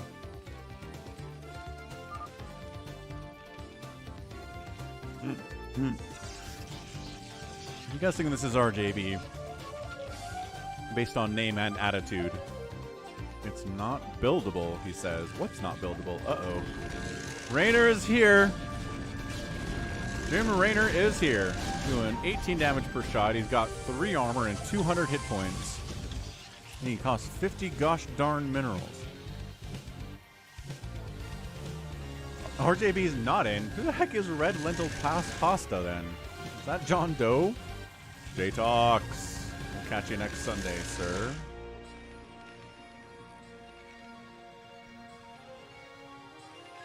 See this 4 Raxin? He's getting some gas, so he's planning on making a factory, or maybe just getting upgrades for his Rainers. That'd be interesting.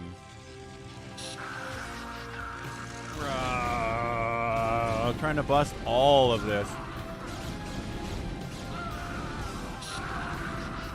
The stim is hurting them a little bit, but they've got 200 HP, so it's not as much as a regular Marine. Yeah, stim. Dim Marines are tough. I mean, Rainers. These are not Marines. These are Jim friggin' Rainers, man.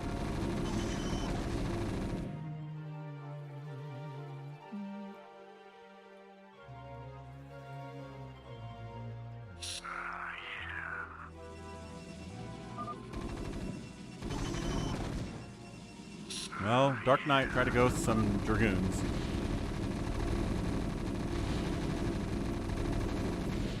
Look how fast they tear through pylons, man. This is early, too. 4 minutes in.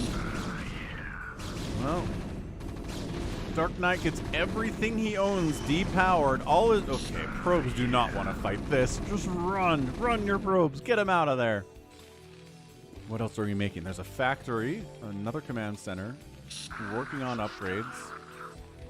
Stimming just to get out of the base fast. Ooh. SaviorSword's got a DT in the mix. Oh, you're observing. Right. Ooh, that's Brugada. I don't know. I'm getting all sorts of confused here, but I made it. Okay. DT. Not a bad answer here.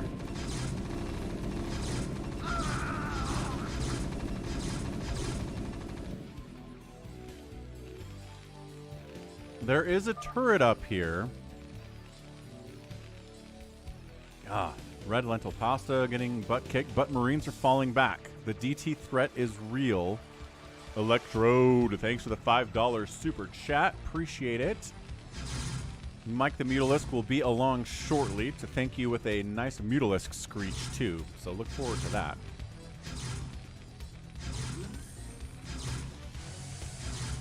Okay, so we've got turrets up. Got a turret here too. DT time is pretty much over, I think. The SCVs aren't heroic. It's kind of interesting. Marines fighting against Realultra Sunkens, but Sunkens do big chunky chunk damage. He does end up staying alive there. Okay, CanIplayplz isn't just crushing.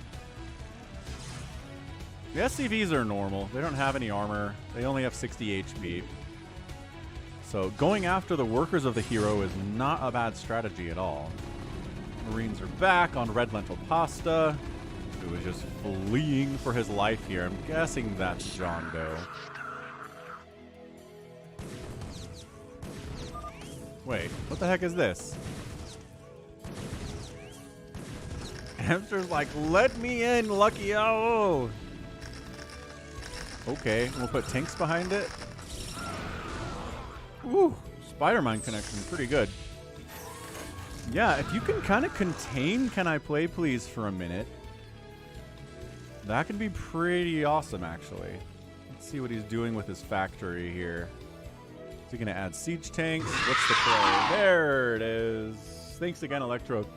Appreciate the super chat.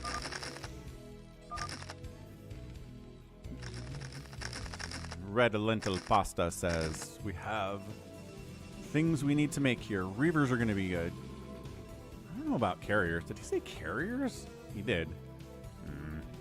Siege tanks. Yes. I don't think carriers against mass Rainers are going to do all that well.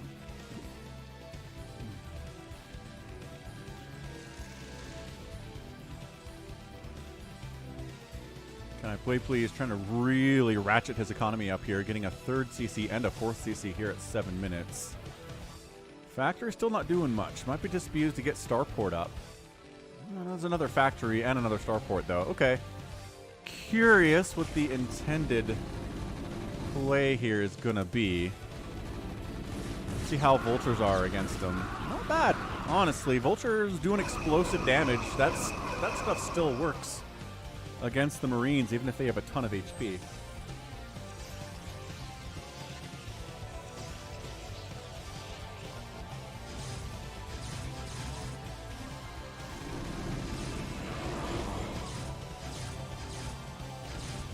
Yeah, this might be the best 7v1 that we've had. I mean, we've only done 3 of them so far, so it's not that hard, but the 4th one may be the best. Realultra's got his lings doing lingy stuff. I'm not sure how well Adrenalings are going to do here, but I'm just waiting for him to make something other than Marines. Ooh, he is firing up something on the starport, though. Maybe a Wraith. I bet he's worried about getting dropped. These turrets are about that. This Marine placement is about that, too.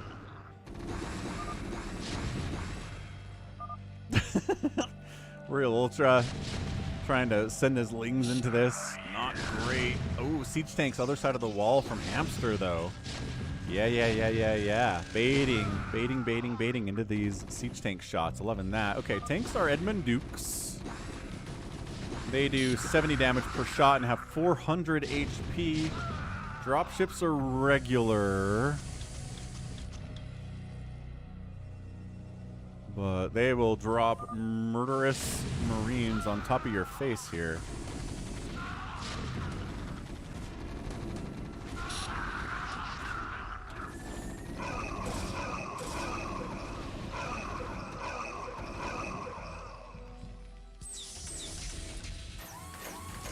Yeah, the longer this goes on and the more players get big, the harder this is going to be for Can I Play Please?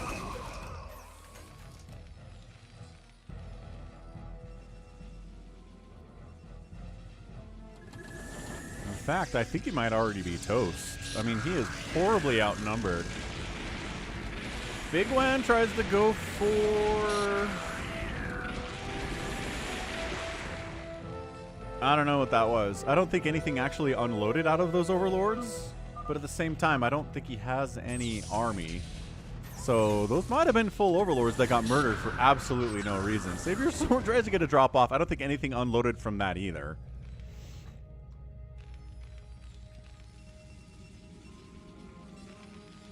Yep, Hamster just going mass siege tank. He's like, look, man, if you just want to make Marines, siege tanks are pretty good against even your hero Marines.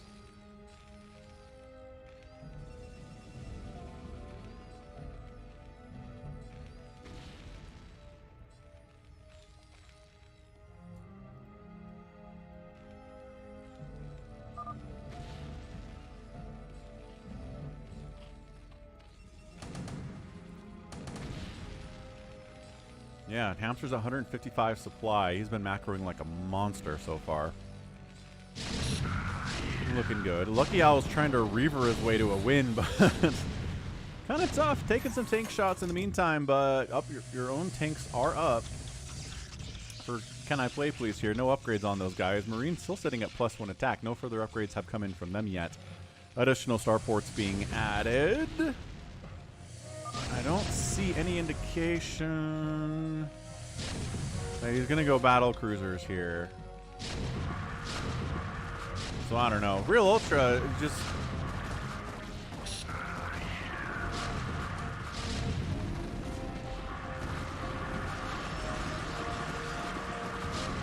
I don't know. Realultra maybe trying to set up a position where the tanks of Hamster can get in here and get something done.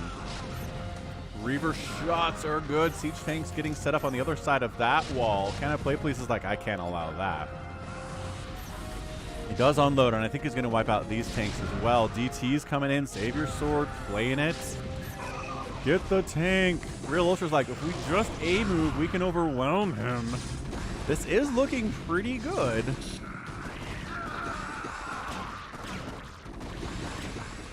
Siege tanks, Hydras. Oh, the Wraiths are Tom Kazanskis. Makes perfect sense.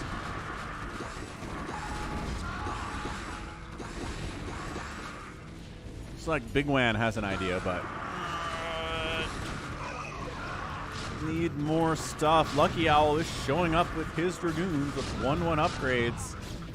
bigwan showing up with Hydralisks 2. This little drop up the left side could be pretty effective, but man, Marines. Bunch of Reavers from Brugada joining this party, and finally he's able to unload. Ooh, Lurkers pretty good too. You know what? I think this is working out for the 7. SaviorSword, no. Lucky Owl. Reaver drops and goes to town on Can I Play Please's SCV count. He's too busy with the front to worry about defending against drops as easily, and that's it. Yeah, economy here for CanIplayplz. He can't produce stuff anymore. And they pulled it off. They took down a hero CanIplayplz. That is not easy to do. That is without a doubt not easy to do at all. I guess it's not technically over yet, but it's just the fact that CanIplayplz doesn't have any income coming in right now. It's got more SCVs than I thought. Maybe.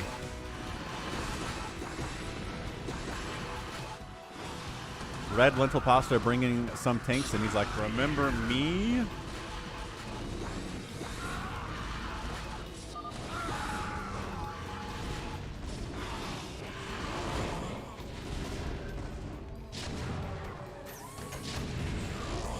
Yeah, it's race to try to counter these siege tanks. I like that from CanIplayplz. I don't know, Jinx. If the 7 can win, I don't know that we need to nerf the heroes, make the production time lower.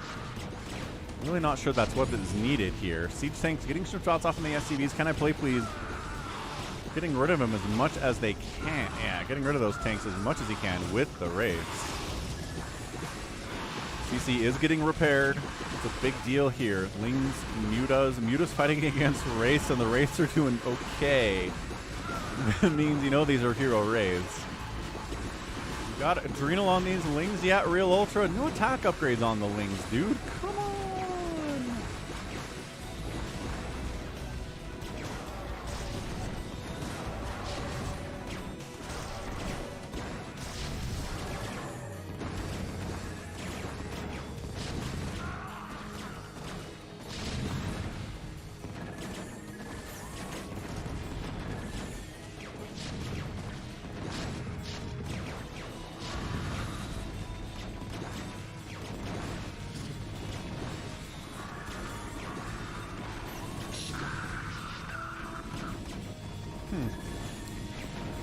Interesting. Yeah, it's too much. Like, that drop on CanIplayplz's economy really slowed him down a lot.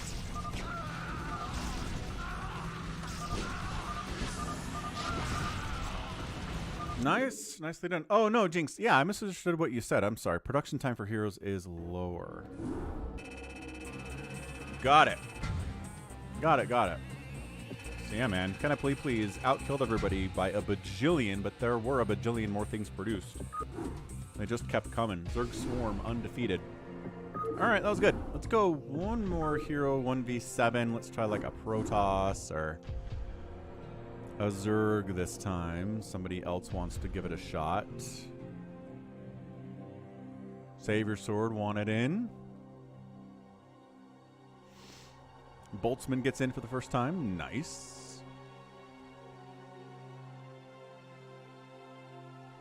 DTs was a good call, Hamster. CanIplayplz going Wraiths, he says, was a mistake.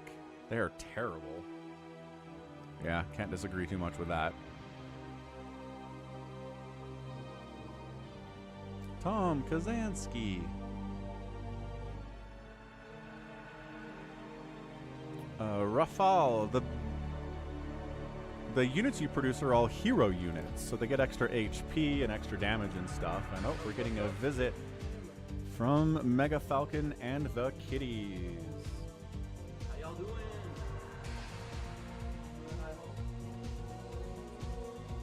Yep. Oh, what's up, Ollie?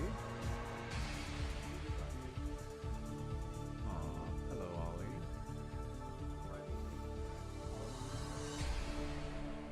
You guys can get. Is it 126 likes? Yeah, so far so good. What the frick? Alright, give me Val. Where's Val? Here comes Bell. Here's the screen.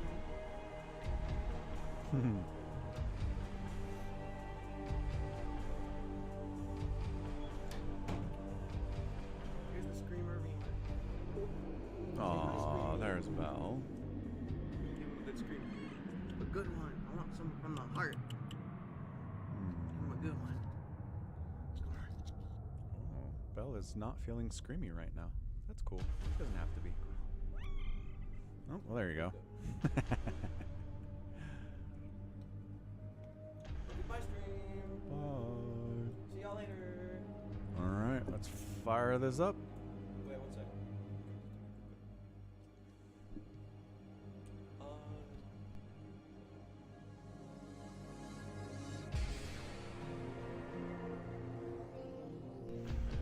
right, here we go. SaviorSword's going to Protoss hero his way into victory here. Phoenix is good. Phoenix is tough, very tough to kill.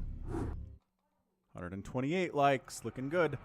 All right, we got SaviorSword heroing it up. We also have Boltzmann, DarkKnight, Realultra is down here. Hamster's here.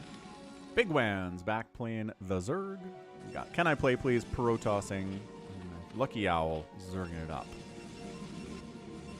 Stepping away for a second. We'll get this thing ramped up.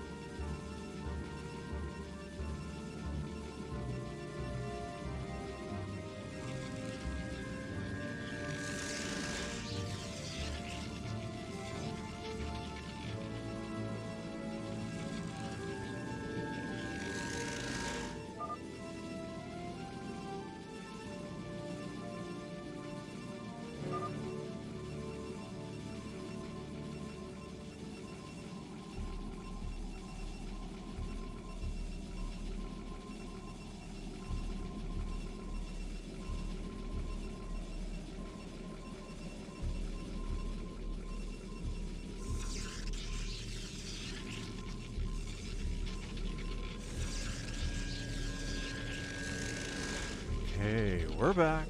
What's going on out here? Again, trying to kind of proxy at the front. Also, yo, the guy Boltzmann trying to proxy got a zealot in here, and he doesn't have anything to deal with. Oh, the two phoenixes in the house here. 500 HP, 40 damage per hit. SaviorSword gave him a plasma shield upgrade right off the bat, which is amazing. Boltzmann says, I'll buy time. You can't kill all of us.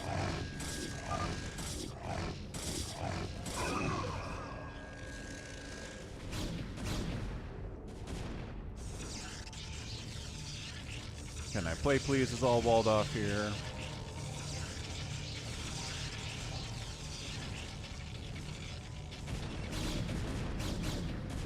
Boltzmann flying double engineering bay over SaviorSword's army.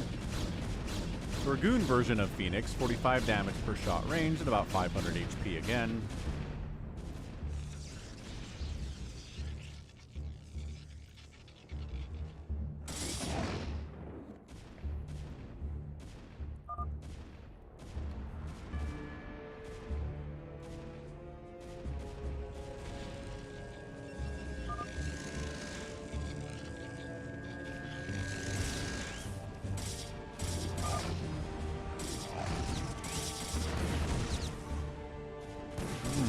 Interesting.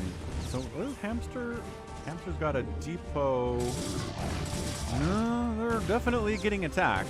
He's trying to float engineering bays over him. I'm not sure what he's trying to do, but that wall is definitely attackable.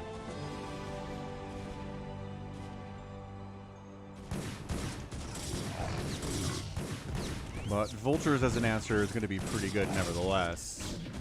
Single Dragoon shows up, everybody goes. Oh, 2 Dragoons show up, everybody goes. Ah, all hands on deck.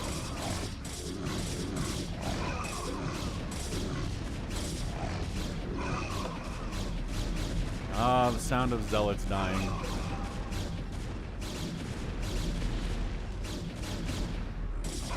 Music to everyone's ears.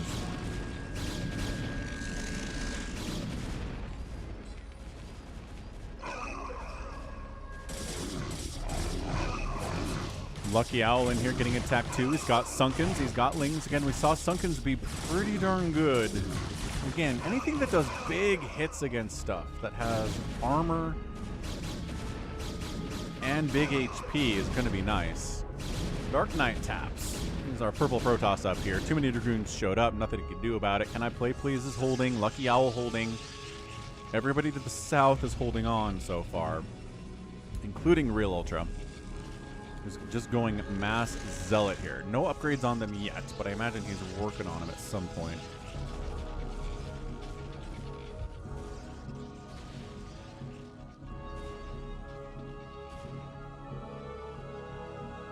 Oop, somebody's lagging on us a little bit.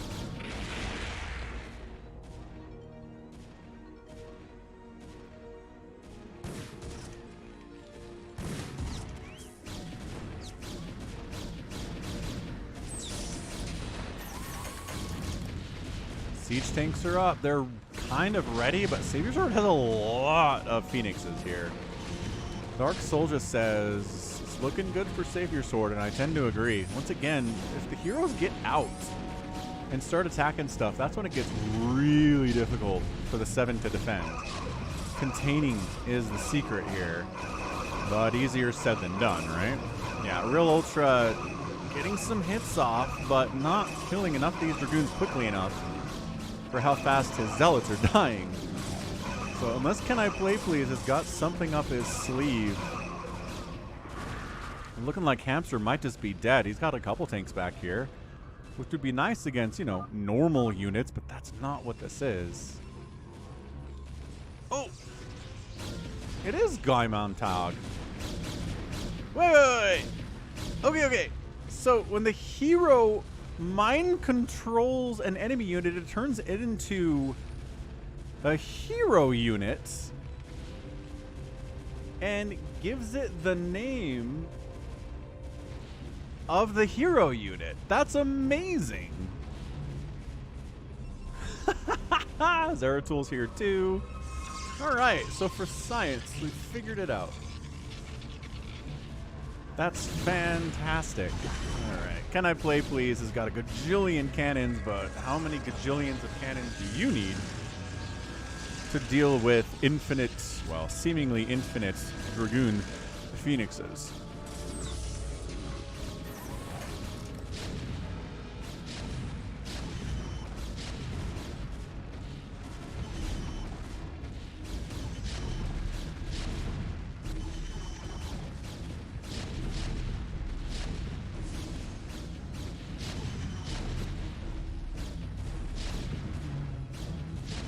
Hamster desperately trying to hold. There are dead Phoenix out here. These things have 1-1, which helps. Man, another round shows up. It's just like Hamster. It just cannot stop the oncoming horde. It's not really even his fault here.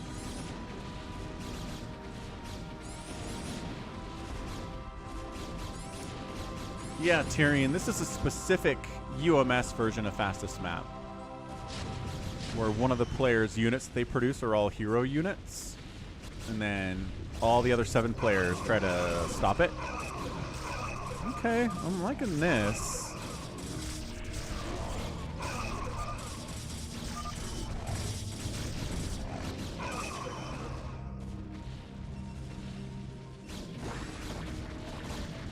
Actually, you know, with the support of some Hydralisks here from bigwan, it looks like Hamster is alive. It's a like, really surprisingly.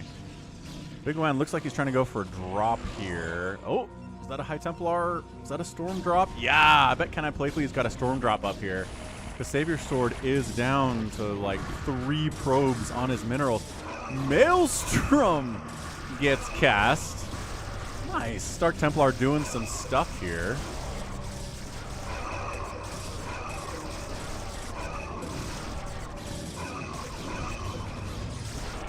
Protection and Zeratul is going to work pretty well against these lurkers. Yeah, lurkers are gone.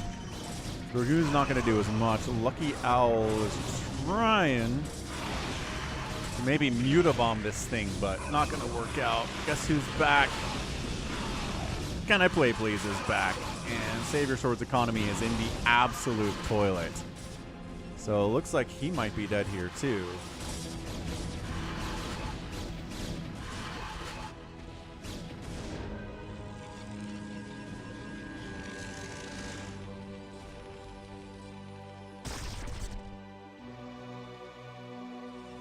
Yeah, that's the thing. Look, if you want to defeat the hero, going after their economy is, without a doubt, the way to go.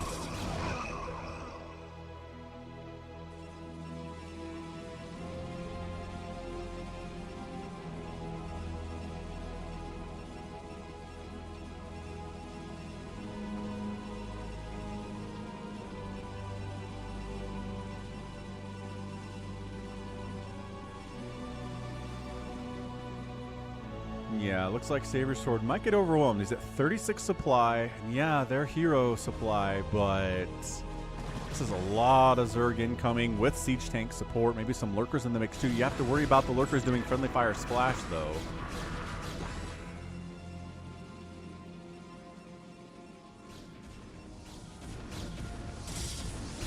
Yeah, CanIplayplz is just coming in from different angles, constantly swarming SaviorSword and making sure he doesn't get much more than 35 supply here.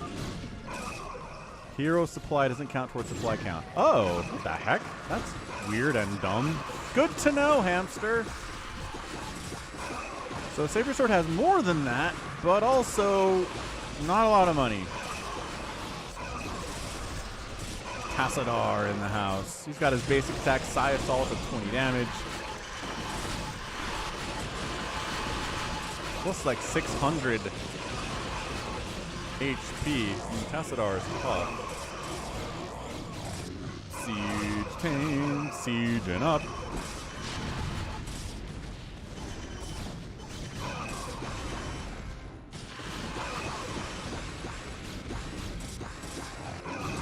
It didn't look like Tassadar could attack those mutas, so I don't think Psi Assault can attack air, no. Crazily enough. SaviorSword says, hero is tough but fun.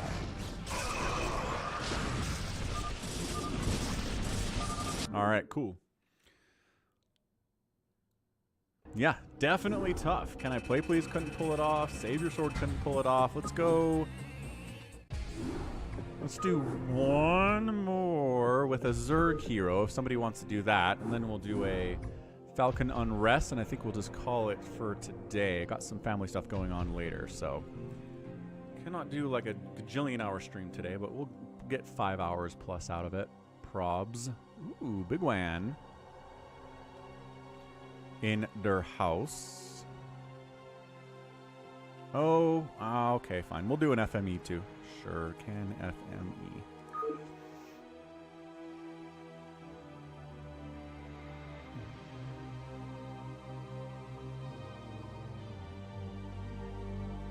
Lucky Owl, Boltzmann, Hamster, CanIplayplz, SaviorSword.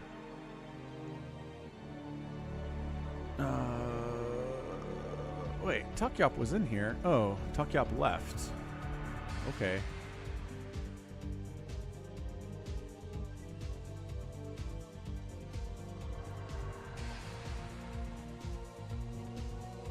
I think Ara just wanted to play Phantom mode and get in the free-for-all.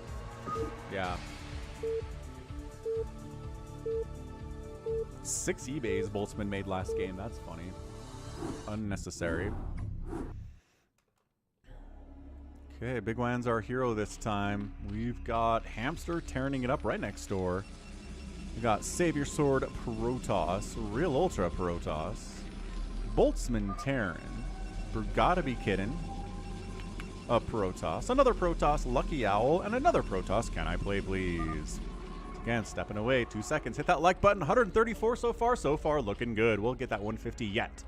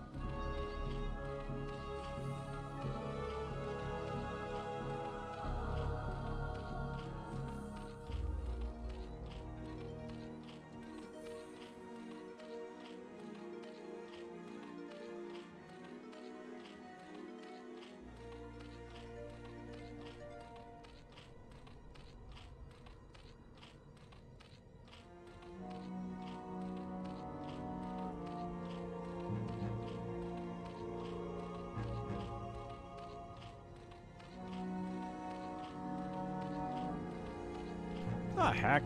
Hamsters making engineering bays and floating them across. Is this the new meta? Is this the new meta in 7v1? What is happening here? Yeah, we had stream issues the last couple weeks, but Boltzmann's doing the same thing again. It makes it hard for you to put drones onto the minerals because they're covered up. Well, bigwan got some lings out anyway. Oh, one of them's dead. Oh my gosh, could have killed that cannon, didn't do it.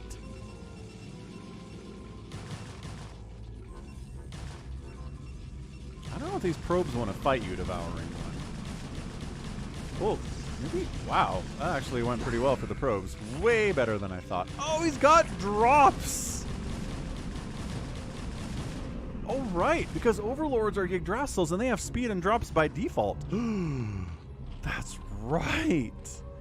Oh, man, Ling drop strategy. This is nuts.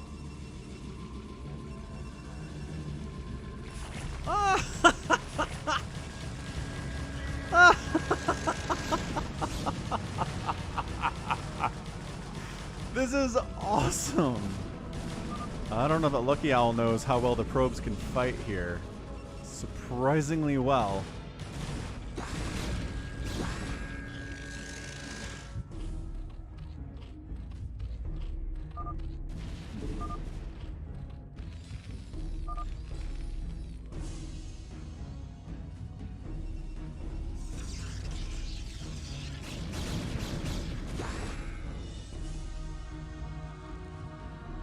Yeah, so Can I Play Please just lost his main Nexus. He's got 2 more, and these Lings are not doing anything about it.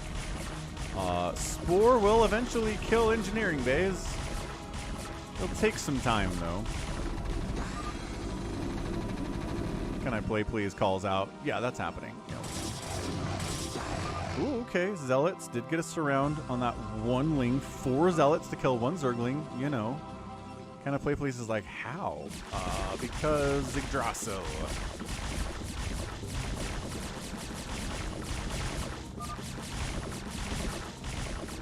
The Overlord is a hero, says Hamster. And Can I Play Please is like, oh. Dude, these Lings need to take out Can I Play Please. Big win, buddy. These Lings need to do something. You have to kill Can I Play Please if you're going to win this. I'm not saying it's a guarantee that you'll win this, but it helps. There we go. bigwan figured it out.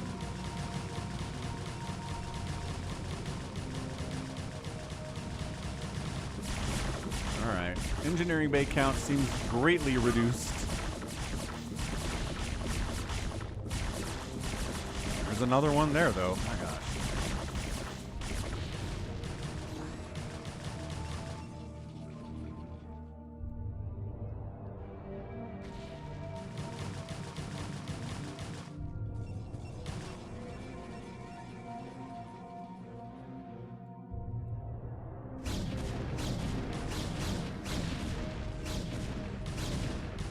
Yeah, cannons are surprisingly good against these devouring ones.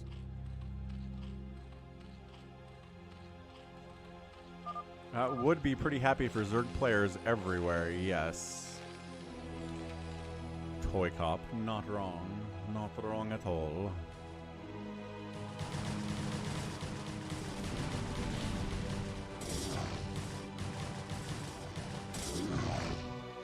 Looks like people are trying to get in to save. Oh my gosh, Nexus! Nexus!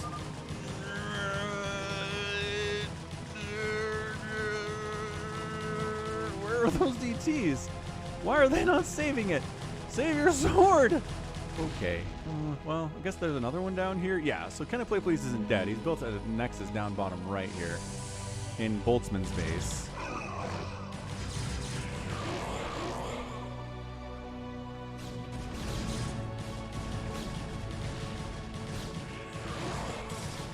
Yeah. Oh. Oh gosh. There's anti-air. There's not anti-ground up here though. Woo-hoo-hoo! The fire bats getting some work done.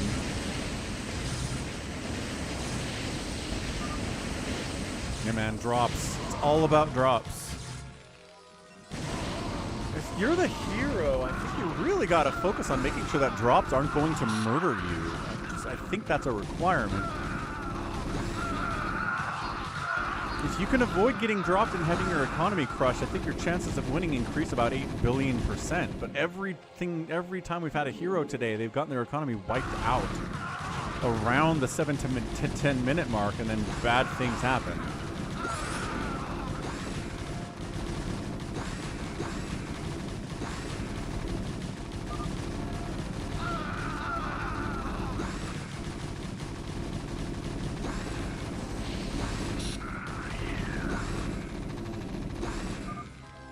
Okay, he's solid. He's got repair. He's got fire bats. I think he's okay.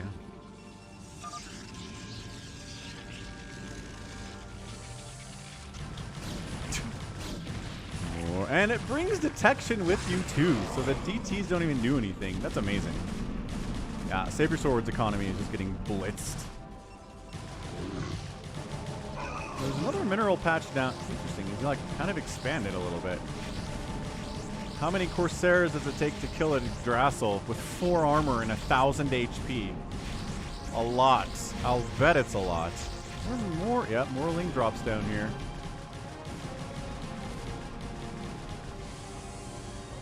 Not really teching up. I think at this point, bigwan is Lings or nothing, and I think the longer that goes on, the worse it is for him. Look at this Overlord not die. Not dying Overlord, that's for sure. Nice. DTs. Ooh.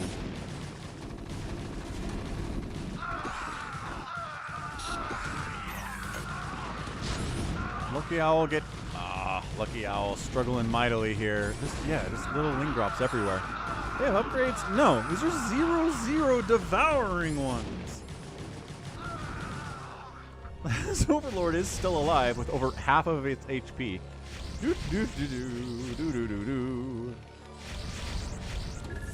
Not invincible, just really, really strong. Missile turret does a lot better, obviously. This is a 19 kill devouring one. Oop, getting worse. Okay, good response there. Good response there from Boltzmann. Able to hold. Some kind of something just wiped out a bunch of the drones here from bigwan. Again, I have no idea what that was. Unless it was fire bats again. Hamster getting a fire bat drop up from the south, maybe. Realultra, surprisingly, making a big move here. Hasn't really been... Well, he did get attacked once, I think.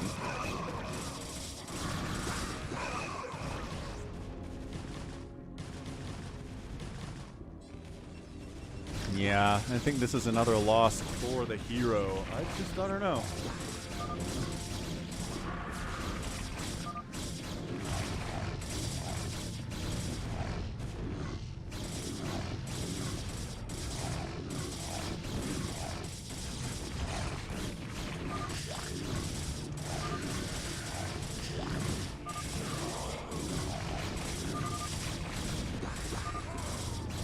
lot is hard. Not wrong. Alright, so GG. We're going to get a fastest map in here, and then we'll do a free-for-all, and then we will be done. 137 likes, 136 viewers. Not bad. Like count. Let's go. Alright, FME. Again, we try to balance these teams, but it's really struggly. It's a struggle to do so.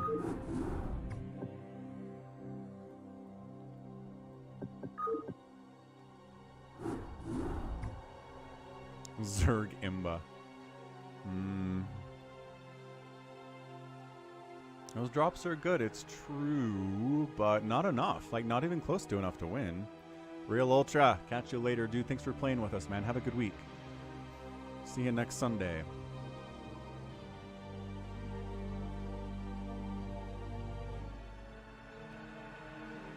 Where is RJB?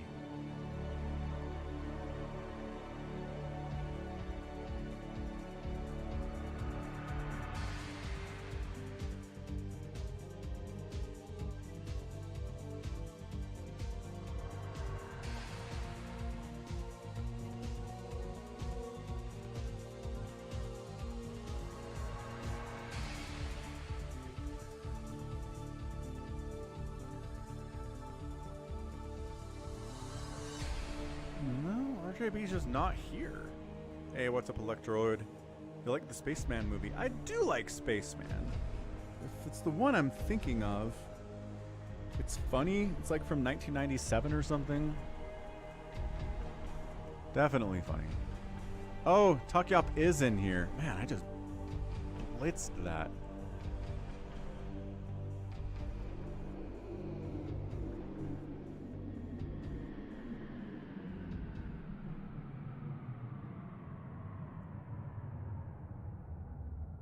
Spaceman. Bigwan tried to tech up, but the fire bats, yeah.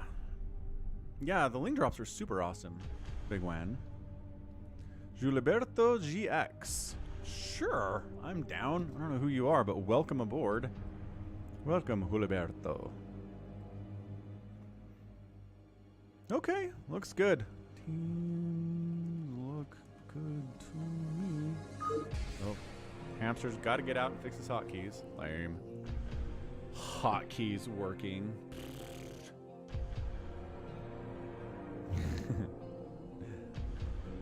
Hamster's back. Excellent. Oh, is that can I play please and butts?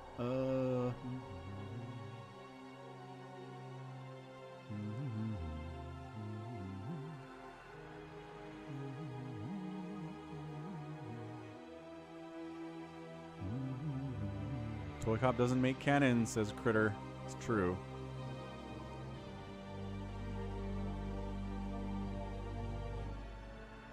Jericho, we'll get some more of those next week.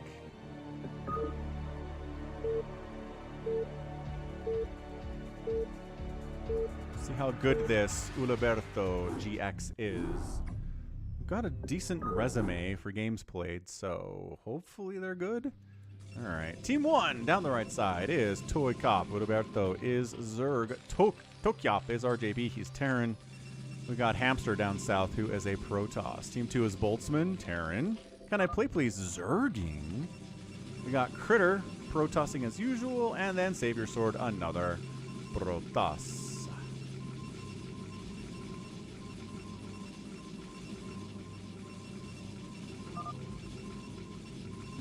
Actually, I don't know about these teams now that I'm looking at it. Oh well, we'll be fine, I guess. Yeah, why do we... I should have got ToyCop swapped out for, like, SaviorSword or something. Why do I don't know. I think I misread what the teams were. That's not good. Oh, well.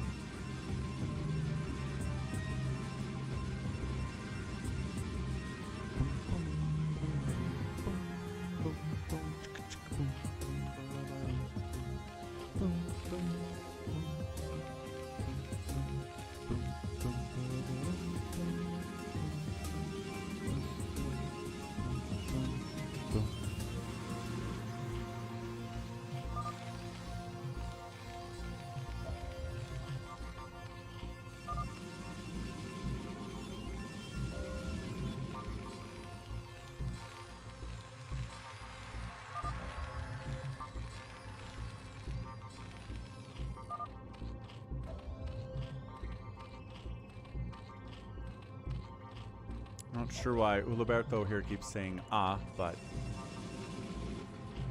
seems to have a build order, seems to know what's going on here.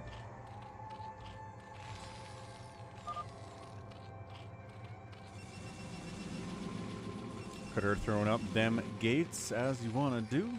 Tuck yup. Throwing up. Ooh, I like it. Double factory open. So vultures, awesome.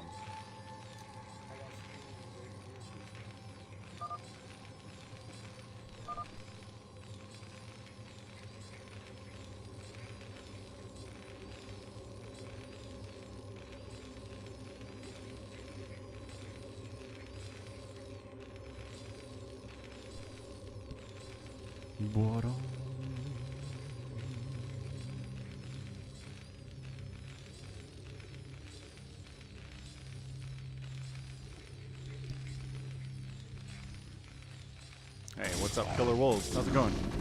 So Zealot pressure does show up here from SaviorSword on RJB, but there's a bunker to fall back to. Can't really get her much harassment done. Good placement of the factory close to the bunker.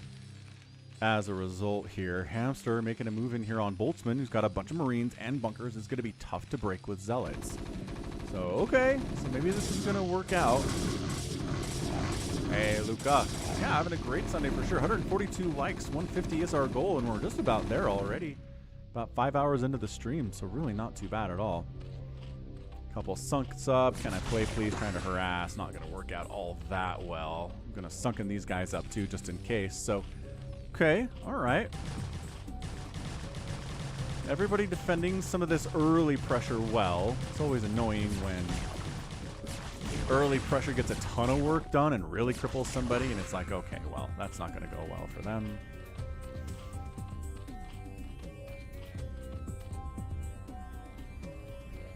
ToyCop, trying to get in on Can I Play, please? Uh-oh. Hey, Mad Doctor. Honestly, not hard for this Alien movie to be better than the last, like, 4 Alien movies, right?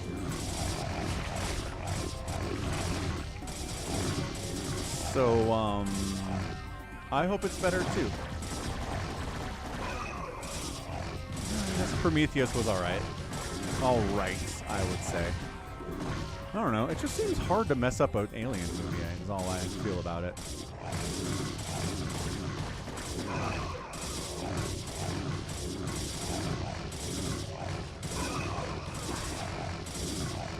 Yeah, Critter Zealots causing all sorts of problems here. And defending. Alright, so Critter helps defend Can I Play, please? Keeps his worker count alive. 27 supply there.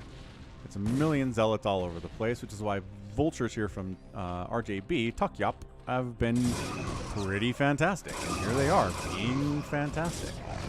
ToyCop wants the low latency. He always wants it when he's trying to do some super micro with mutalisks or with vultures. Low latency seems to help him.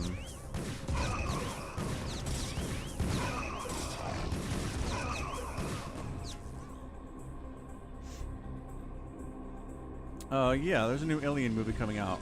Ara. Forget what it's called, though. There's a trailer. It looks good. I mean, the trailer looks good, but how many bad movies have trailers that look great, you know? It's a bunch. It's a lot easier to make a really solid-looking trailer than an actual good movie.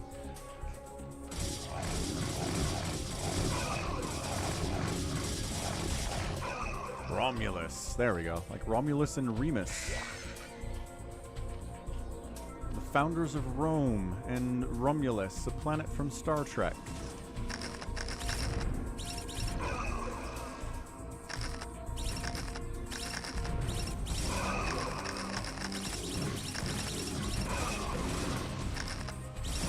Yeah, trailers lie, Jinx. Not wrong.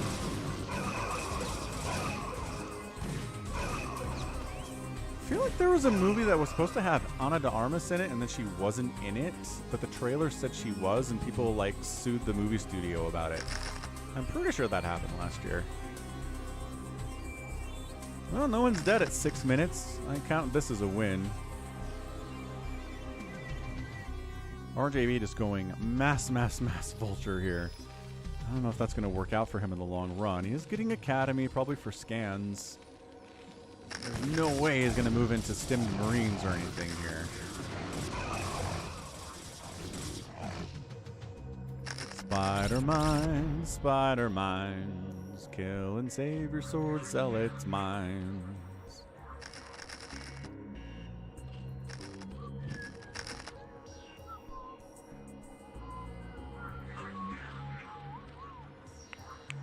Here come the spider mines.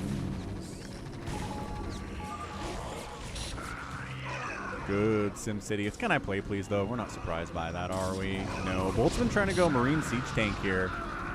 The Marines are going to struggle against the Zealots and the Vultures. So Boltzmann just kind of getting riggedy rolled here.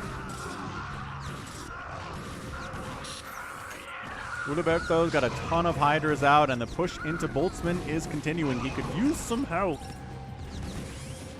I'm getting absolutely quadruple teamed here. Who is on his team that can assist? Can I play, please? Critter, SaviorSword, maybe?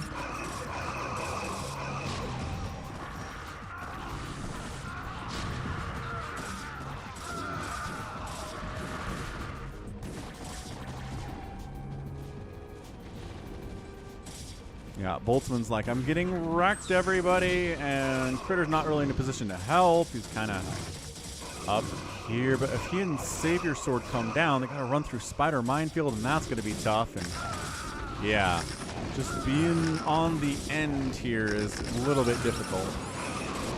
Looks like Lings and Hydras from Can I Play Please are trying to assist, but Boltzmann here's at 31 supply, not happy about that, and should definitely not be pleased about this result. Juliberto tries to get some lurkers up, but they get wiped out. They got a couple kills, not entirely worthless, but not great either. It's a 12-kill Vulture. Woof for ToyCop here.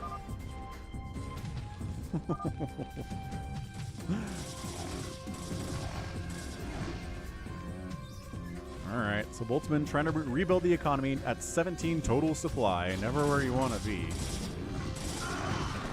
Yeah, it does seem like ToyCop RJB is playing, doing some try-hardy stuff today for sure. Which, you know what? Good. I want people to try hard in the games that I'm casting.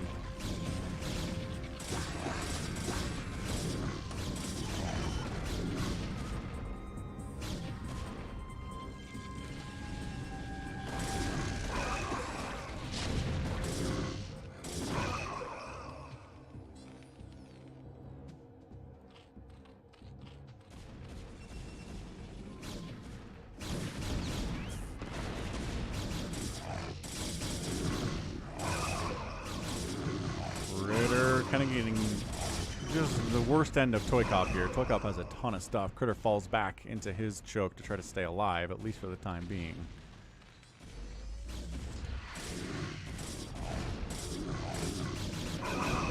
Yeah, ToyCop's looking big. 128 total supply. Critter's at 128, though. I mean, could work. Upgrades are at +1 attack for each player, but ToyCop also has +1 armor. So upgrade advantage here is going to be pretty nice. Also, swinging up from the south is Hamster to try to assist, and now Critter's in a 2v1 scenario that it really should not want to be in. We should probably fall back. Can I Play Please trying to engage with some Hydras, but there are DTs and speedlots here, and that just makes it a little bit difficult for the Zerg at this stage of the game. I'm waiting for Hive Tech for Can I Play Please, or he's just trying to go as many Hydras as possible right now. Seems like that's what he's interested in. ToyCop making a move here on SaviorSword. He's got High Templar out and a couple Dragoons, but not a lot of stuff otherwise here. Yeah, SaviorSword's in a lot of trouble unless somebody can save his butt. Also, Hamster's making a move down, but gonna fall back there. Siege Tank, Bunker, Hydra, pretty good combo. But yeah, Juliberto's in here too. Just trying to mess with SaviorSword. Can I Play Please trying to come up and assist, but Critter's joining this party too. Rallying, move commanding.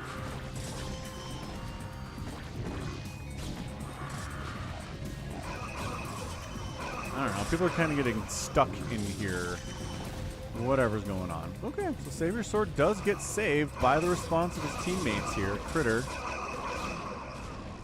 And can I play, please? Nice stuff. On the other side of it, though, Hamster continuing to push deep. Does get through that tank line. Bunker gonna go down. No saving it. Boltzmann is in trouble. He's got spider mines to lay. He's got vultures to attack stuff.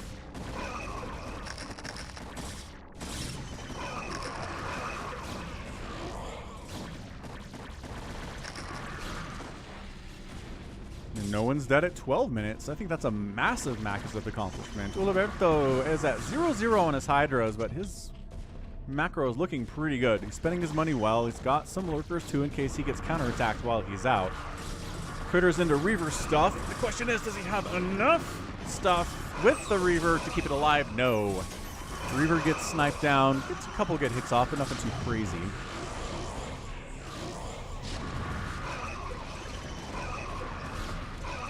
ToyCop's got some siege tanks, but they're getting jumped on by a bunch of zealots. Where the heck are your vultures? What are you protecting these tanks with? Nothing? Nothing. ToyCop says absolutely nothing. He's got some sneaky ghosts.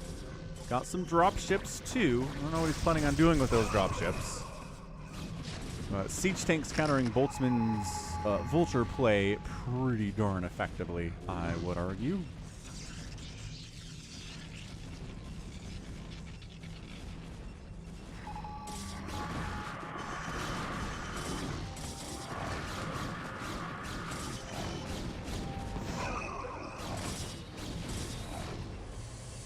Oh, RJB thinking about going for some crazy nukes.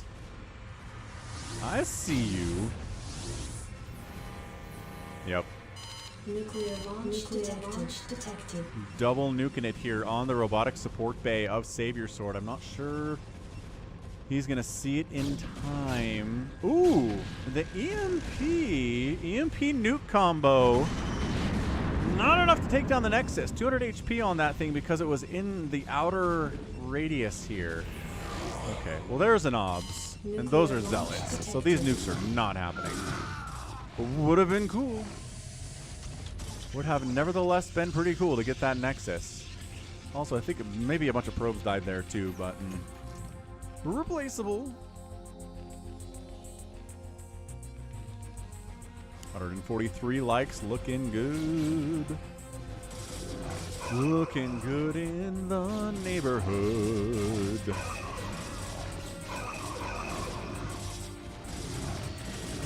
Yeah, SaviorSword got Storm, which is great, but he doesn't have the requisite units to kind of clean up after the Storm is hit, or keep the units away from his High Templar, right? And nobody's on minerals anymore from SaviorSword. Great Storm on those probes, absolutely crushing. And SaviorSword looks like he might be dead, but Critter again coming in to save him. Critter's here to make sure that SaviorSword doesn't totally die. Boltzmann's economy seems to be back okay. He's at 83 total supply here. He's the lowest total supply after SaviorSword. ToyCop still got zealots hacking away at buildings. There's an assimilator under attack. Not exactly target firing those, but in fastest map, there's not a lot of that's going on. Hamster still wants Boltzmann to die. Boltzmann must die.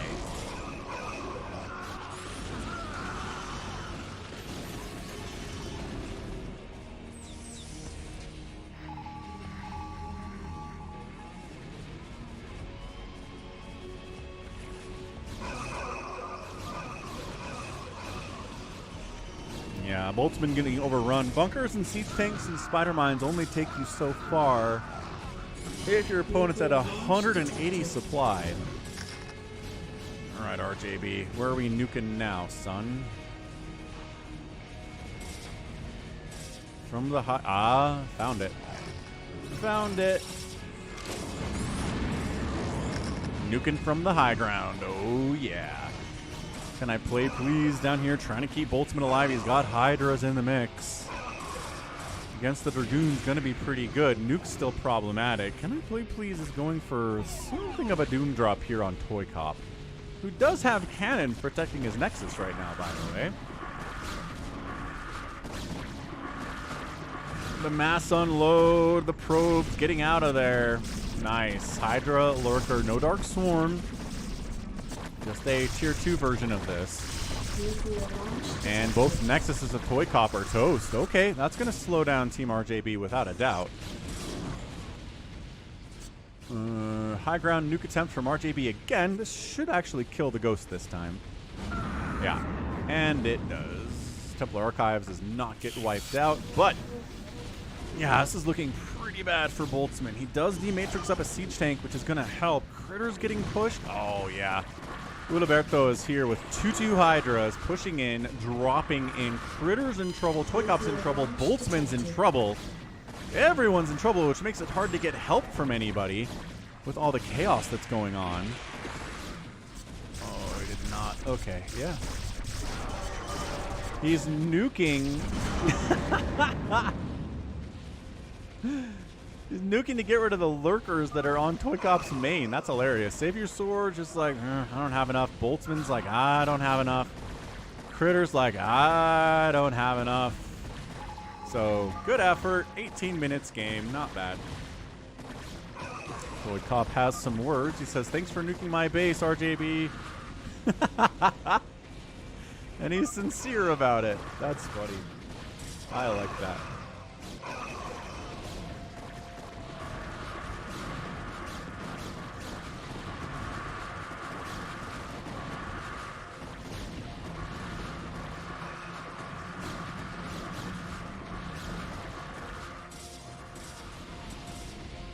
Can I play, please? Holding on just a little bit longer.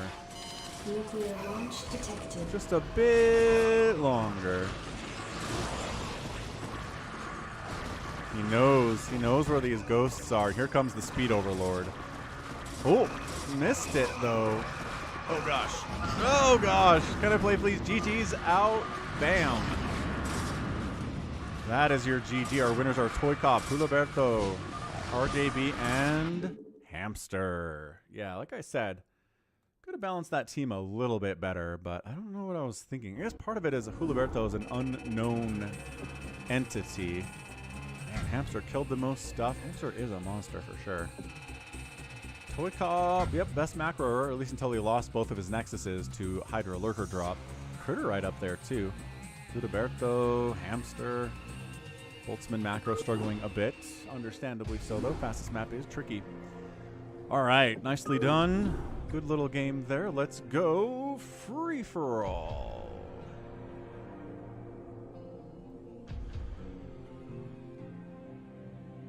I always get on the early attack, but no. Boop. Why? I don't know what you're talking about, SaviorSword. Sorry, dude. All right, so I think we said Kokomi gets a spot in the free-for-all. I promised that early on in the stream. Carrier Ape Killer? I'm guessing it's JohnDoe. Boltzmann's in. Critter. Yeah, you played well, man. Your economy was great. Juliberto, Kokomi got in. SaviorSword. Just here to obs for now, maybe. Might be all that he needs. Takyapa's here.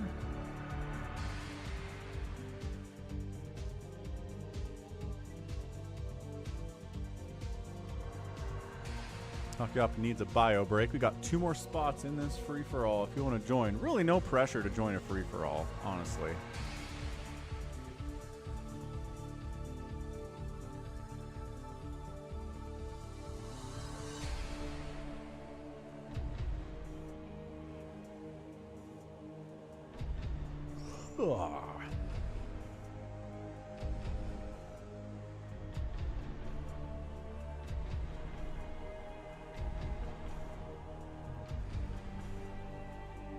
Yeah, not wrong about that, ToyCop. It was a weird thing to say.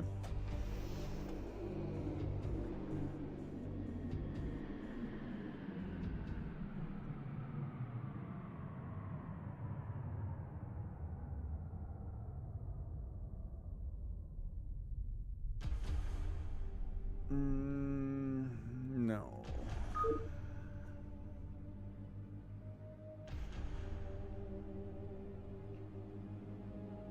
Bjorn. Bjorn Budinger, what's up, dude? Patron, channel member, super chatter, €10 super chat. Thank you so much, Bjorn. Hope you're having a great Sunday. It's almost over for you, I think. Getting late over there in your side of the world, but thanks for stopping by. Thanks for stopping by for the super chat. Appreciate it. Low Templar joins. Who's that?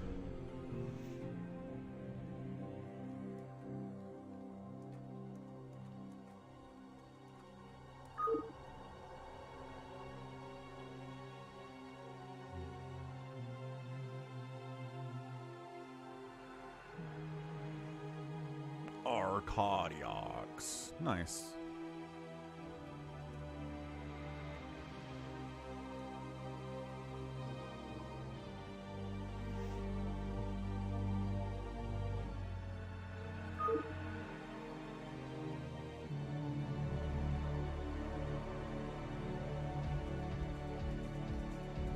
All right, I think we're good. All 8 spots are filled. Save your swords in here.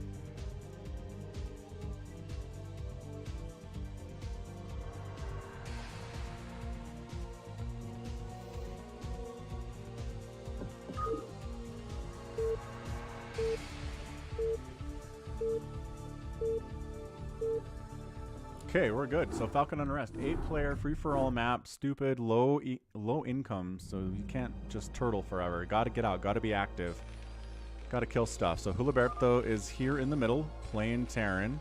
We've got CanIplayplz top left, zerging it up. One of the worst places to spawn here is Brown, JohnDoe. Team 2, or not Team 2, the other side of the map is Boltzman playing Terran. We've got another middle spot here for ToyCop. Honestly, pretty good place to be, in my opinion. Kokomi's in a pretty vulnerable position. They tried to make it a little bit easier to defend in some recent map changes. Low Templar, who is Arcadiox, is down here playing Terran. And then SaviorSword's down here playing Protoss. So it's generally this space that's pretty vulnerable, and this one. This one, too, sometimes gets attacked early, but we'll see. And I'll be right back, but place your bets now.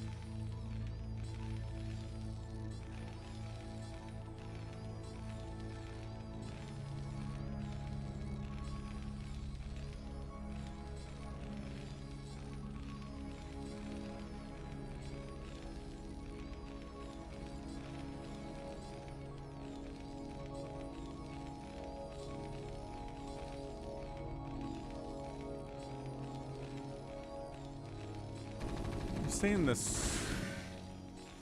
Hey, what's up, Tyrion? The stream on Twitch is out of sync compared to YouTube. What does that mean? Like there's more lag? Or it's out of sync, like the audio and the video aren't synced up. Is that what you're talking about? Because that I haven't heard anybody complain about. Lag, there's always lag when you're streaming.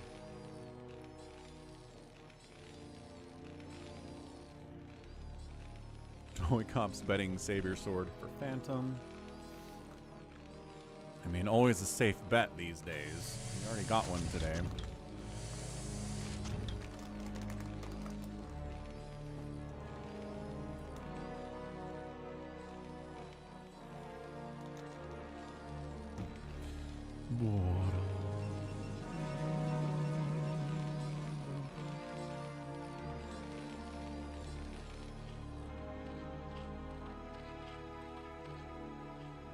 Like I said, there's certain bases on this map that are more vulnerable than others.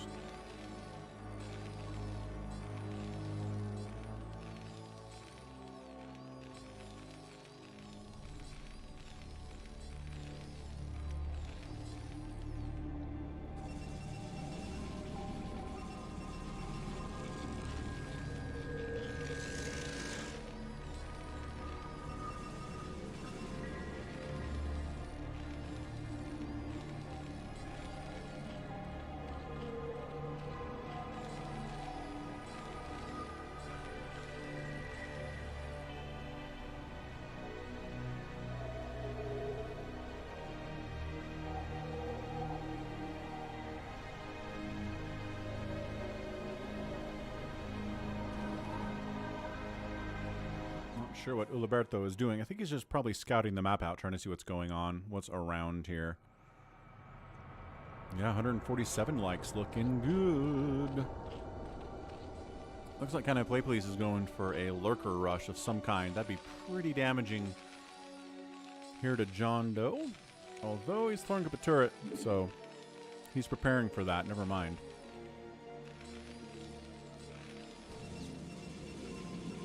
I mean, the nice thing about turrets is you can prepare for mutalisks and for lurkers with one unit.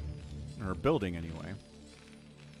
So nobody's going after Kokomi. Able to get 2 bases up here, which is nice. Handful of dragoons, or zealots, and a dragoon down here. Yeah, this is pretty passive, honestly, at this point. No one's attacked anybody yet. 5 minutes into the game. I'm with you, Erwin. Free-for-all is always fun. I try to do one most every week.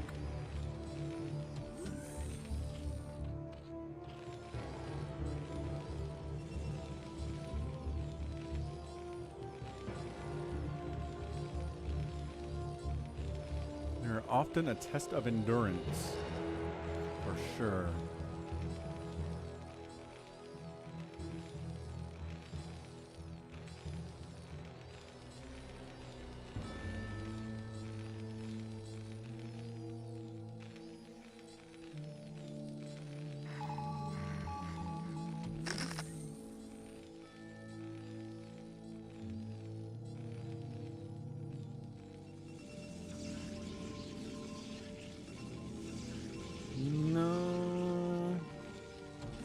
I don't think so, ToyCop. It's still walkable. You just have to come down a ramp and then up a ramp and you're there. It's a little bit easier to defend because you've got high ground here, but if you're not defending it, it doesn't matter, right? It's trickier to head down this way, but I don't think it's that hard.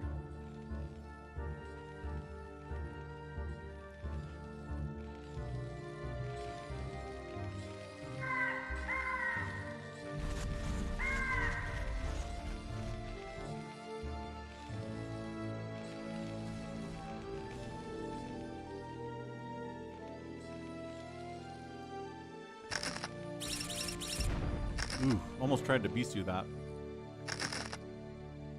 Not quite able to do it. Arcadiox here's got a second base he's rolling with under the name of Low Templar, which is very funny. Good name.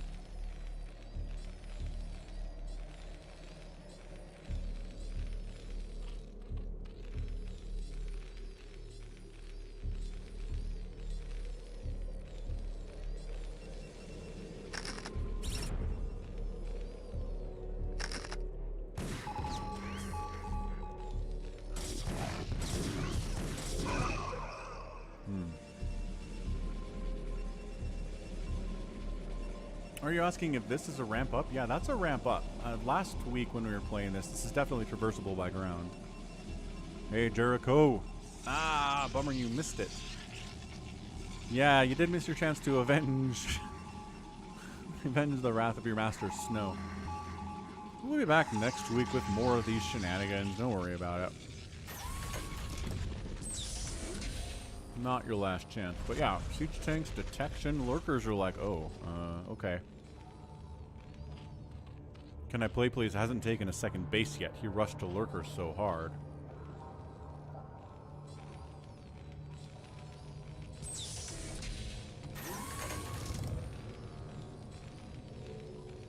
Yeah, lurkers all spread out against tank fire. Good positioning there. 148 likes is so close to 150.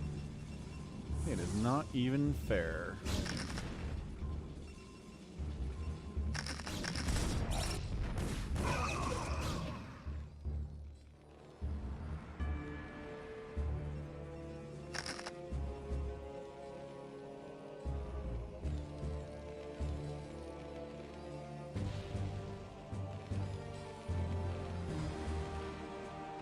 I'm just waiting for CanIplayplz to get a second base. Does he have one? And I just don't know.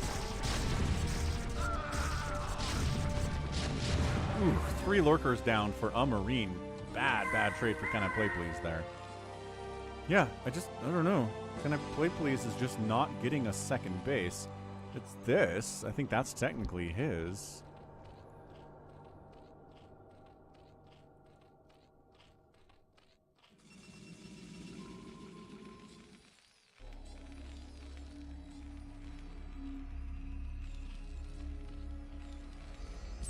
Uh-oh, that's not good. Yeah, this tank position is brutal to deal with. Oh, he's rushing Hive? He's one base hiving. I don't think that's going to work. I think CanIplayplz is in an immense amount of trouble here. Holy smokes. Losing this gas is almost death for him. He does have Dark Swarm at 10 minutes, though. So that seems good. Can he Dark Swarm his way over and get rid of these tanks? I think that's what he really needs to do right now. Siege tank splash inside that Dark Swarm. It still connects. That splash is really good against Lings, especially. Okay, the gas is gone for CanIplayplz. He really can't make any more defilers or anything. He's got to roll with what he has, and I don't know that he has any more defilers. Actually, I'm realizing all of a sudden he might be out of defilers. But also, oh, Kokomi is making a move here on Arcadiox and actually getting some work done. Arcadiox was not ready for an attack from that direction, it would appear. He had to pull his units from the left side to cover the right side. Kokomi gets a nice target fire on that siege tank. But this guy, these two guys, a little bit too far back. Marine's getting shots off too. Kokomi's attack should be stopped. Yeah, CanIplayplz has a bunch of money. He's going to long distance mine from this mineral field, I guess. Oh, he has a defiler. Here it is. I guess he's got drops. Is he gonna try to slow drop somebody or like sneak up to an island base and do the CanIplayplz cockroach thing? It seems like that's what he's trying to do. 2 kills and 4 kills on these Dragoons, but they are both summarily dead. Oh, hang on. Okay, we killed one of the tanks though. That's nice. All right, they're done. Single zealot. No, the repair. 7 kill zealot, man. Not bad. Well, good. I'm glad Arcadiox and Kokomi spawn next to each other so they can provide some kind of a fairly equal matchup down there. Juliberto's got a Marine Medic drop here on SaviorSword's little secret carrier staging ground, completely shutting that down. Because, yeah, CanIplayplz's main is gone. He's taking this little island base, which does not have any gas. I don't know what the long-term play is there to take a base that doesn't have any gas, but all right. Once again, the center areas are pretty okay. Like, center bases aren't all that difficult. It's never a center player who dies first in here. It's a good place to spawn. I don't know why ToyCop complains about it so much.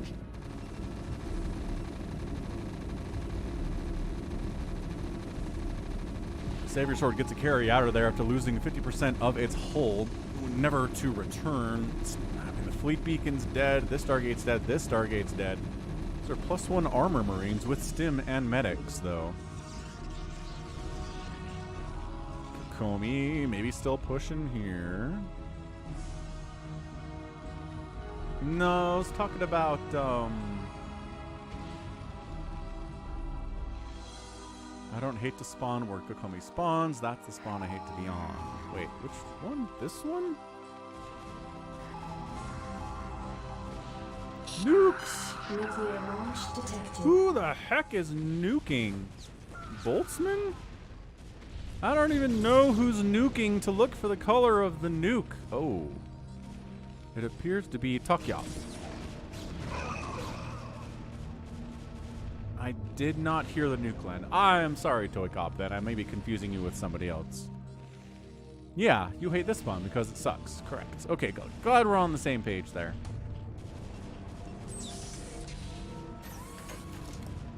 CanIplayplz might just be dead. He went for one base Lurker Defiler and might have just completely lost everything. JohnDoe just completely punished it. That's crazy. Oh, is Juliberto gonna save CanIplayplz? Thinking about it. It's like, no, I really just want to kill SaviorSword. That's more fun. Or just fly my dropships right over a bunch of Dragoons. Not as good. Not as good, but stim, medics. Okay, no splash damage here. Zealot's getting eaten. Dragoon's not going to fight this particularly well. Hey, it's the Dark Sword. CanIplayplz has Slover Lords, a Lurker, and like a Dark Swarm available at any given time here. This is drone. Drone fight. Got it. Hydras are dead. But Lurker keeping stuff alive. Lurker's alive. 10 HP. Holy smokes. No, the siege thing wiped it out. CanIplayplz is dead. Holy cow. This is the first time in a while CanIplayplz has just been summarily dead in the first 20 minutes of the game. There's no chance to come back. No cockroaching. Allied is cockroaching. CanIplayplz is cockroaching, everybody. Nuclear launch detected.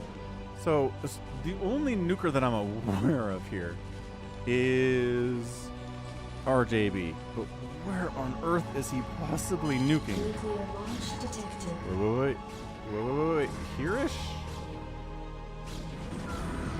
Oh, there-ish. Okay, so he nukes Kokomi and he nukes Arcadiox, who is an equal opportunity nuker at least, I think anyway.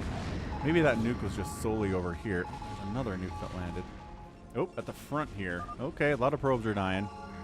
Arcadiox is getting killed by Kokomi, and Arcadiox taps out. All right, so Kokomi gets a kill. Nuclear launch detected. It's a kill under her belt. Are you nuking someone who's already dead? RJB.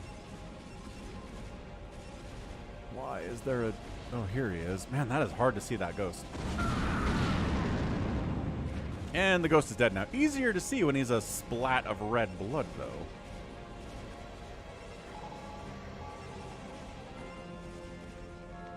Dude, I cannot believe CanIplayplz managed to sneak up here. That's crazy. I just don't think he's going to be able to get anything done.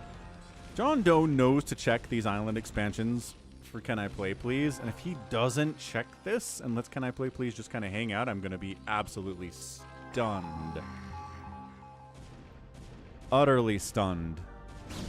So Kokomi having a good time just going after the corpse of Arcadiox here. CanIplayplz reveals he's still alive, and SaviorSword's like, no. Nope, not allowed.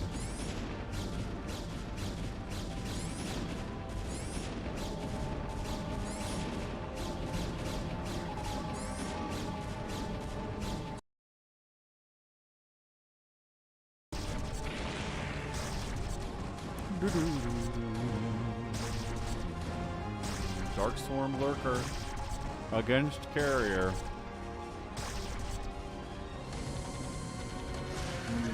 Like I said, JohnDoe's going to find this.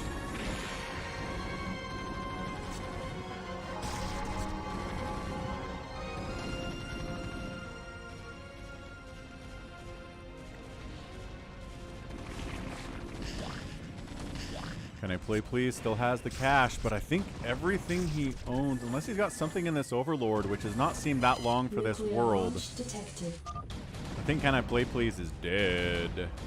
He's got a drone. Oh, he leaves! Can I Play Please is out. Second player to leave. Absolutely bonkers outcome here. Risked it for the biscuit. Went for the Lurker Dark Swarm stuff. JohnDoe did not allow it to happen.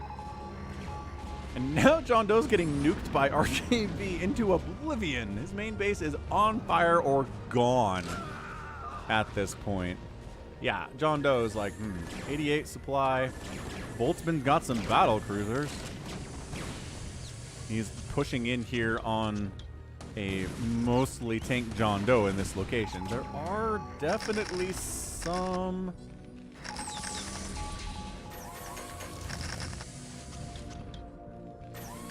some Goliaths out.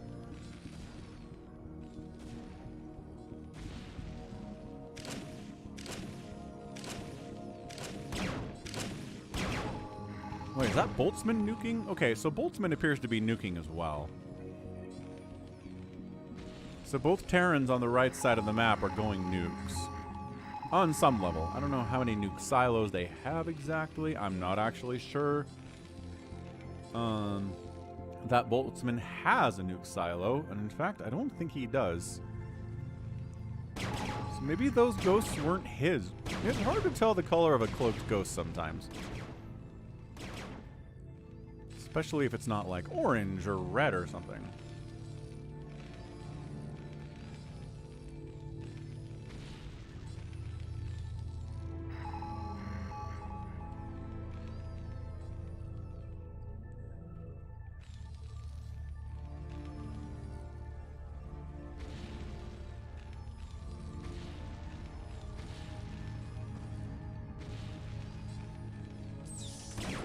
Yeah, JohnDoe, his main base is gone, but the good thing about this map is there's a lot of places to go. Cloaked Wraith, too.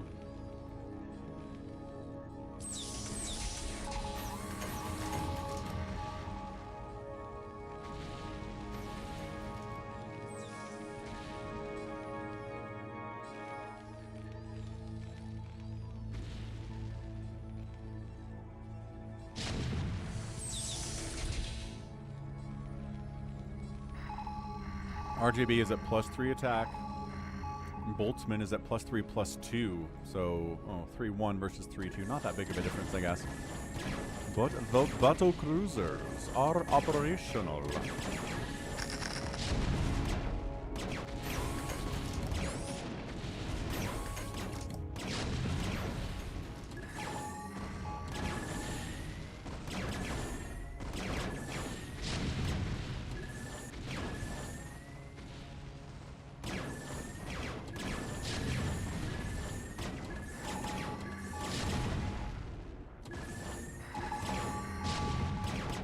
Kind of working for him too. We got 5 battle cruisers, 2 on upgrades. Pretty tough.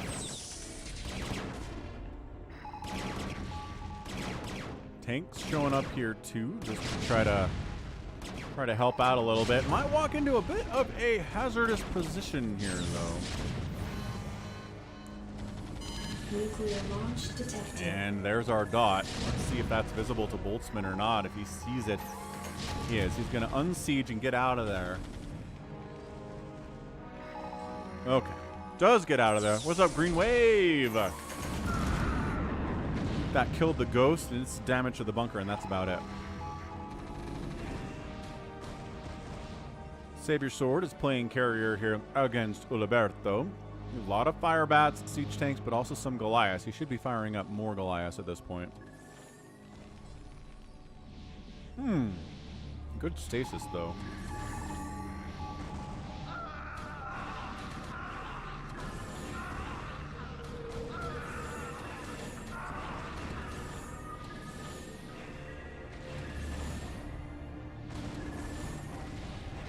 Yeah, a lot of Terran Green Wave, not wrong. Oh, the nuke did kill one of the tanks. Thanks, ToyCop.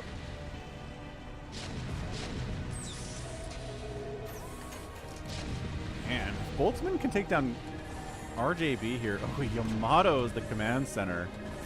And I think Yamatoing down Goliath would have been a better use of that energy, but alright. And yeah, Juliberto might have invested a little bit too much into fire bat for anyone's liking here.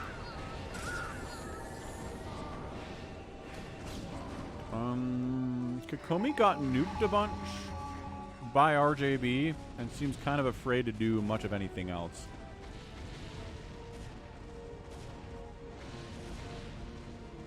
Nuclear launch detected. Is supply blocked?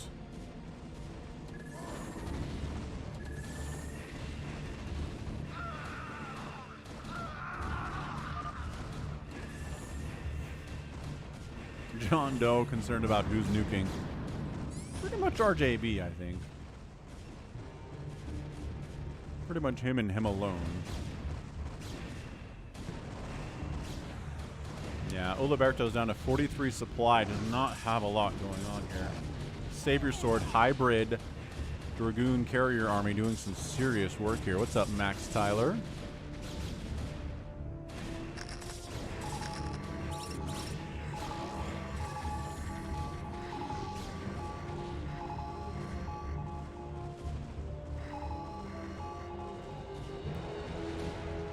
Yep, little 5-carrier fleet here, plus 1 attack. EMP. RJB gets one down on all of these carriers. Oh, rather, Boltzmann does. This is Boltzmann here, and now he's going to fight the carriers straight up with better upgrades against carriers that start out with no shields. Not a bad thing to do.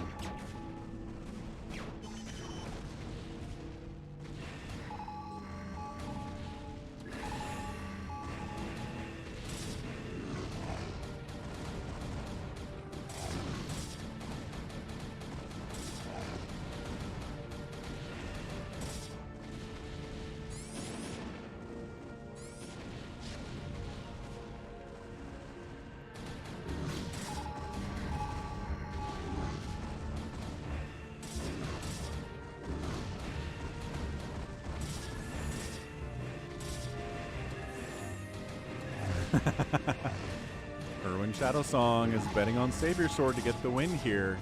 SaviorSword has won a free-for-all before, I think. 187 supply. Boltzmann is also maxed, and ToyCop, who is RJB, looking maxed too. As we all know, carriers are pretty tough to deal with at this level, and on a map like this too, where there's a lot of high ground to low ground spots you have to worry about. Carriers can be pretty good.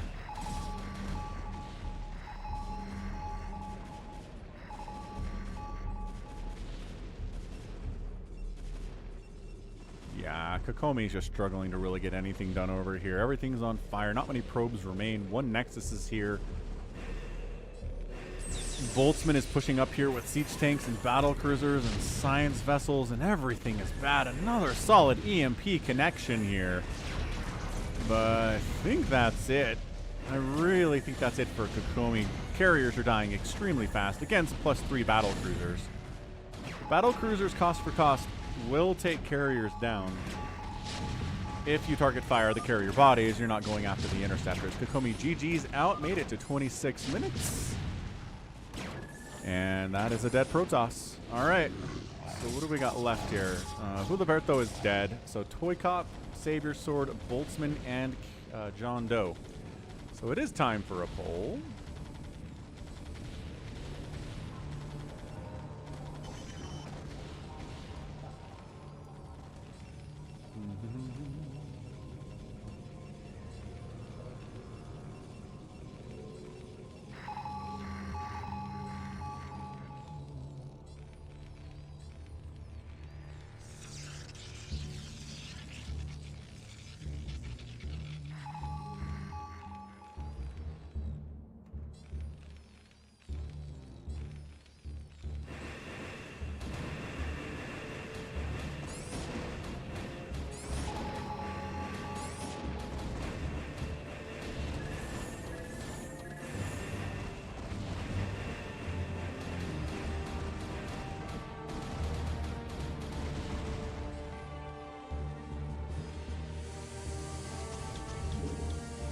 All right, pull is up of the 4 remaining. Juliberto is dead, right?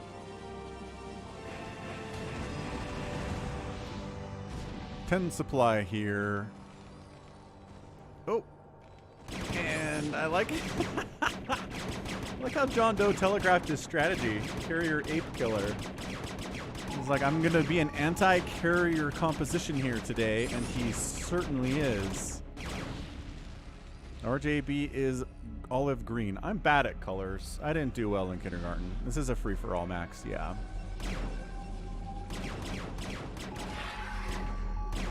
Ooh, SaviorSword's trying to go multiple race over here. Ends up getting... Mind controls the Defiler, gets a drone, turns up a hatch. Don't let that happen, JohnDoe.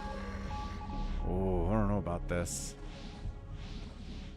Yeah, that first nuke was pretty strong. Pretty darn strong, Kokomi. Look at this guy dancing. I think he was told to follow this command center. Wait, what's ToyCop so happy about? What's our JB? Something tier.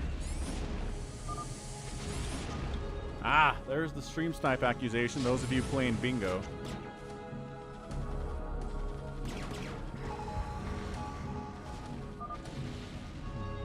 And Juliberto taps out. Thanks for playing. Juliberto, I don't know who you are, but thank you for playing with us today. You're pretty good. Pretty solid player, without a doubt. Yeah, SaviorSword's going to lose his access to the second race, which I don't... He doesn't really have the cash to fund a second race right now, but is also mining... Well, starting to mine from new stair bases, which isn't great, but it's not nothing. Boltzmann, I don't know what this was. Dropship flies in, immediately gets killed, unloads absolutely nothing. JohnDoe's got his Empire up this way. I do not know where that giant Wraith Ball... Oh, that's right. They're down here. Okay, so SaviorSword doesn't... I don't think has the capability to make 2 races anymore unless he's able to manage to take down... Or take an SCV, which is entirely within reason because there are so many Terrans here. Boltzmann actually making a move here. Shoot from across the way on RJB, and RJB doesn't have a lot to stop this. Not that this base really matters. It's a mined out base. You might try to nuke it to get rid of this. Yeah, he's gonna try to nuke it to get rid of this emplacement.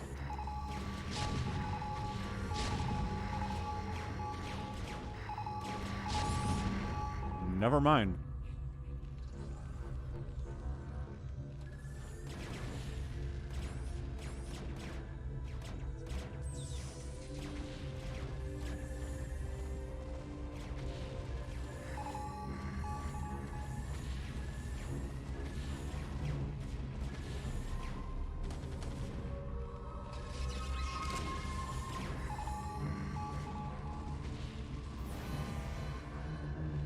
Nuclear launch detected.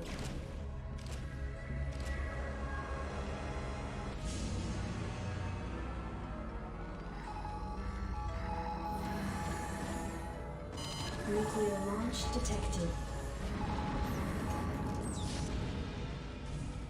Nah, that one did land. Hey, 150 likes, you're right. Time for the ToyCop 150 likes dance.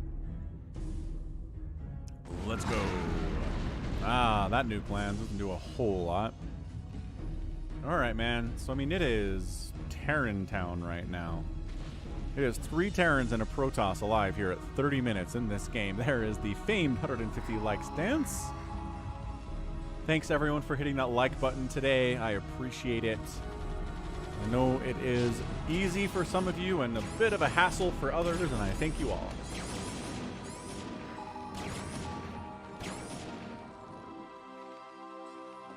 I'm guessing it deactivates the nuke, Killer Wolves, and then it lands harmlessly somewhere.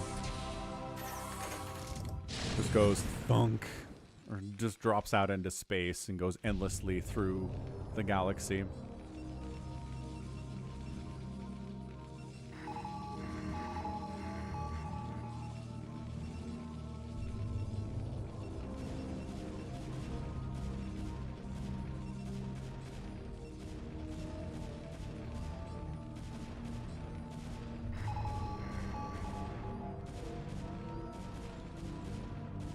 They land in Poland 90% of the time. Poor Poland. Poland cannot into space. Oh my gosh, save your sword, buddy. Save your sword. Save your sword, save your sword, save your sword. He does not have any obs with his carrier fleet, and he doesn't have the money to replace this either. Oh, he recalls some. Oh, he recalls a bunch of them out, but that hurts. That knocks him down to 130 supply. Oh, you gotta has the obs. Okay, we can fight 2 cannons, he says. That's fine.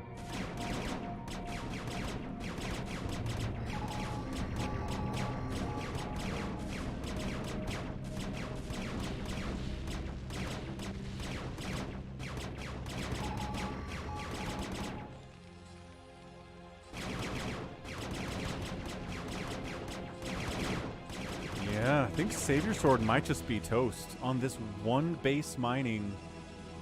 No real ability to replace that carrier fleet. Some carriers are still alive. Dang it, RJB, with your olive and not tan color. Where the heck are you nuking, sir? Trying to find a dude. It is so hard to find these. Somewhere. I'm guessing here then, since stuff's on fire and running away.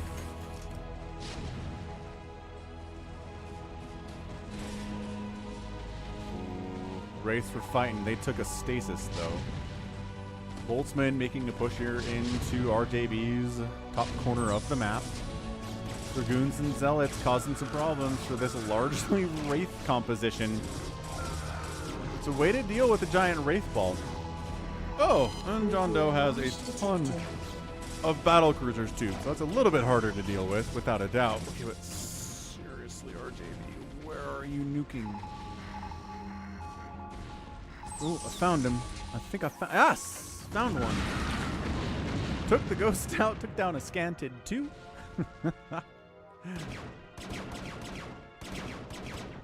Green wave, a bet on JohnDoe.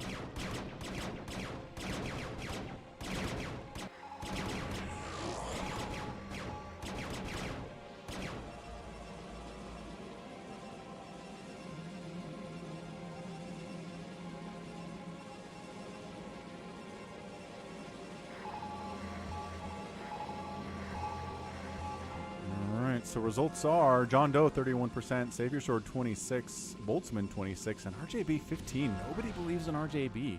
Well, some people do, but the smallest number of people believe in RJB. Nuclear launch detected.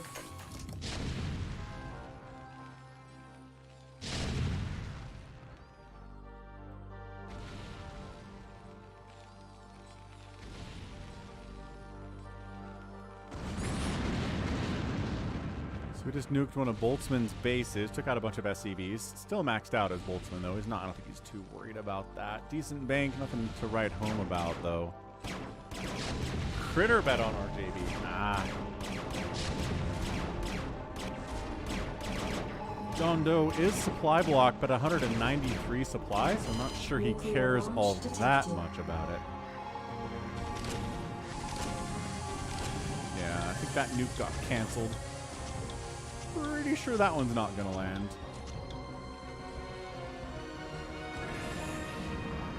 I lied, it totally landed. Where? Here, I guess? Probably here. Well, it's this guy. Man, this color of ghost is so hard to see on that. Arcadiox! Hey, thanks for the $10 super chat. And thanks for your 5th super chat on stream. That's awesome.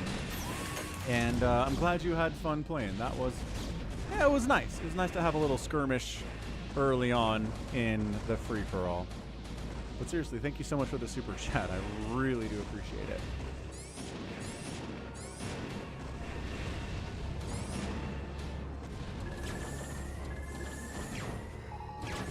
The battle cruisers of Boltzmann getting overwhelmed and ganged up on by a bunch of Goliaths, as they do. From time to time, place to place.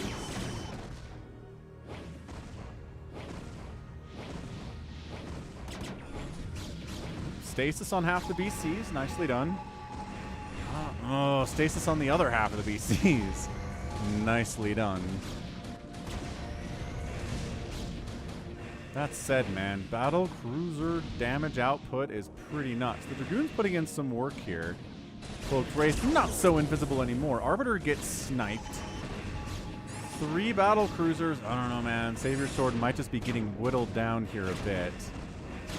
This battle cruiser is not even taking part in the battle. Bring this siege tank over. Come on, man.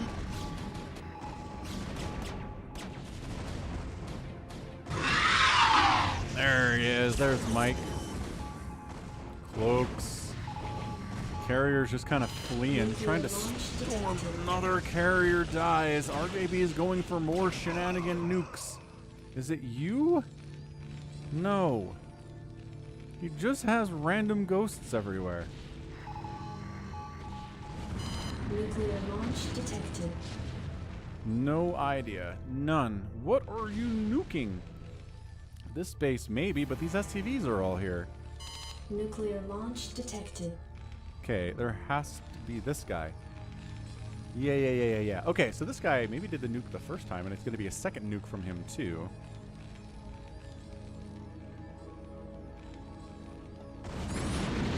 Okay, SCVs get pulled out of there. That could have been worse. Could have been worse on a Sunday morning. Battlecruiser's out of stasis now. SaviorSword down to 87 supply.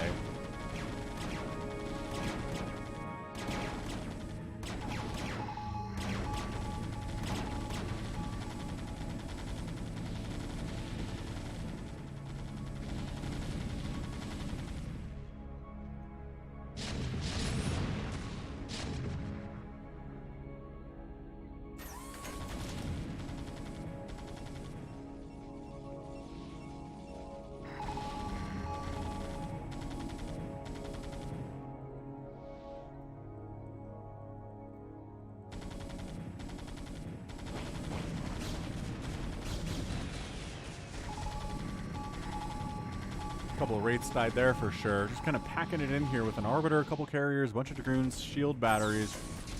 It's going to be tough to bust in there just with those battle cruisers.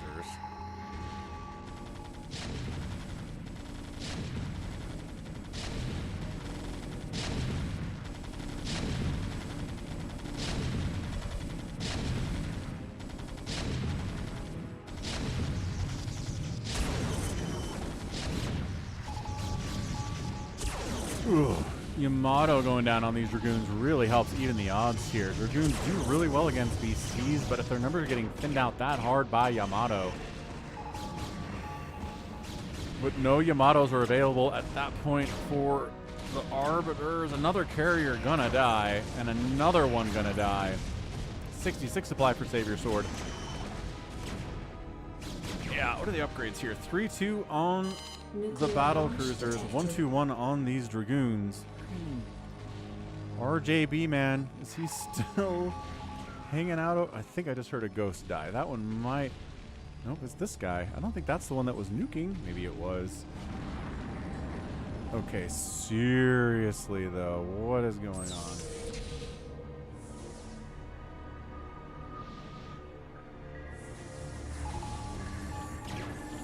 Yeah, SaviorSword's getting squeezed. Boltzmann on the right and JohnDoe on the left here. That's not good.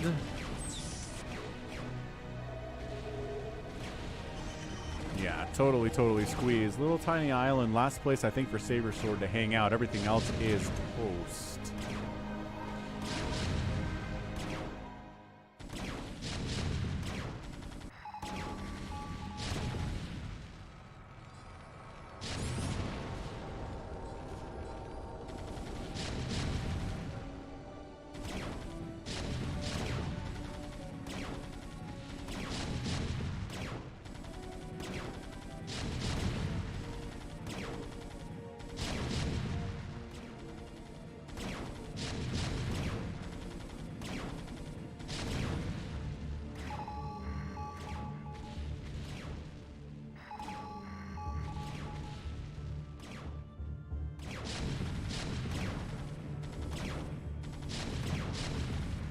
All right. So yeah, SaviorSword is out. Just going to be down to the empire of RJB, Boltzman, and JohnDoe here. It's going to be a Nuclear launch three-way detected. TPT, which is something we try to avoid in free-for-alls, I feel like.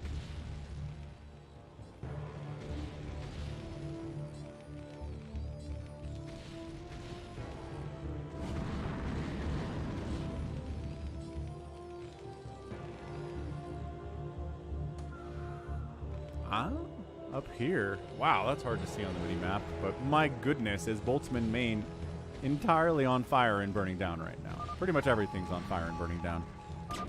SaviorSword GG's out.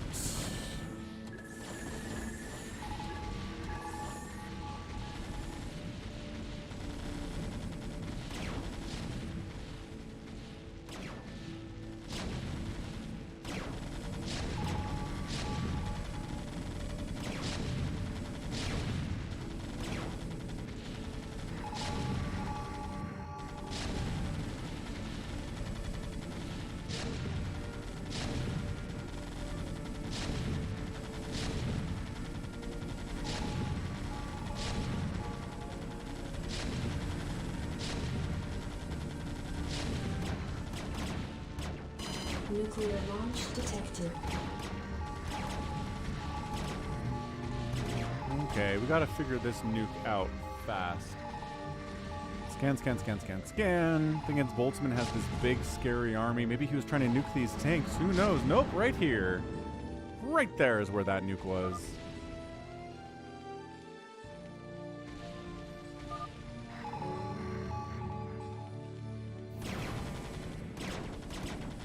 Nuclear launch detected.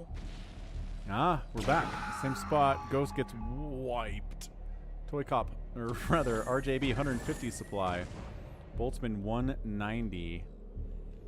Floating a bunch of cash here is RJB. I think he's mostly just kind of like hanging out, building a bank, trying to get maxed out, throwing down nukes from time to time. Just having a good time, you know? Don't JohnDoe.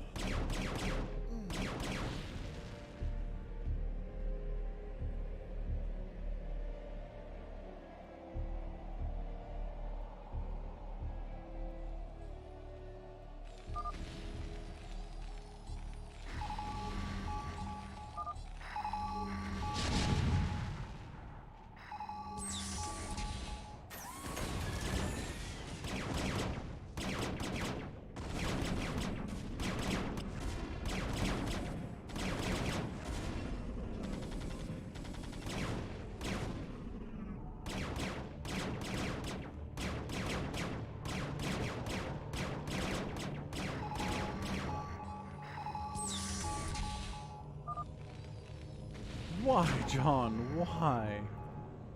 Because I gotta make sure people are dead. We can't let them come back. It's ridiculous. It's a free-for-all. Not almost kill people and let them come back at all. Two different things. Oh, he storms his own obs there. That was not great.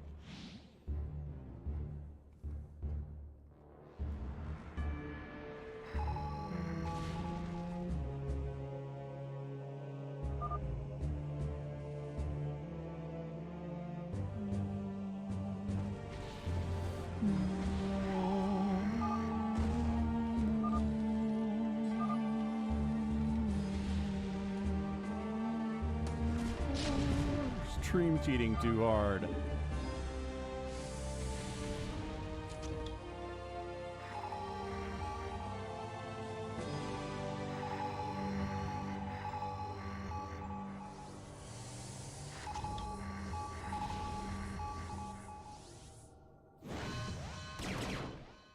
Nuclear launch detected. I like how JohnDoe's like, well, it's not me who's being nuked again. SaviorSword trying the diplomacy option again. Maybe it's not as much diplomacy. Maybe it is diplomacy. If you say you're gonna curse somebody if they don't do what you want them to do.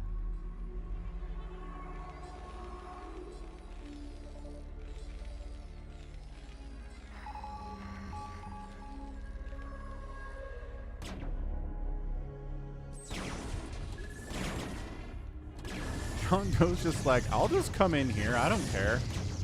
Gonna Yamato down a bunch of these Goliaths, taking major hits though, and getting locked down. Getting super locked down, but is there enough lockdown to lock all of them down before the ghosts and the Goliaths all die? And the answer is, kind of looks like, yeah. Kind of looks like JohnDoe just walked in here and just lost all of his VCs. Maybe. This is the first wave, says JohnDoe, as everything he sends in dies. It took a lot of Goliaths and ghosts with him, though. I don't know, maybe he can survive this. Both RJB and JohnDoe have a bunch of cash.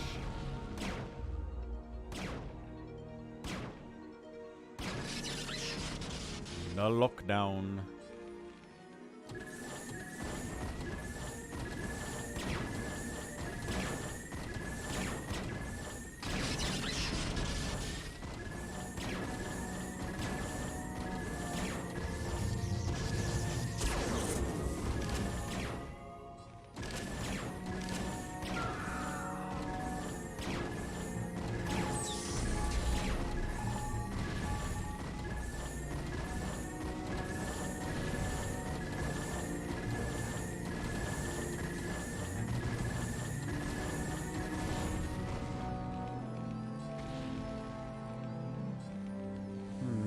SaviorSword is alive. He has a Nexus. He's got probes. He's got one of these guys. A shuttle. He could probably do some mining, I guess.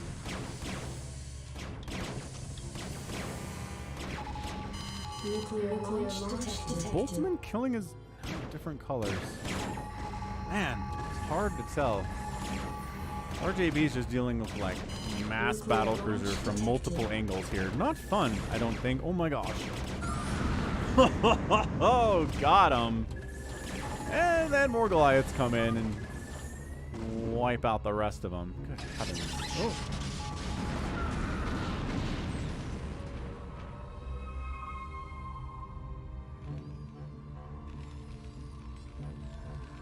Man.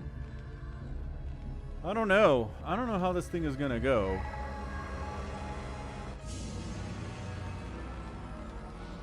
Like, money-wise, it's, you know, it's either going to be RJB or JohnDoe.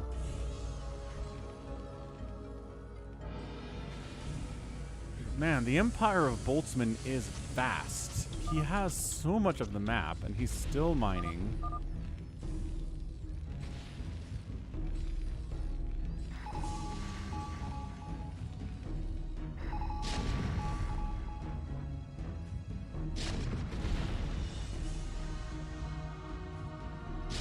Nuclear launch detected.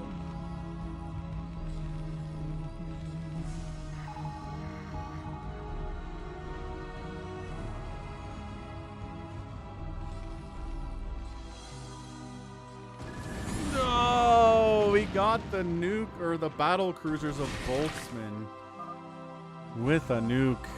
Amazing. What's up, Ragnosaur?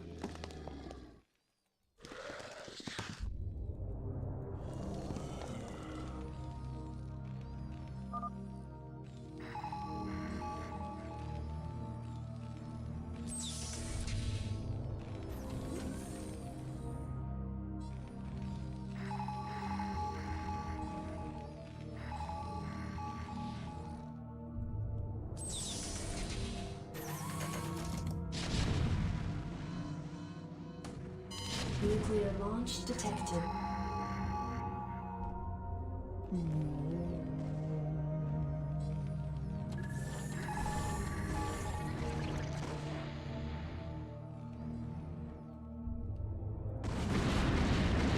Solid hit. Boltzmann 148 supply. Doesn't have 1,000 minerals to replace all of this. I think Boltzmann might just get nuked into submission here, which is a tough way to go.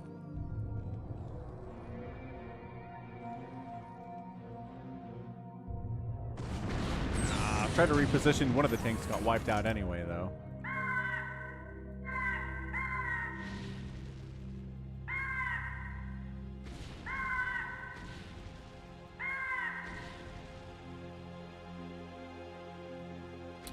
Oh, SaviorSword's not even really trying anything, just hanging out. I guess SaviorSword did say if I get spared, I'll be your good luck charm, which probably means not taking resources that JohnDoe could use. I guess maybe that's what the implied meaning of that statement is.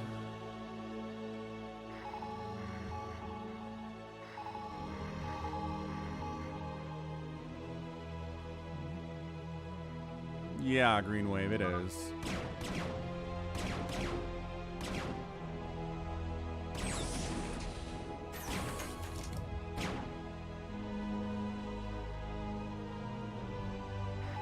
The way you win SaviorSword is that everybody kills each other.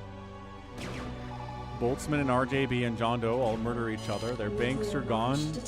You've got a small army left because you're able to mine what little remains on the map of minerals and gas, and then you win. It's totally doable. It's not crazy at all.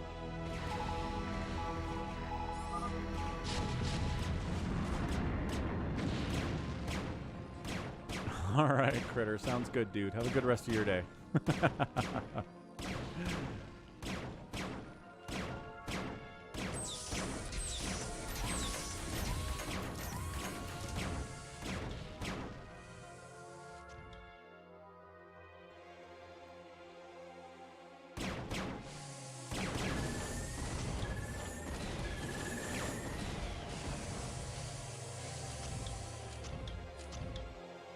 And bluefin it certainly is.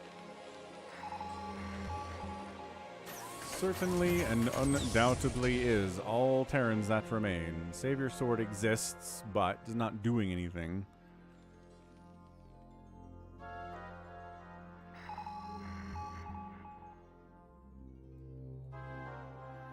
It's like JohnDoe's making a move against Boltzmann. Launch detected. RJB just continues his nuking ways.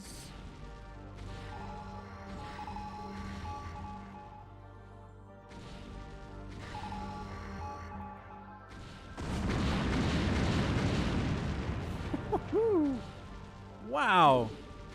Battle cruisers can absorb a nuke. I mean, they've got 6 HP left, but they're alive. Until they get one shot by the Goliaths. Okay, Boltzmann 112 supply and no cash. Okay, so Boltzmann is out of this. Out of this world, man.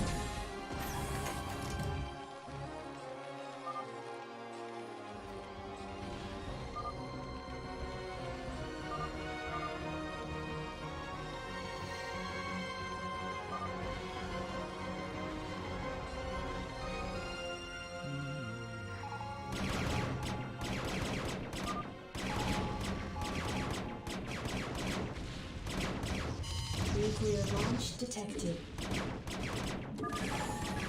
Yeah, it's the armor then, yeah. Pretty cool stuff.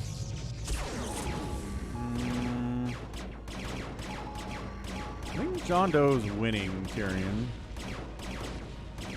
But he is going battle cruiser, and RJB does have lockdown and nukes, so it's a little bit tough to beat somebody who can lock down nuke your battle cruiser with battle cruisers, right?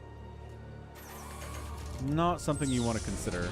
So I think, just kind of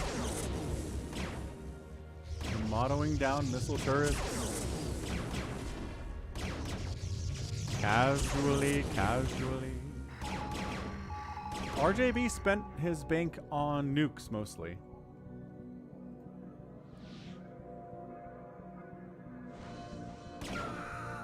Nuclear launch detected.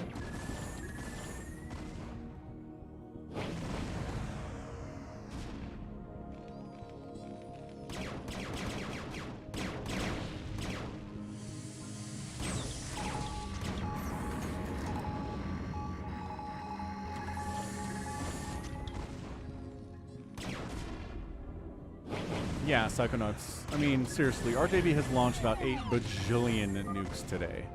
Boltzmann taps out. He's like, I just don't have enough. Boltzmann gone. It is now officially the RJB versus JohnDoe battle. And RJB kind of just lives here. He's all turtled up. He's Got Goliath, siege tanks, ghosts. I don't know how many ghosts remain, though. Is the larger question. Yeah, I feel like JohnDoe's got this thing. He's got a bank. He's got more supply.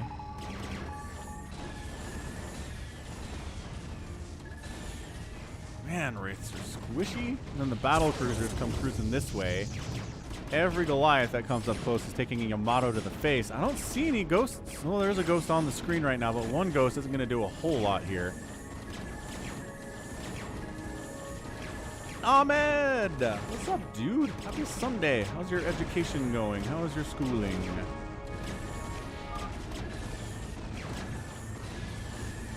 And there's the haha RJB from JohnDoe. We haven't seen one of those yet today. There's the first one. And guess who's going to try to nuke all your battle cruisers, JohnDoe? Guess. Take one guess. Are you seriously? No way you're going to eat this. Oh my gosh. JohnDoe!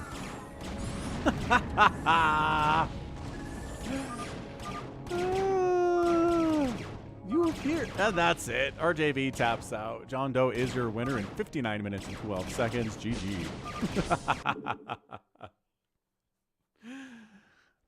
That was Nuke-tacular. That was the nukiest Nuke-tacular free-for-all maybe ever. Yo. Alright. Well, that was a lot of fun. Definitely a ton of fun. End of the day here. Let's see. JohnDoe killed the most things. Boltzman killed the second most things. ToyCop outproduced, or RJB outproduced everyone, but man, lost a lot of stuff there too. Fallout 77 meets Brood War. Not wrong, dude. Yeah, glad you had fun with that, Erwin. That was a ton of fun to cast as well. Boltzman did outgas mine everybody, but JohnDoe outspent everyone. Yeah, Boltzman and RGB were right there too. So, GG. GG indeed. And that's going to be it for me today. This has been Falcon Paladin coming at you with yet another edition of the Sunday Brood War stream. Thank you so much for hanging out and being here for the 6.5 hours this has been going on. Appreciate it. Love you all. Thank you so much for all the support we got from people like Arcadiox and Bjorn and Electrode and Real Squid and Kyle and Unknown Alex. Yeah, awesome stuff here. Super chats, I mean, from 4Phoenix. Phil resubbed on Twitch a couple days ago. Arcadiox, Bjorn, Electrode, Real Squid, Kyle. Super chats all over the place. And overall, just a really fun time. Thanks for holding it down in chat. Thanks for helping mod ToyCop. I appreciate it. See you later, Adderthorn. See you later, Kashmil Kali, Ara Ara, Jinx, Hamster, Killer Wolves, Rude. We'll catch you next week, same time. Send me your replays to falconpaladin@gmail.com with the subject of Brood War. And until then, have a great week. Let's see about Eskia. Eskia did pop by to say hello, so we'll give him a raid here on Twitch. So check him out. And there you go. That's going to be it for me. So I love you all. Catch you next week. And until then, stay safe and stay healthy, and goodbye.